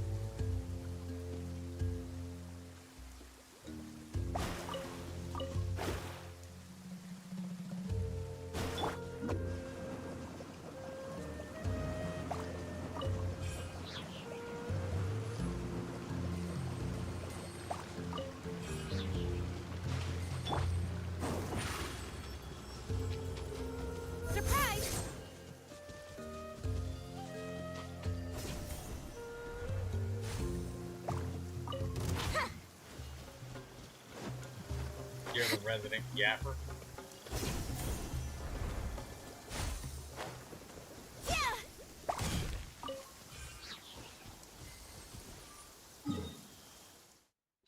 How much XP did I get from the Natlan route this time? 68,000 XP. Nice.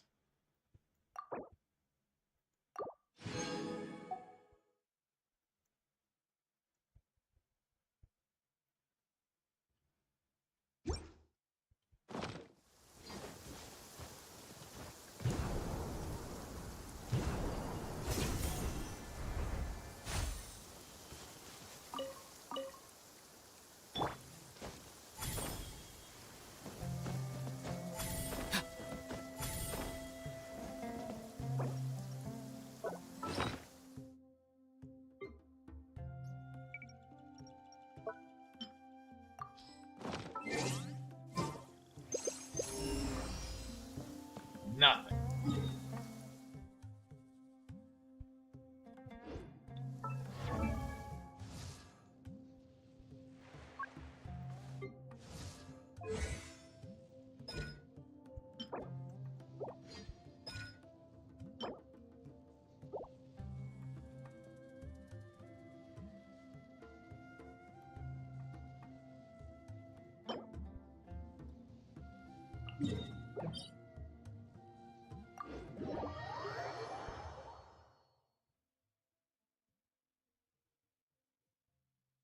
The sun is an eternal flame, and the people of Natlan never shy away from meeting its gaze head-on.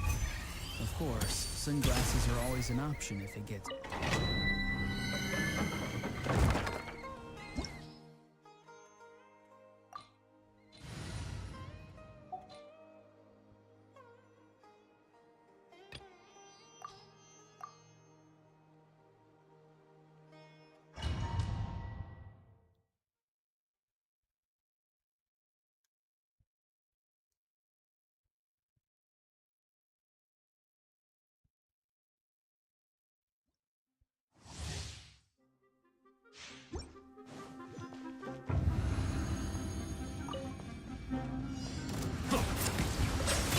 Stand clear. Let the mighty be humble.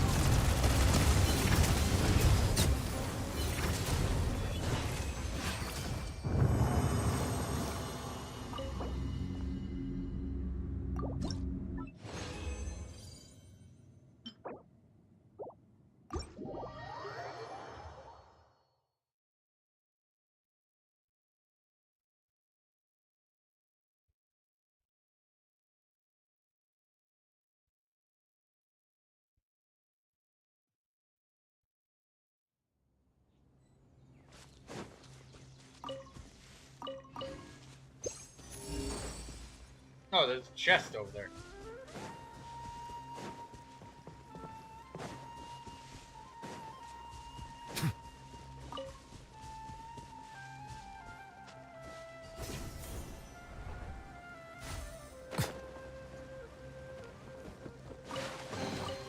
Let the record show that I verbally consent to relinquishing these items into your possession.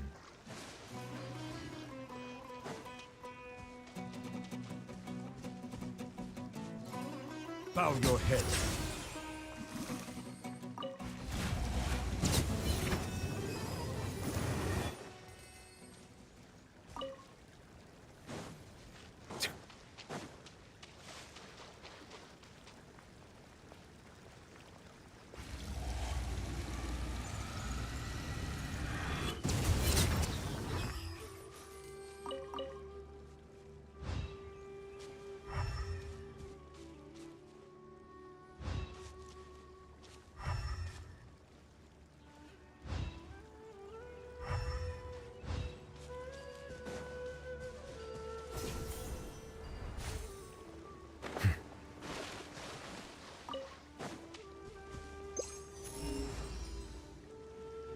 Nothing else around here.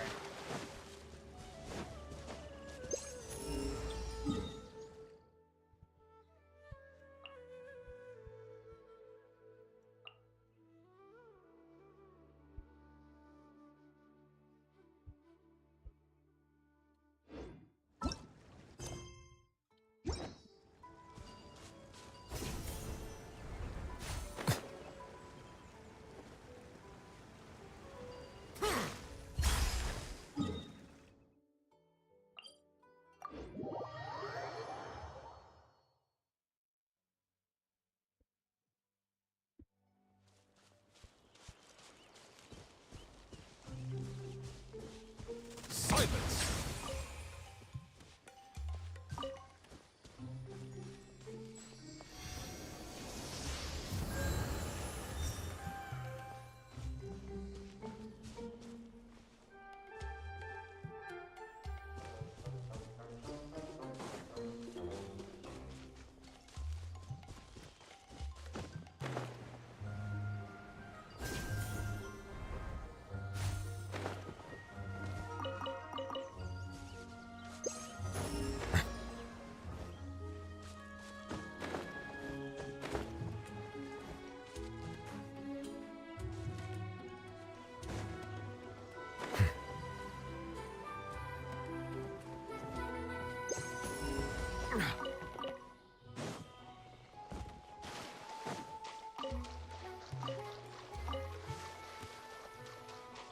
Free Nilotipala lotuses.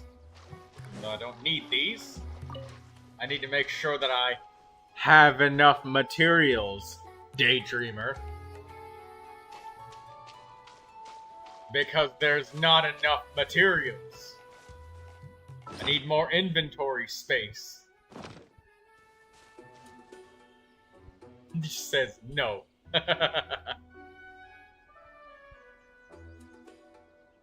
Dee said that very quickly. She just said no. She says no.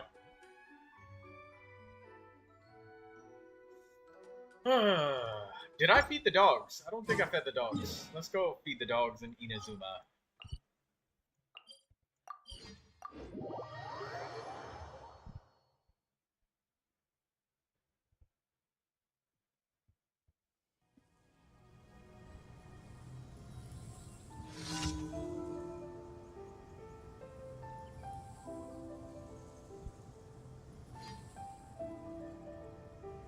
Melusines are beautiful creatures. They are the pride of Fontaine. Be sure to befriend them and cause them no harm.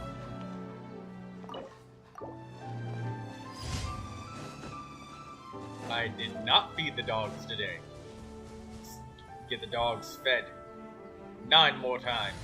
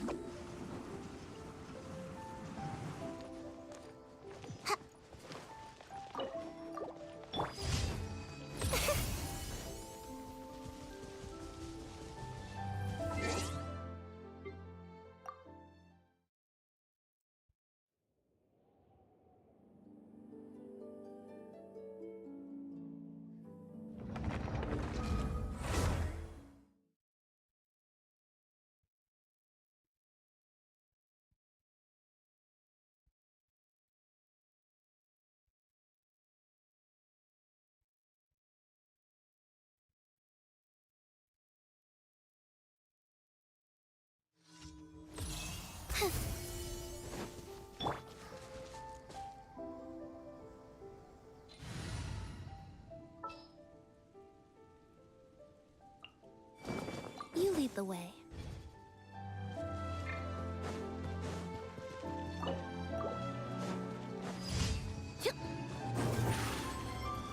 Step on up!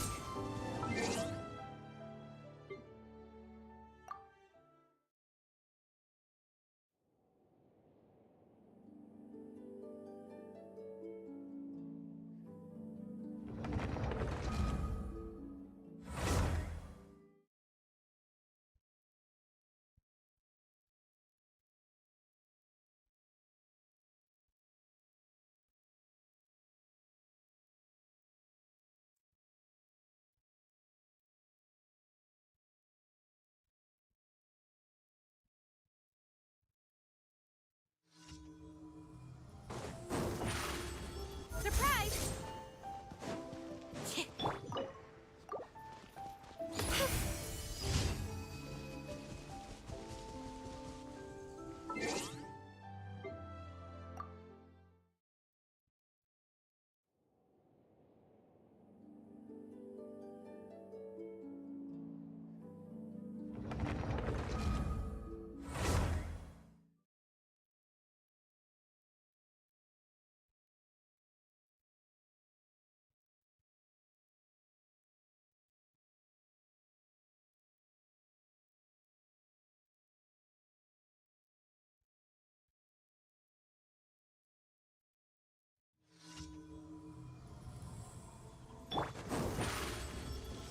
Step on up!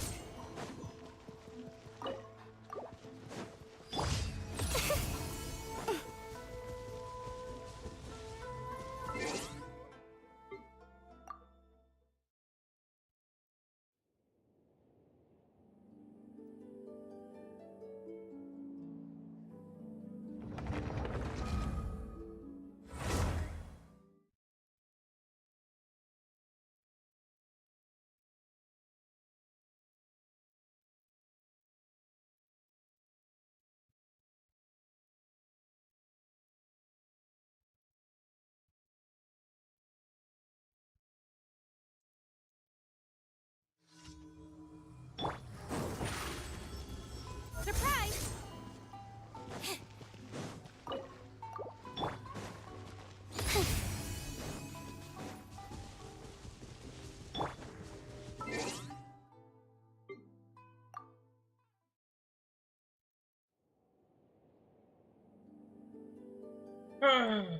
Feeding the dogs.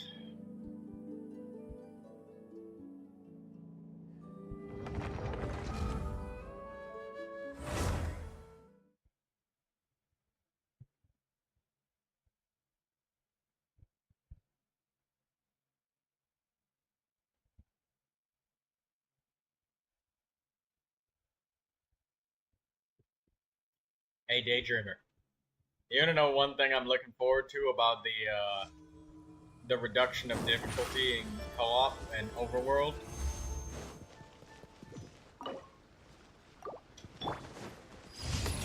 I won't have to use my elemental burst nearly as often with Neuvilette to kill everything.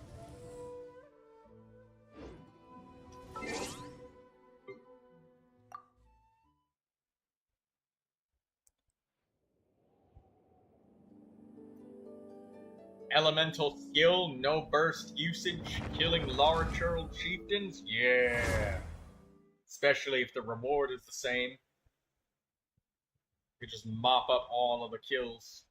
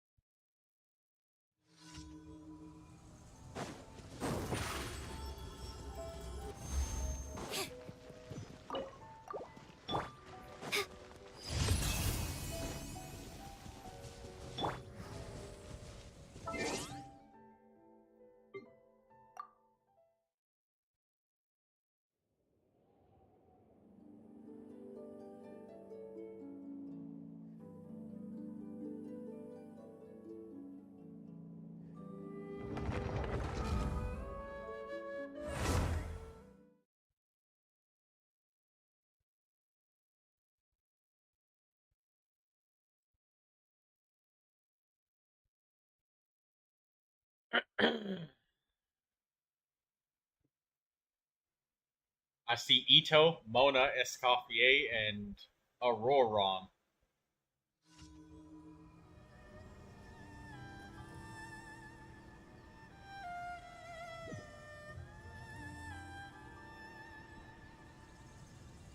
Daydreamer, it appears as though you've already solved this puzzle. Where's your compass? Spam it. Yeah, there you go.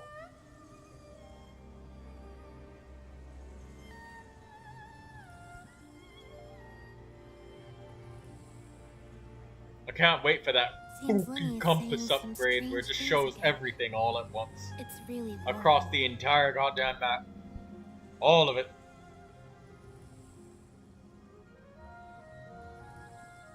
What happened?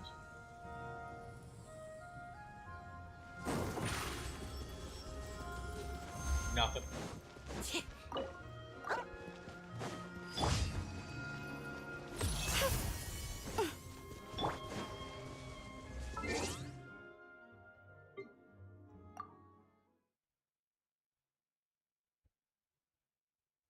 What will it cost, though? Probably some sort of Nod Cry material from the story quests of the region nearby. You'll probably get it from story quests or talking to that robot with Aino.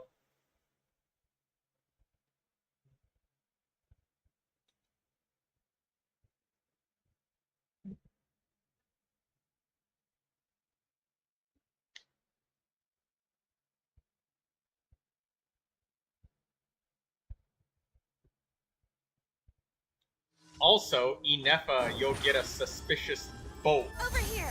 I'm pretty sure it has something to do with that. Getting the compass upgrade. The dogs are all fed as much as they can be. Let's go to the teapot.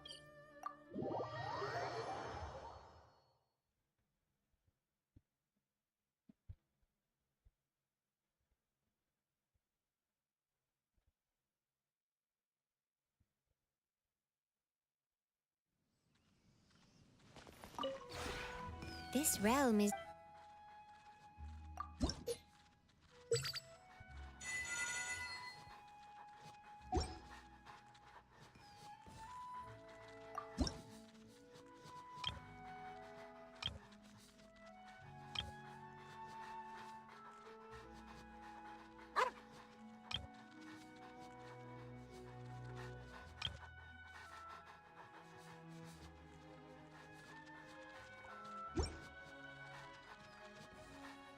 If you ever had...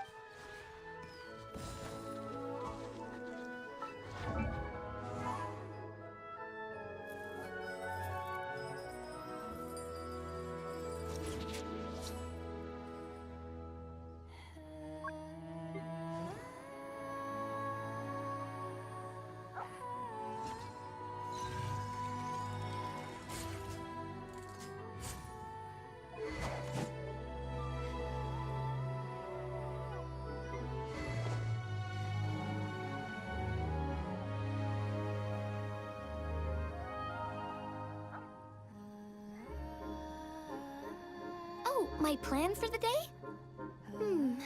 Doing whatever I feel like, I suppose. Same with tomorrow, and the day after that.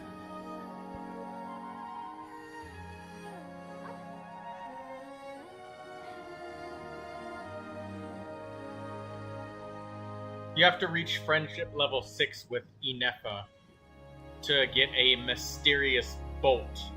So make sure you farm that friendship XP with Inefa, Daydreamer.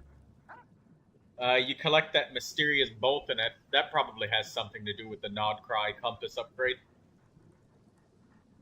There's probably more places to get more bolts, but Inefa having more friendship just makes it easier.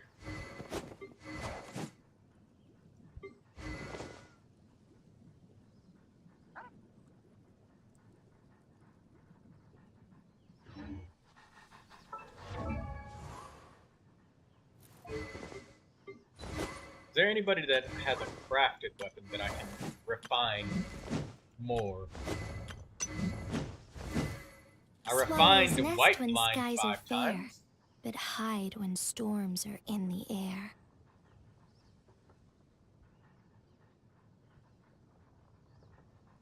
Why does it have to be on a character you skipped, Lindsay? That's annoying. Well, you can still probably get it. The mysterious bolt will make it easier, though. There's probably more of them. And you probably need more than one.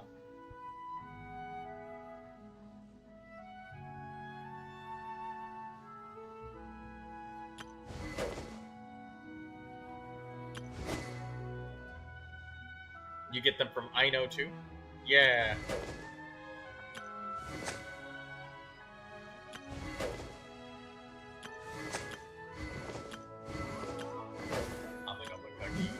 That's already refined with 5. That's nice. The best rattan furniture is made from strands that are smooth, thin, and strong like silk. Sword. Furniture like that can be just as precious as a silver family heirloom. That's no exaggeration.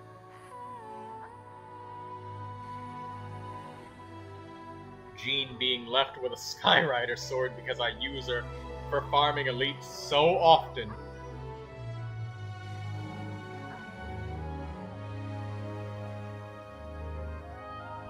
Well, fudge it. I'm not going to change it. Oh, my plan for the day? Doing whatever I feel like, I suppose. Same with tomorrow, and the day after that.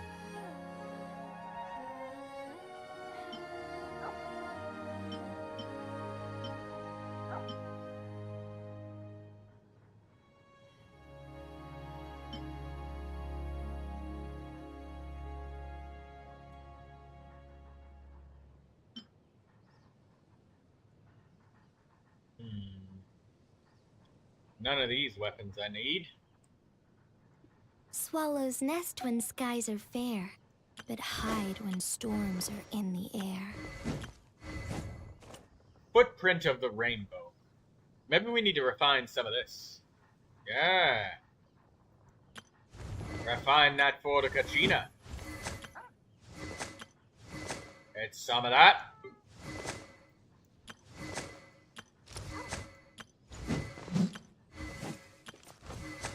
Rightful reward for Yao Yao.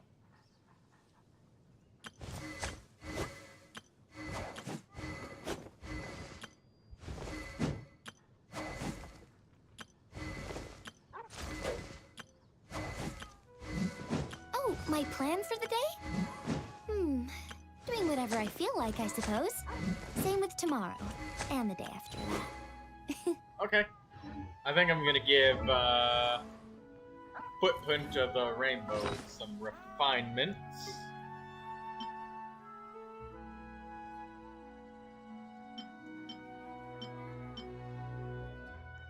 Bow Bilay, Catalyst, Polearm.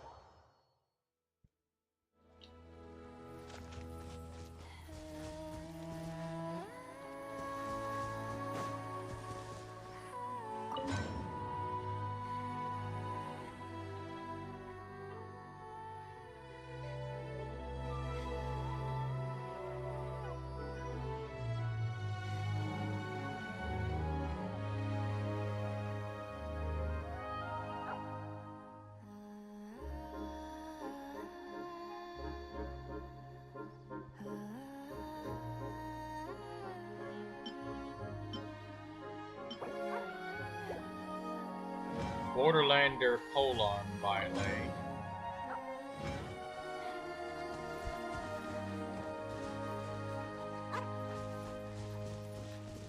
Move, donkeys!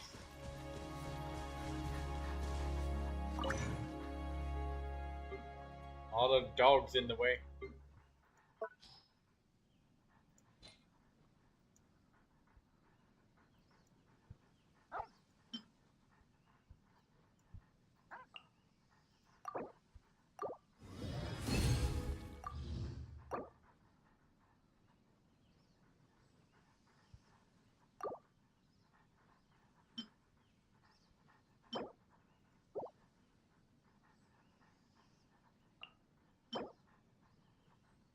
Wait, what the fuck did I just make?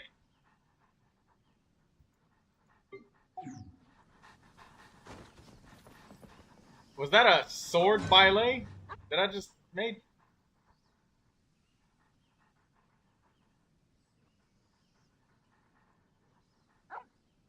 It definitely wasn't that. I think I just made some sword ballets by accident. Yeah, I did.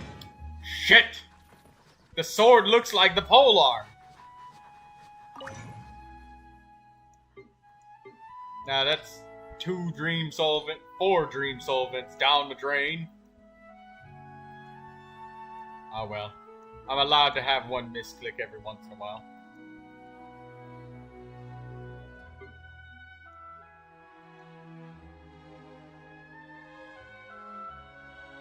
I thought this was a fucking polearm. This is the... No. That's not it. That's a claymore. What the hell is the... Oh my god. The polearm and the sword look so similar.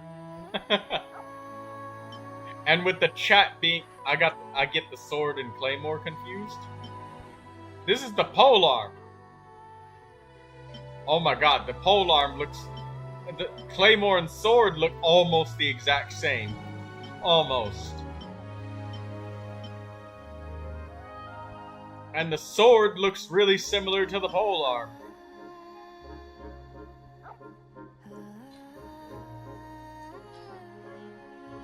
Oh. I should have double checked, but I literally thought that was it. I was wrong.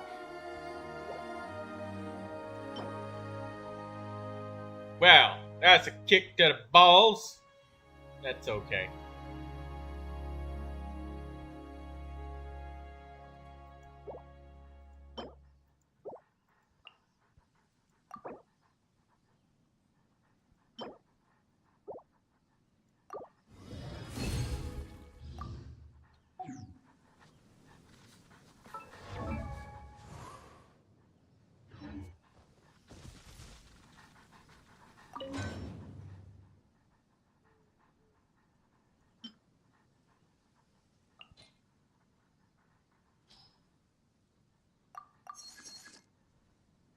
Two more footprints of the rainbow. Let's get this footprint of the rainbow raised to refinement 5 for Kachina.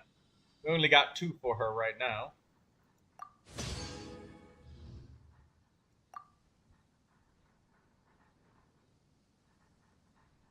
Daydreamer likes Ito's cow. Throw the cow. Do it. Launch him.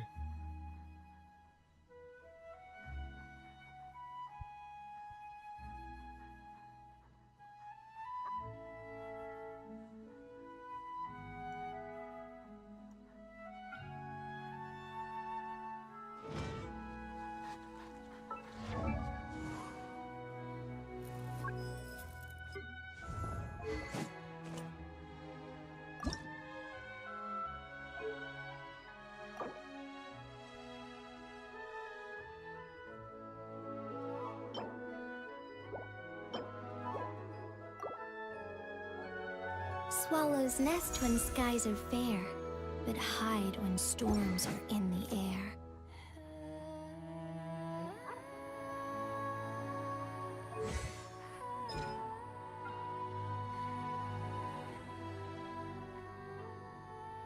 "20 seconds cooldown." Yeesh, that's huge.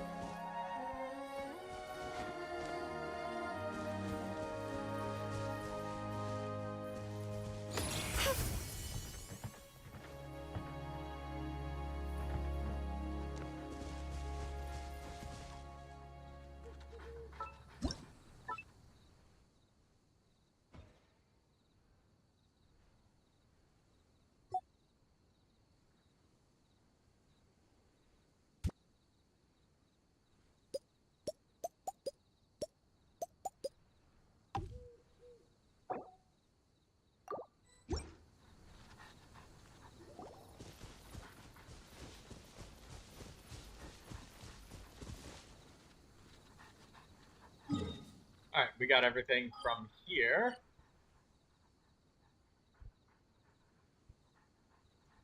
Traveling teapot salesman is here.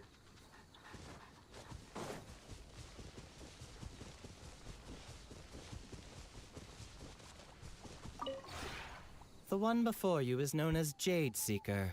One travels far and wide, seeking naught but to witness all of the treasures this world has to offer. Ah, encounters with fine treasures cannot be forced. This is something that only fate may decide.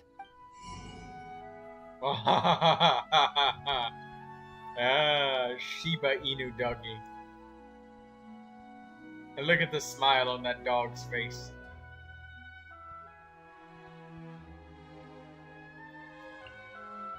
The Northland cat.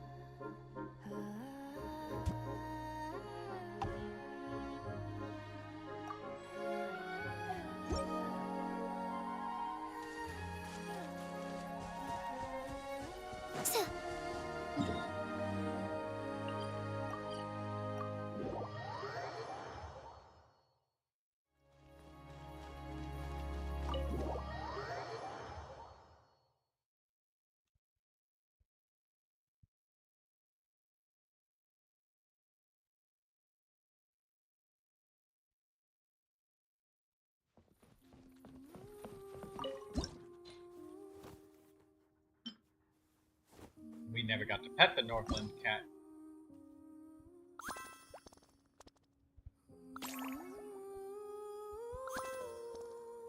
The dog. Or, not the dog, the cat. She likes the head pats.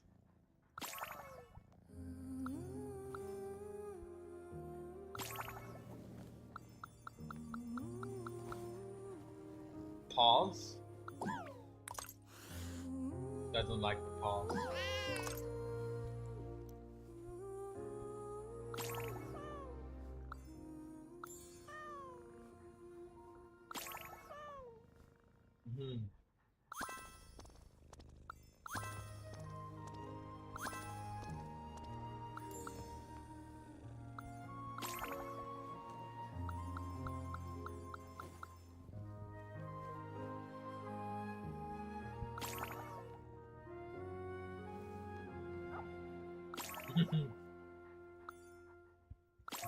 Alright.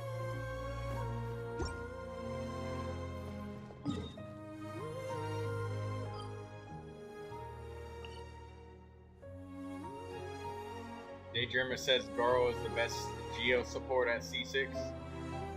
I bet he is.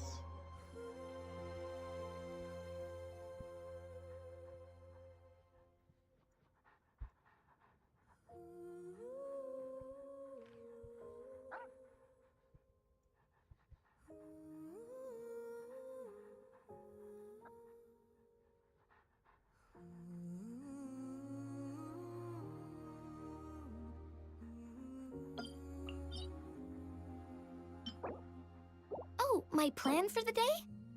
Doing whatever I feel like, I suppose. Same with tomorrow, and the day after that.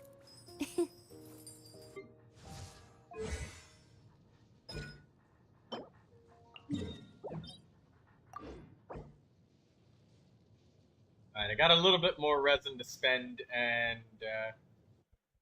oh, Daydreamer, you're doing the, Zhao quest.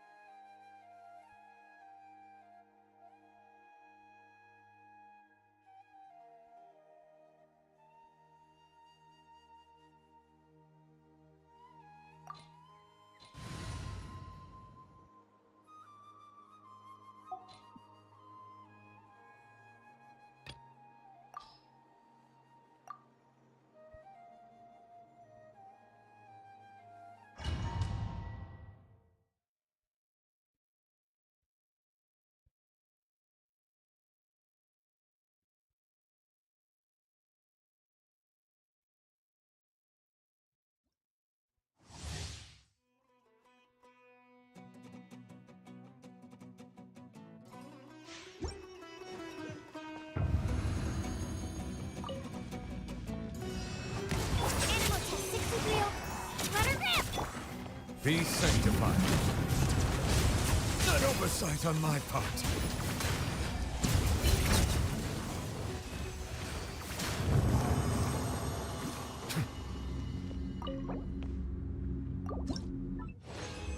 You know, I almost forgot about Yunjin.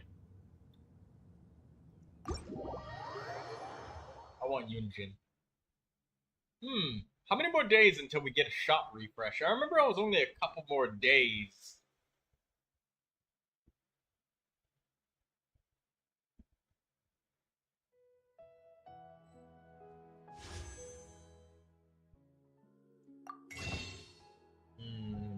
Let's see.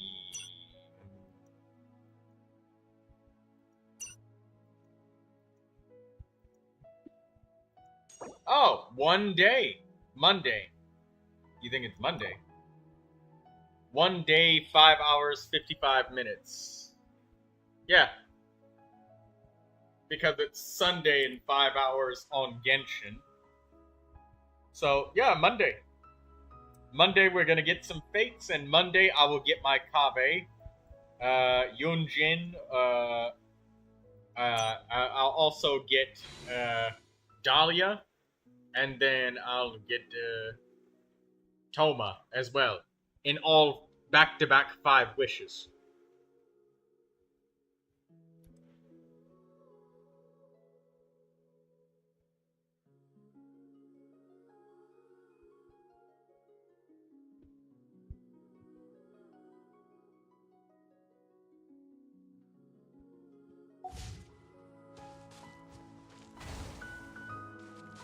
I'll protect us.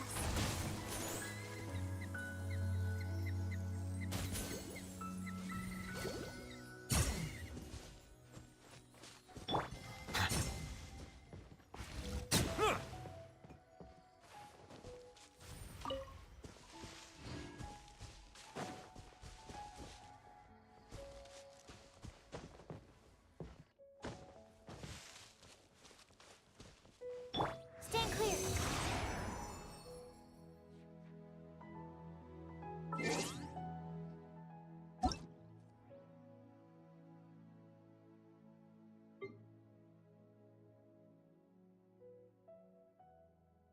There's a lot of friend requests, but I only have 2 spaces, and I need to keep them for one for Bunny, because I said I would add her.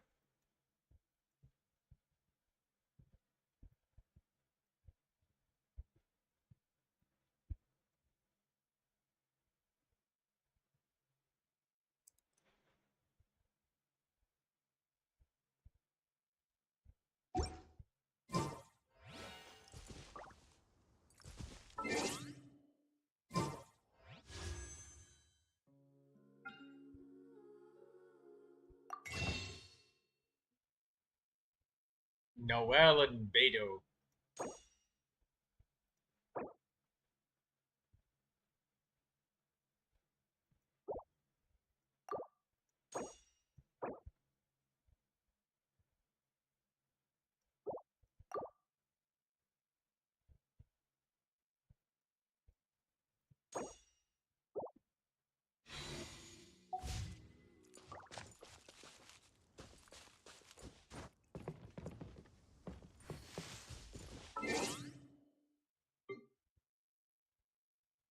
Alright, well, I think that's it for me today. Since there's no...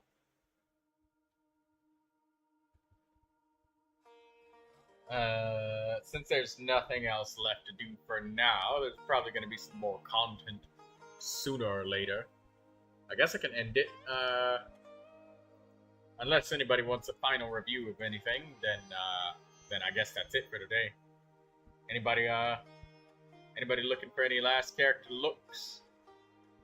I'll give it like a couple minutes for Lindsay to say something, because I know she's like always a couple minutes behind. So I haven't been out in a while. Come on, we can do it.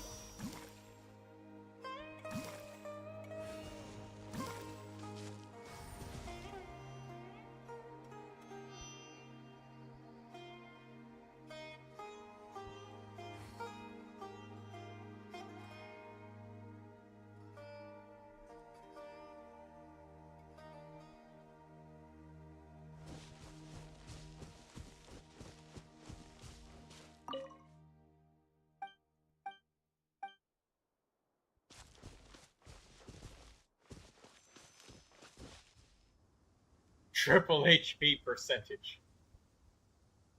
No.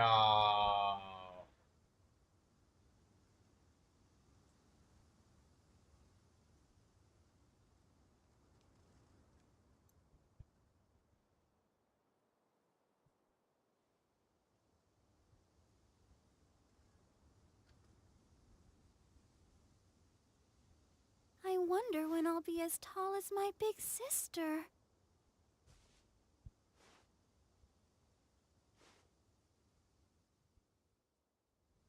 Hey, Didi. Oh.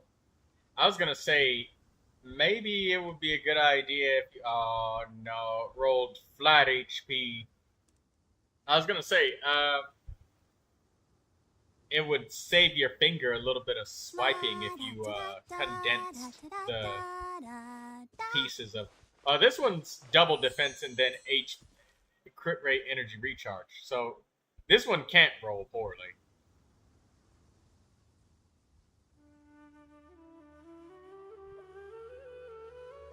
This one's gonna be crit rate. See? Are you there tired? You go. Try my new spicy energy drink. I'm sure it'll wake you up. Hey, Didi, there's an option that lets you turn all of your white and green artifacts into cannon fodder, so you don't have to like swipe with your finger over and over. I know how much that can dry out your fingers, just swiping over and over like that. It doesn't hurt your hands swiping like that so much. Hey, energy. Energy is an okay thing for Ito to have. Just a little bit of it. A pinch. Not bad, right? I wonder when I'll be as tall as my big sister.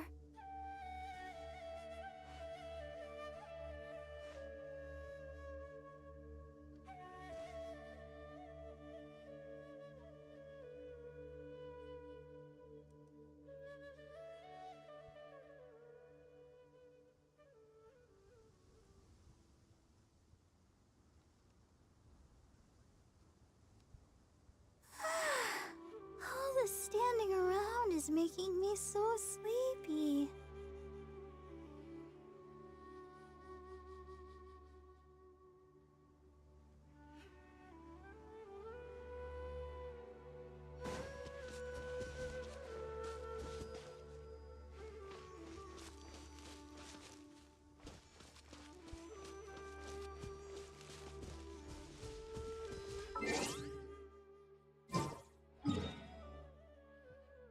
Alright, yeah, I think I'm gonna end it for now then. Seems Lindsay and nobody else needs character review, so I guess I'll see you guys later. Next time. Good night, everybody. Don't forget to like the stream on your way out.